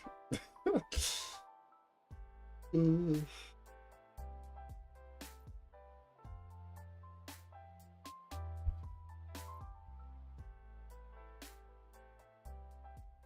Yeah, it's easy to get chopped up today, man. It is way too slow. Stack's been pretty clean though.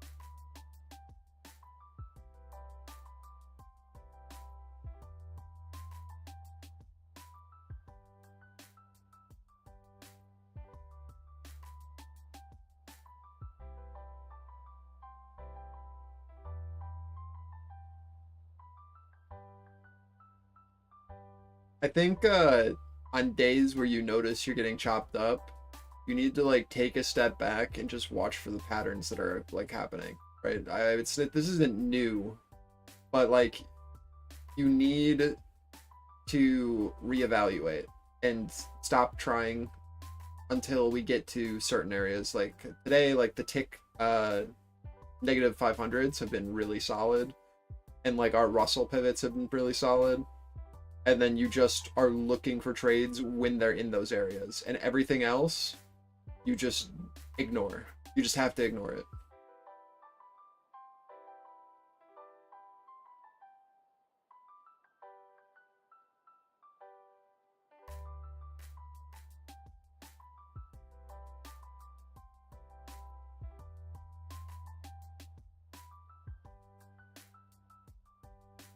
Well, I mean, I guess, but like you need to like first of all, if you're looking to play the inverse head and shoulders, 18 was the buy, which is exactly what I said. Like you don't play the actual right shoulder. You wait for the retest and then the push off. Like that's not how that works. You need what like resistance to become supportive for the next leg up.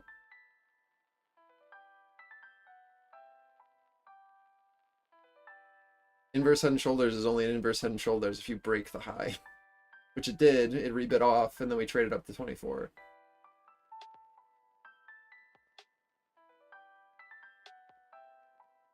If you're actually looking at that structure like that.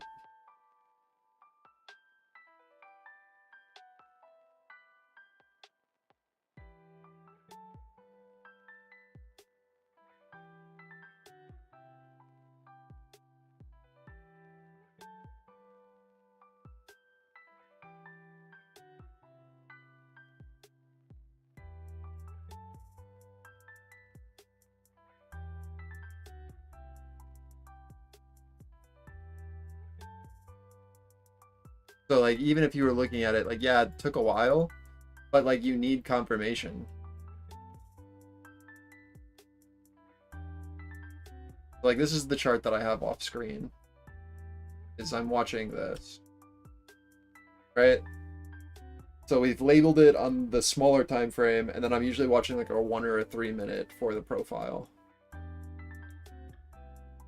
But like that red box, I'm not touching shit in there other than closing my trade until they become supportive.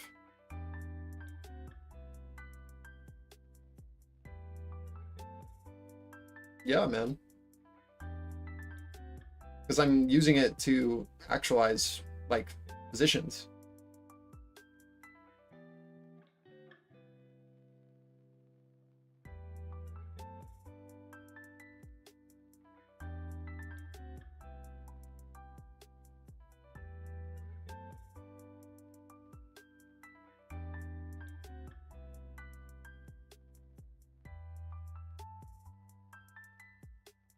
But like regardless, like again, the inverse head and shoulders isn't a thing until we break the shoulder line and then retest, which is like 18.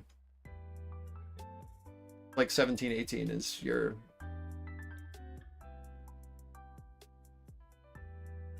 like this is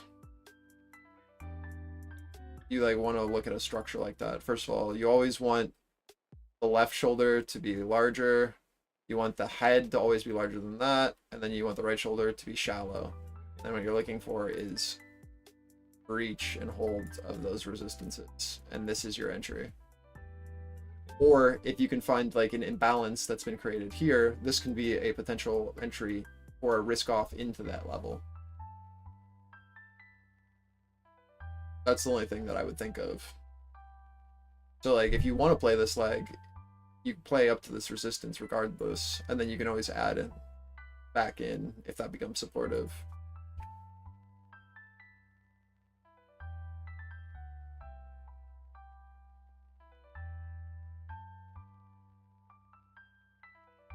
So like for this,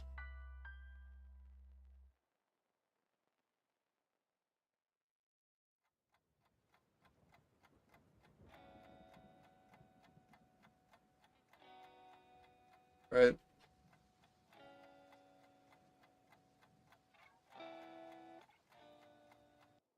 And it's like, how can we tell that this area is resistance? Well, look at, actually I don't have values on this chart, but this was basically like valley low here. And then we have this big node. So like until we made this node supportive, this edge, and then bounced off, you kind of have to treat this as where supply is or push down.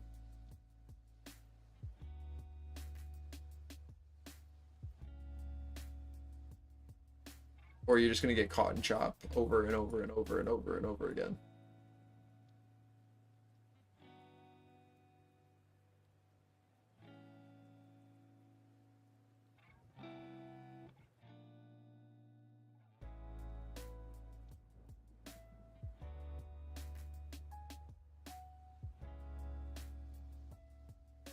The good thing Top Step is giving out 400 free resets today.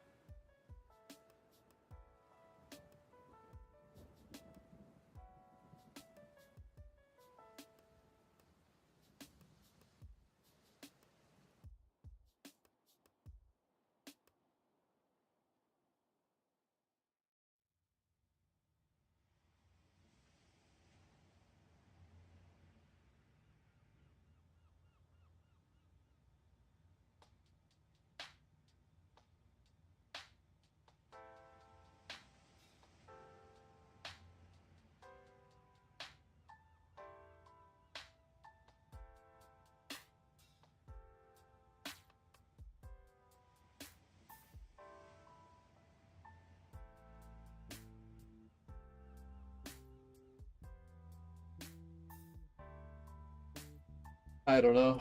I'm done trading, I think. I cannot. This is so slow. Yeah, I haven't taken a trade in Yeah. like 45 minutes, an hour. I didn't play this upside either.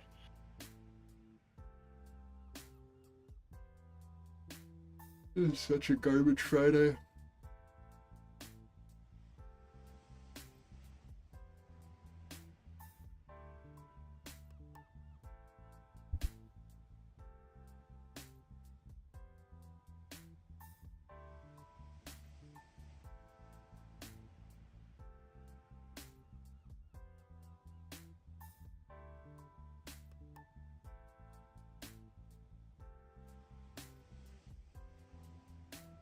I still think that these are basically the only two trades that are. It's like this becomes resistance again, and then you look down. It's like supply that we just saw. We need to push back below this, and then you can get a move down, or a recovery of 21s and then a push off of 24s out. Like until then, this is just kind of your range that you're trading in these two. So, because all you're looking for now is acceptance over 18, off of that move, like the larger scheme of things. But we know that there's a seller at 24.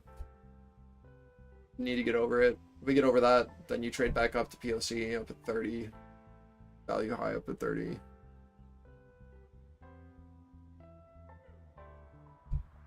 Like, how long is that going to take? And is it going to happen in the last 10 minutes? And am I going to want to trade the last 10 minutes to make the move? Very doubtful.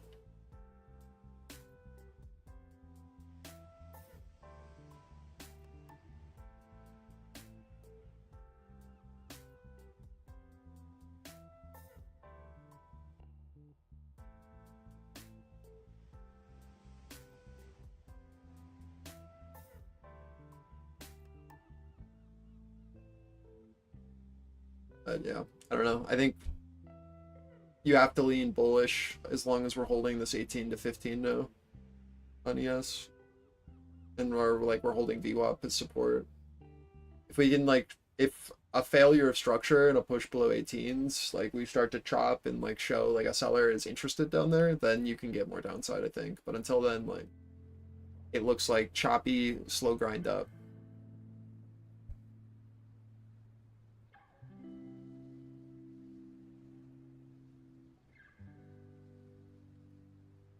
We have tick now just like oscillating zero, like not even getting to a 500 on either side. Like that's just not a great environment to look for scalps, which is what I do. So to me, like it's just a snooze fest.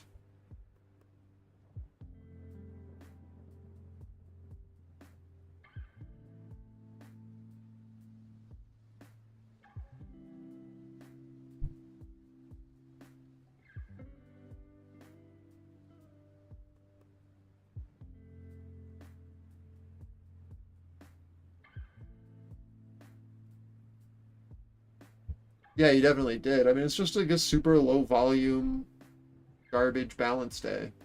Well, we started the day saying that if we failed to break over 31s, that it was probably going to be an inside day. I don't know, it is what it is, but like, doesn't mean that I'm not happy about it, you know? Low vol Friday? What is this? Oh, this was America, you know? Yeah. What I signed Well, up I for? was like, even earlier this week, I saw like a lot of people on Twitter was like, was there a holiday I didn't know about? Like, what's going on this week? And it does kind of feel like that.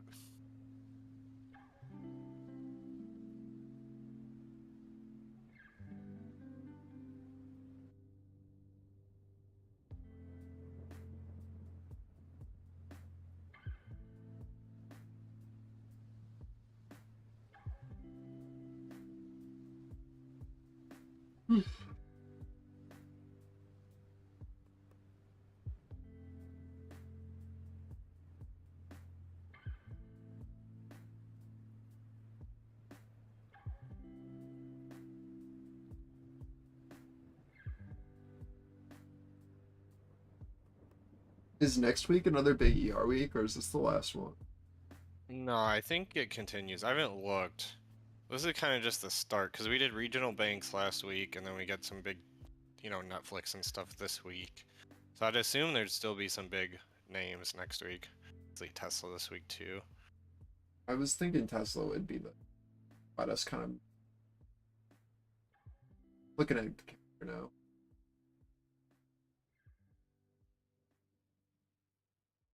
What do we got for monthly without paying?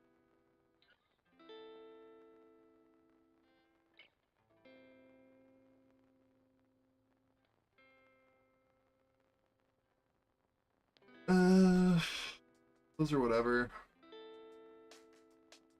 So yeah, I mean, if Apple, Google, Microsoft are next week, like what?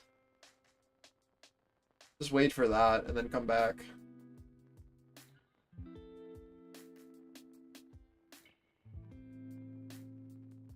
I don't know why anyone large would be positioning into that.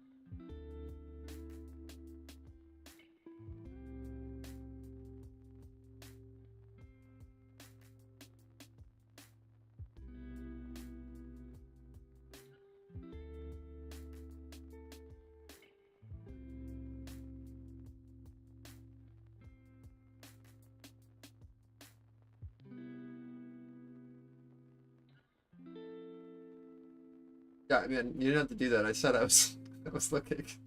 Thank you.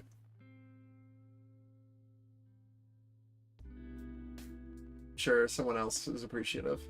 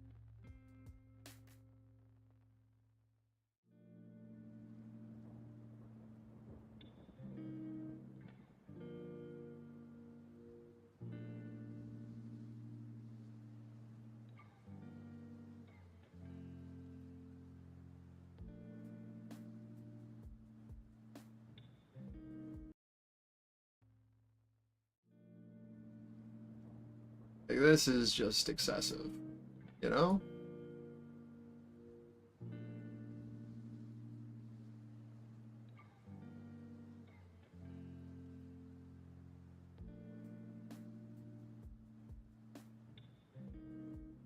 Yeah, man. That is what it's over. Just wait.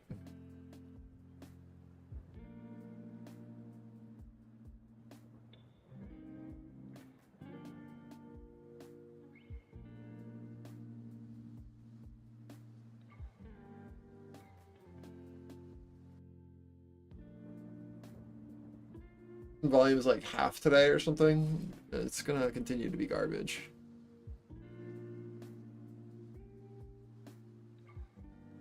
Back down to the bottom of our range here at 18s on ES. Back to our bottom of our range on NQ, where our seller used to be at 48. back to the bottom of our range on the Russell. Does it hold? We shall see. Also, negative 500 on tick.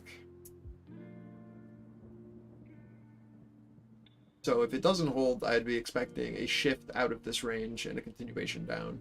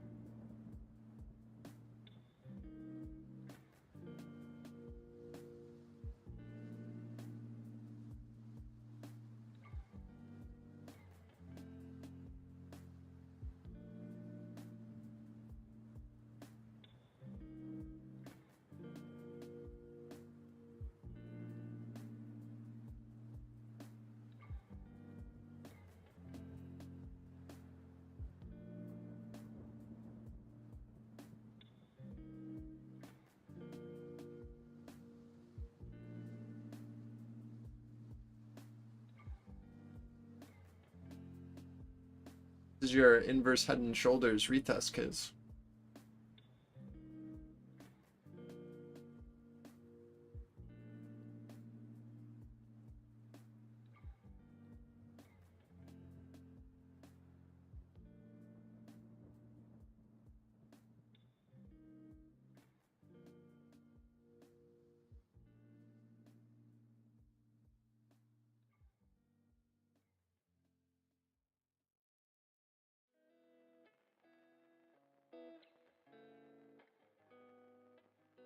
Yeah, like, I only half kidding. I mean, you want this to be supportive here.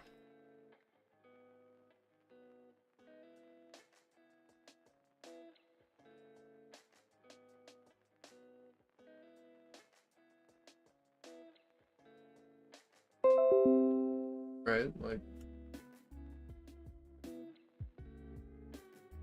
you want that value low to hold. Find any look below. If it becomes our offer, then we push down. We need to see acceptance back above that edge, 16.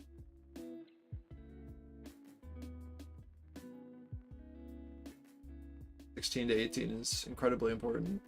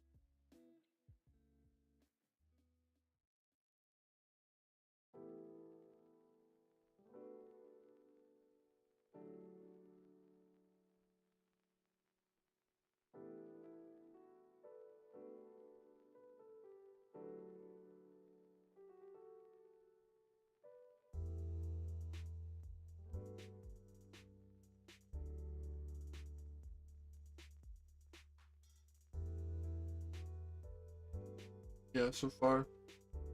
Needs to get back over 21. That's where your first risk off is. Or where you should be expecting, like, sellers to be positioned, I guess is the better term.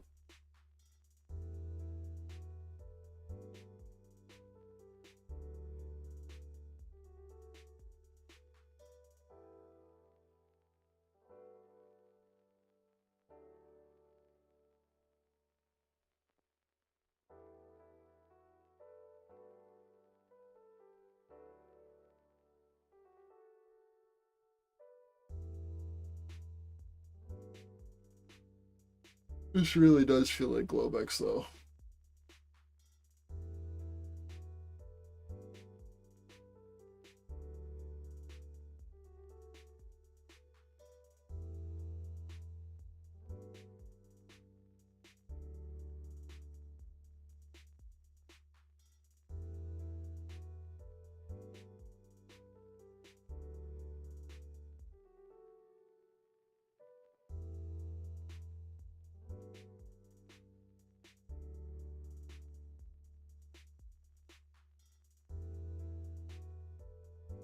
Finding clean entries today has been such an issue.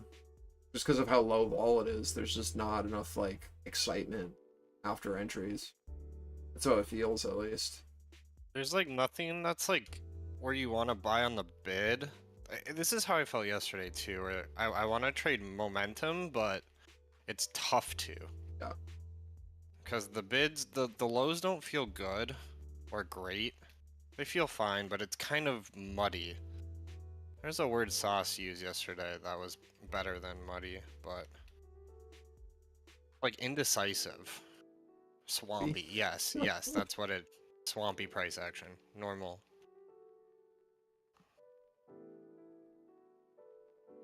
I think you can probably hold as long as Russell is continuing to fall, Robert.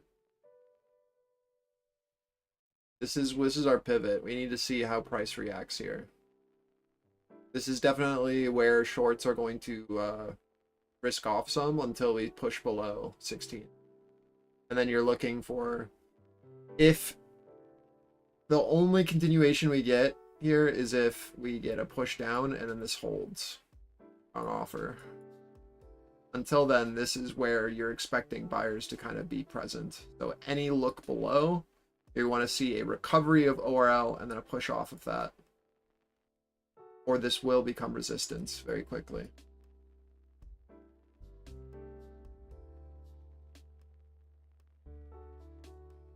I am not positioned, Robert. I am not in a trade. Just watching to see what happens into this area.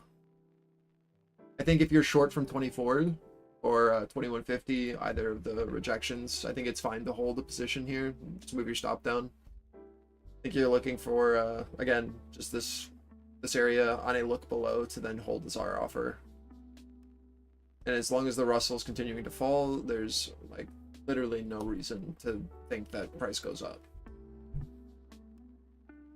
I just am looking at a larger structure and seeing that this is our value low. So like this is where we want buyers to step in aggressively and be able to push and hold ideally at this 16. I personally am not trading because it is too slow.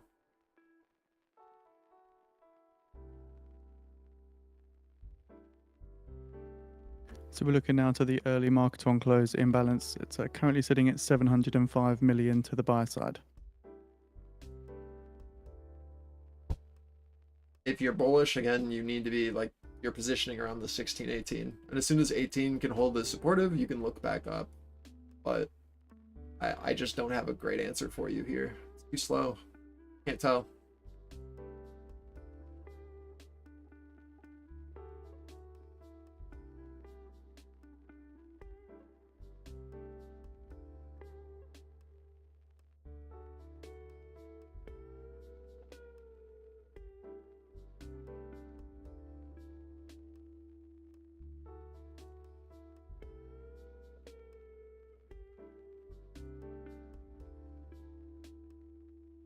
These are one of these, this is like one of those areas where I know structurally what should happen. I know what levels should trade, but because we're moving so slow, I am not looking to engage with it, even if I'm right. I just, it's too choppy for me, man. Know your setups. Know when your trading environment is for you.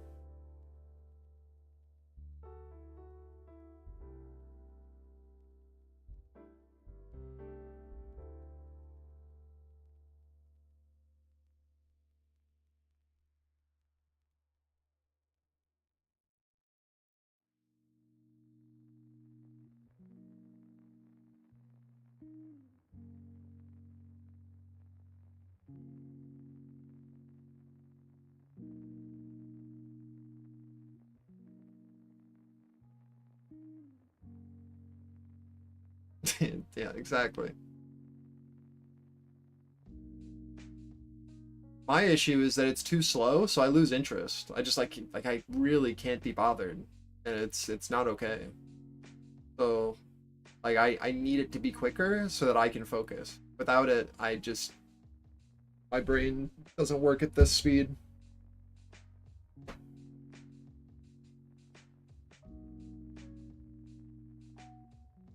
Whole personal issue.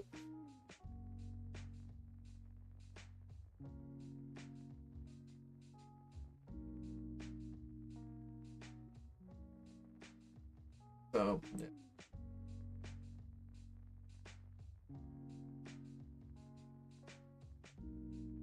So if this doesn't hold, then I just don't see why go to like this is what I'm expecting. Yeah. If this doesn't hold, this 16, right? If we don't continue to find buyers here, I would look for a push down into this 1425, and this should give you an idea if buyers are serious or not. 1425 is your imbalance fill. From here, we should either look for an offer into this area, and that should push price down, or buyers will recover and push over 18.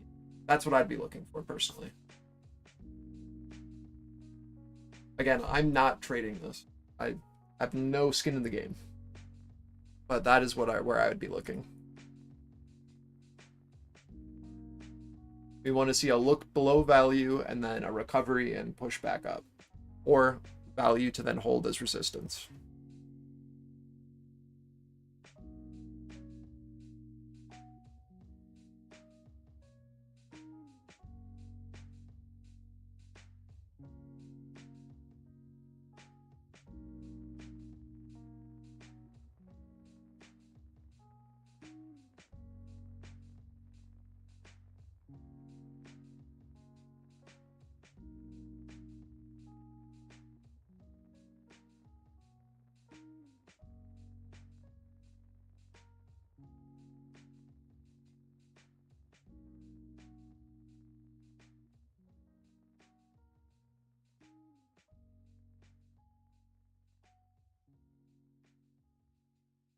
Watch our reaction into zero tick here.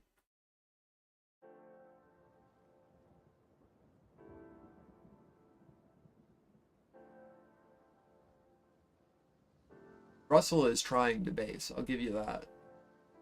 See if it plays. You've got the higher low on delta with the divergence. You've got your stack buy signal, but we do have supply above, right? So it's just, can we get back in, or what happens?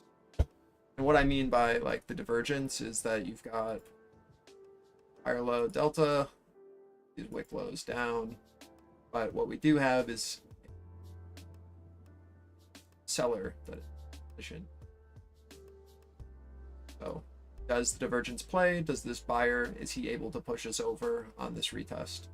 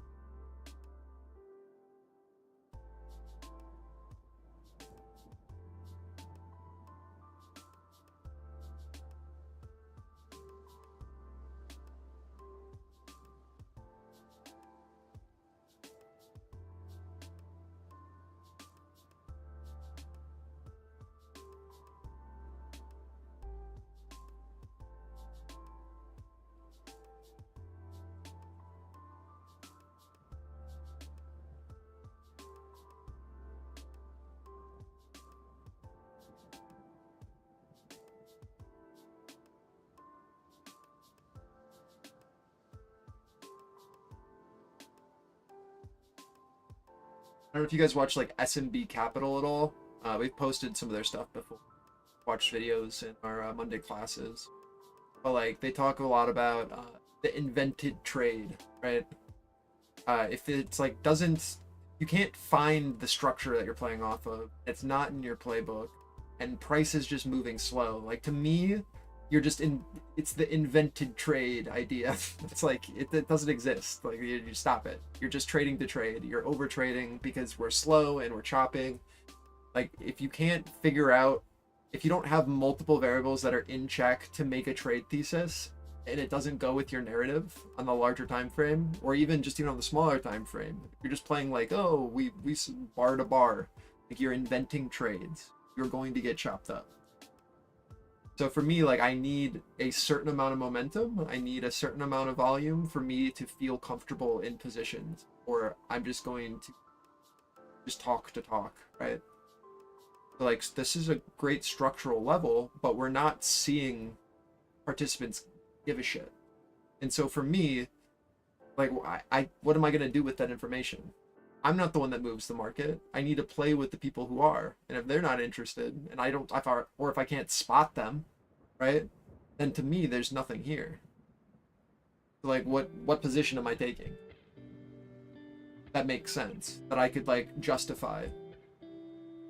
Like the only thing I can justify is like a higher time frame trade. And then I'm gonna have to have a much larger stop because of how slow we are and how much chop I have to like price that in. So I'd rather just wait, personally, instead of like trying to invent a setup.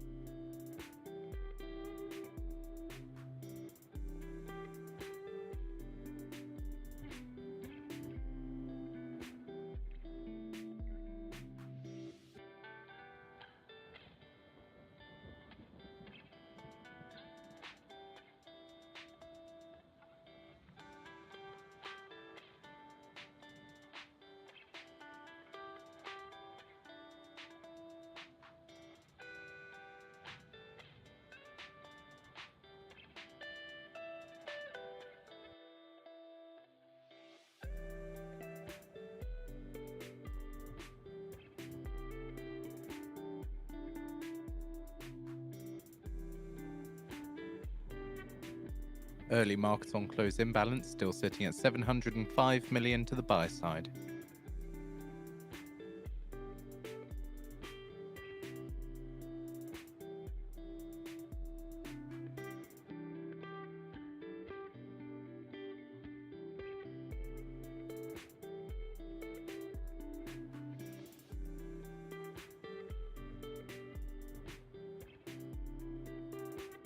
Thirteens. Bottom of the range.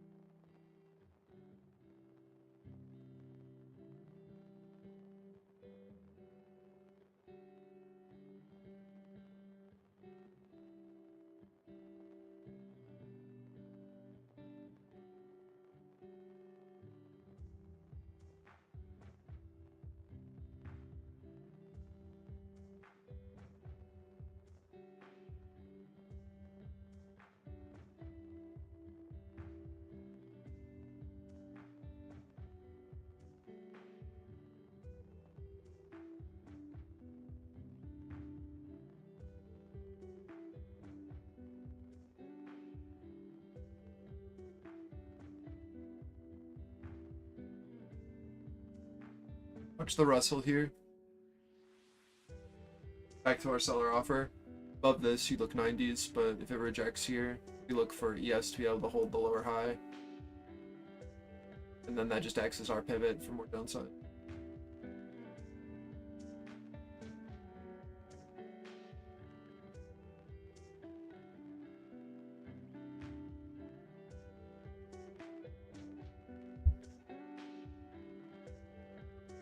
I really don't think until you recover 18 again that great bid unless you got in at that 13 edge. Still bid until opening rate low becomes supportive again.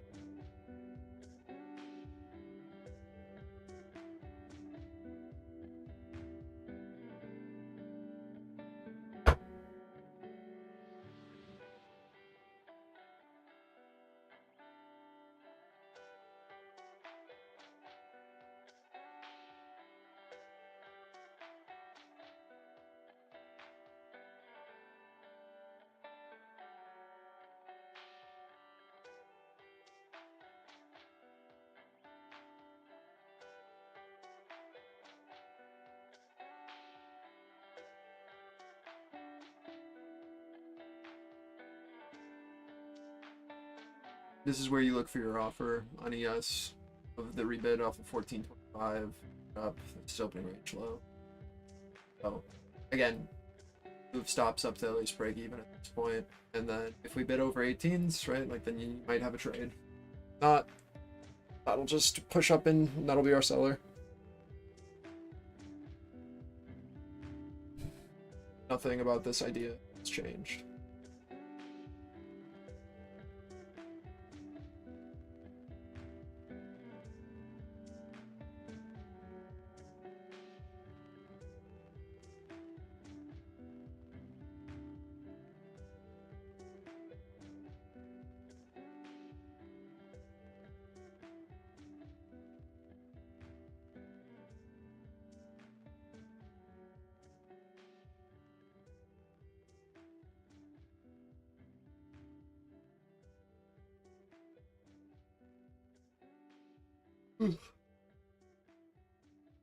At our 500 on tick, you'd want 0 to hold. Early markets on close imbalance, now sitting at 704 million to the buy side.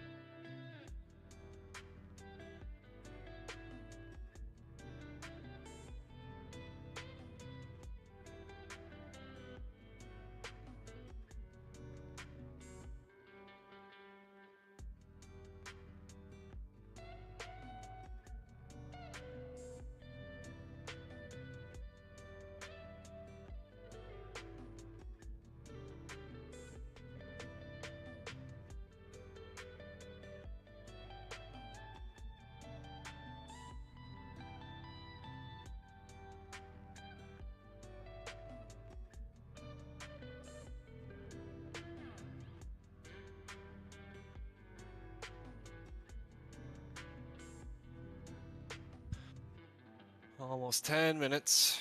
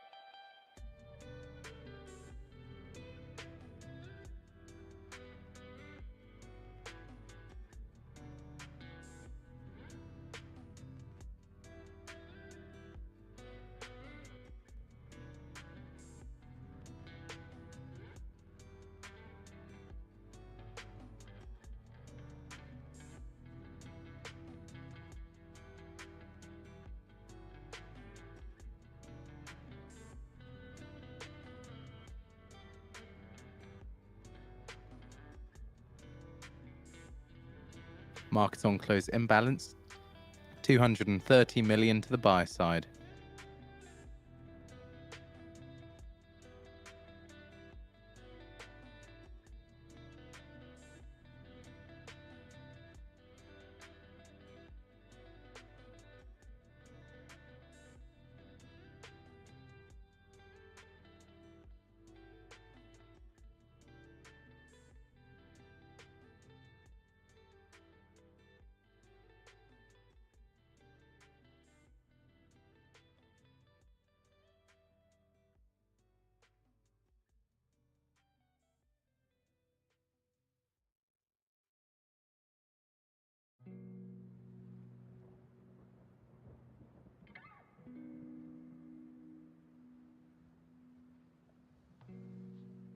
Yo, what's up, Free? Yeah, I use the 15 minutes a lot of the times for structural tests, and then we use the smaller time frame for our entry. You are correct. Usually, it's like right now you can see on this, even on this 15-second chart, we've got a 15-minute gap here. So we are looking for the edges, basically, to be our play-by-play.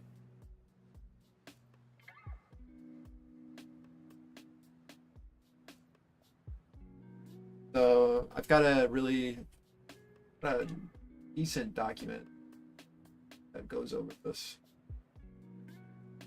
See if Russell can get back to 91 here. Like I'm looking for it.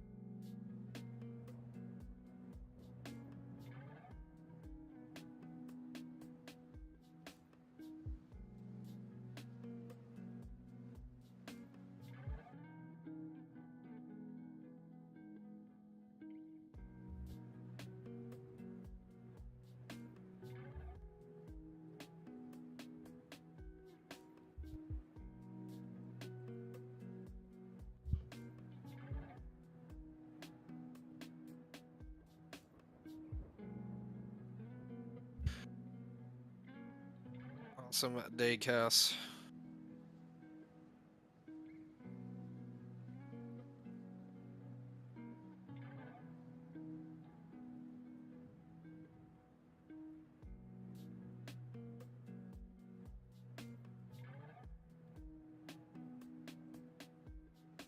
Okay, sorry. I'm here. Okay, so this is how we usually approach it. Oh, too large. Okay.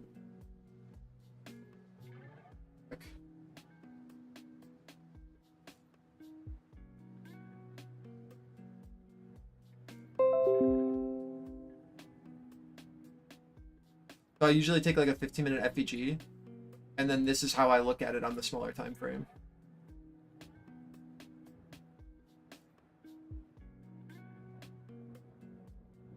If that makes sense.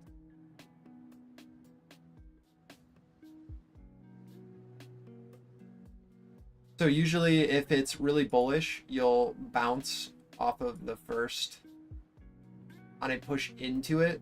You'll look for liquidity here, because what is an FEG? It's literally it's an order flow imbalance usually, right? It's someone pushing the spread and us not coming back down. So this is a thing where we want to see if buyers are actively looking, if there are enough passive buyers here on this first test in to bounce us out, and if so, we should look for that is like very bullish, right? Like FEGs are an invented thing that it's just an order flow mechanic. That's it. So it's an imbalance in the market, in the candle.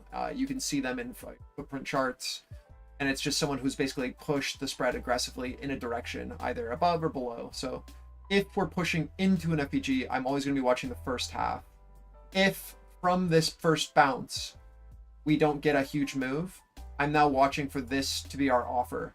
So if the first bounce results in a small upside, but then we kind of push below, I'm now watching that edge to be resistance. And I'm now looking for a full fill into the lower structure. And then we play up to the high. That's your profit target. Until it becomes supportive again, you risk off there. It's like that simple. And if this doesn't hold, we then look at this as our resistance of where our seller is going to be positioned. But it's the same thing reversed. So if this is above us, this edge is where you're looking for an aggressive seller to be participating. And if this becomes supportive, I'm going to be looking for our seller imbalance to be pushed all the way up to the high edge. That's usually how I play them. Because I use them more so as an imbalance on a footprint rather than an FEG. We just call them in FEGs and imbalances interchangeably a lot of the time because a lot of people are more used to that word from ICT. But this is usually how I structure my plays on like the 1 or the 15-second chart based off of a 15-minute imbalance. Yeah, it's a single print and a volume profile. Yep. Again, like he invented a word for a concept that already existed. So with that understanding, just like and this is usually how I look at it for reversals as well, is that we want to see from a lower low here an imbalance and a aggressive participant basically step in and push the spread up and create a imbalance or an FEG or a single print, depending on the time frame. A lot of people don't like to call it single prints because if we're looking at 15-minute or less FEGs, then you're not going to see it as a single print because single prints are 30-minute periods. So it doesn't really exist. But it's the same concept, and you can see it on footprints very easily. It's just an area where we pushed through, and then you're looking for passive liquidity to be resting. But if you see a single print like that, or a bullish candle that pushes off of a lower low, you then look to play off of that as where you're looking to get back in for a higher low for a continuation. That's it. Same thing for like a break of structure and a supply imbalance above. Look at that as passive liquidity, or sorry, resting liquidity on either above or below you. Hopefully that's helpful. We have multiple lessons covering this kind of stuff, going into it in depth. But that's about as much as I can give you right now while we're in a live market.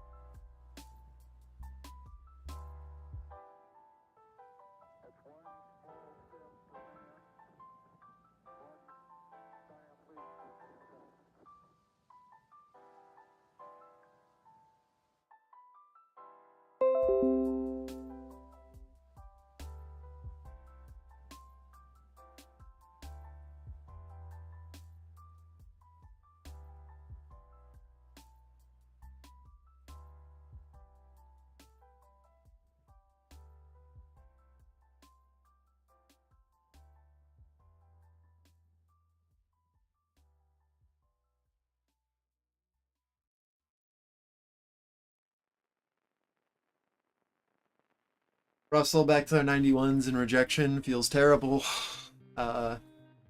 ES seller still sitting there at that 1950 structural fill. I would have really liked to have seen that bid at 18 if this was going to continue to play upside. Now you need that to recover, in my opinion, for a push. Again, I'd put in the Discord chat what I'd be looking for off of that. We know a seller's there, that's why I drew that red dotted line.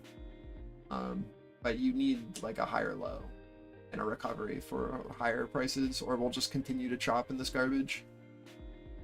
Hopefully NQ holding opening range low might be able to do it, but again, like Russell falling equals loss of momentum, so you have to wait for that to kind of find a base. Again,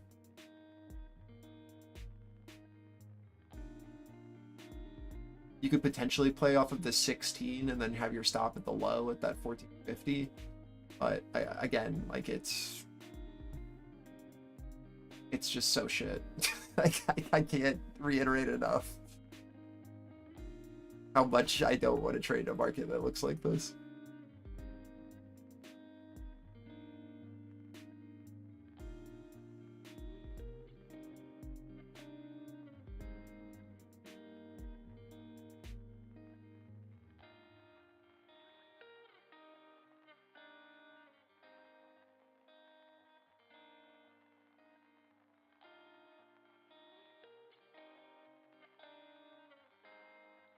Later, Sauce. Goodbye, friend.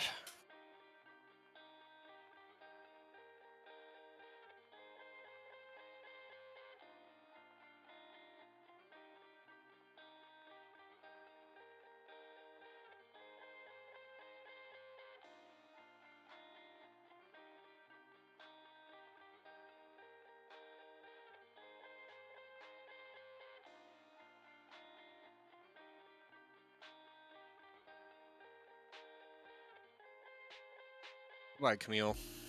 Later, man. Oh, there it is. Big. An interesting week. So stupid, man. What an interesting week we had.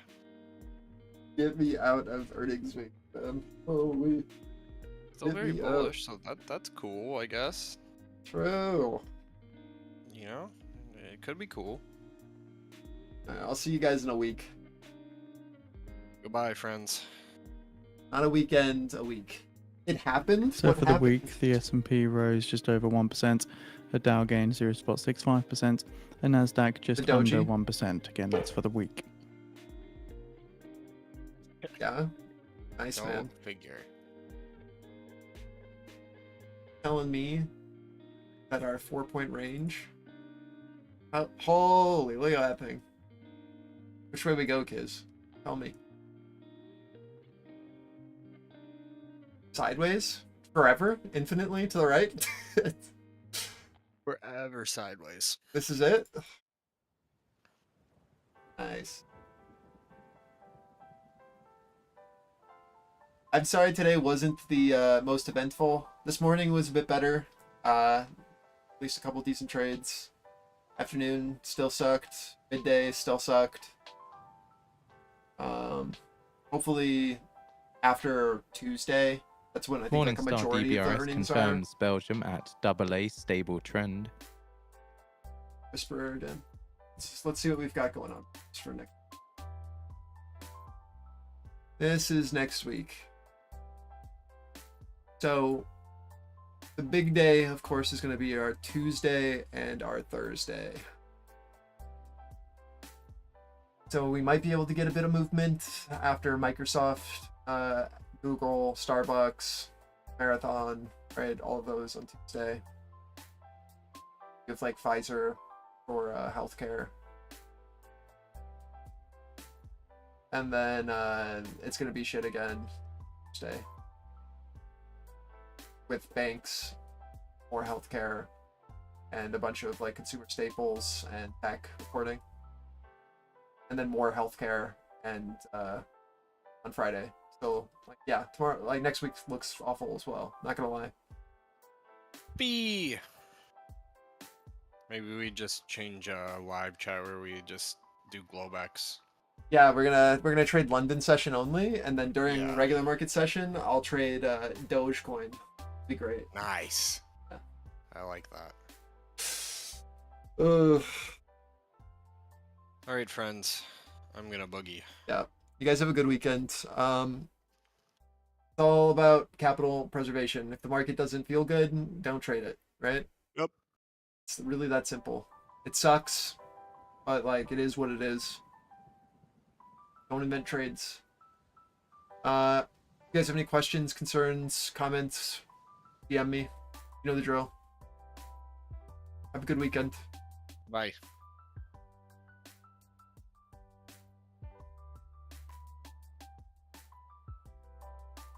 For everyone on YouTube, thanks for watching. You guys have a good one. I will see you all Monday. Hopefully it has a bit more volume, because trying to trade this on the low vol is just not. All right, you guys have a good one. I will see you all 9:30 a.m. Monday.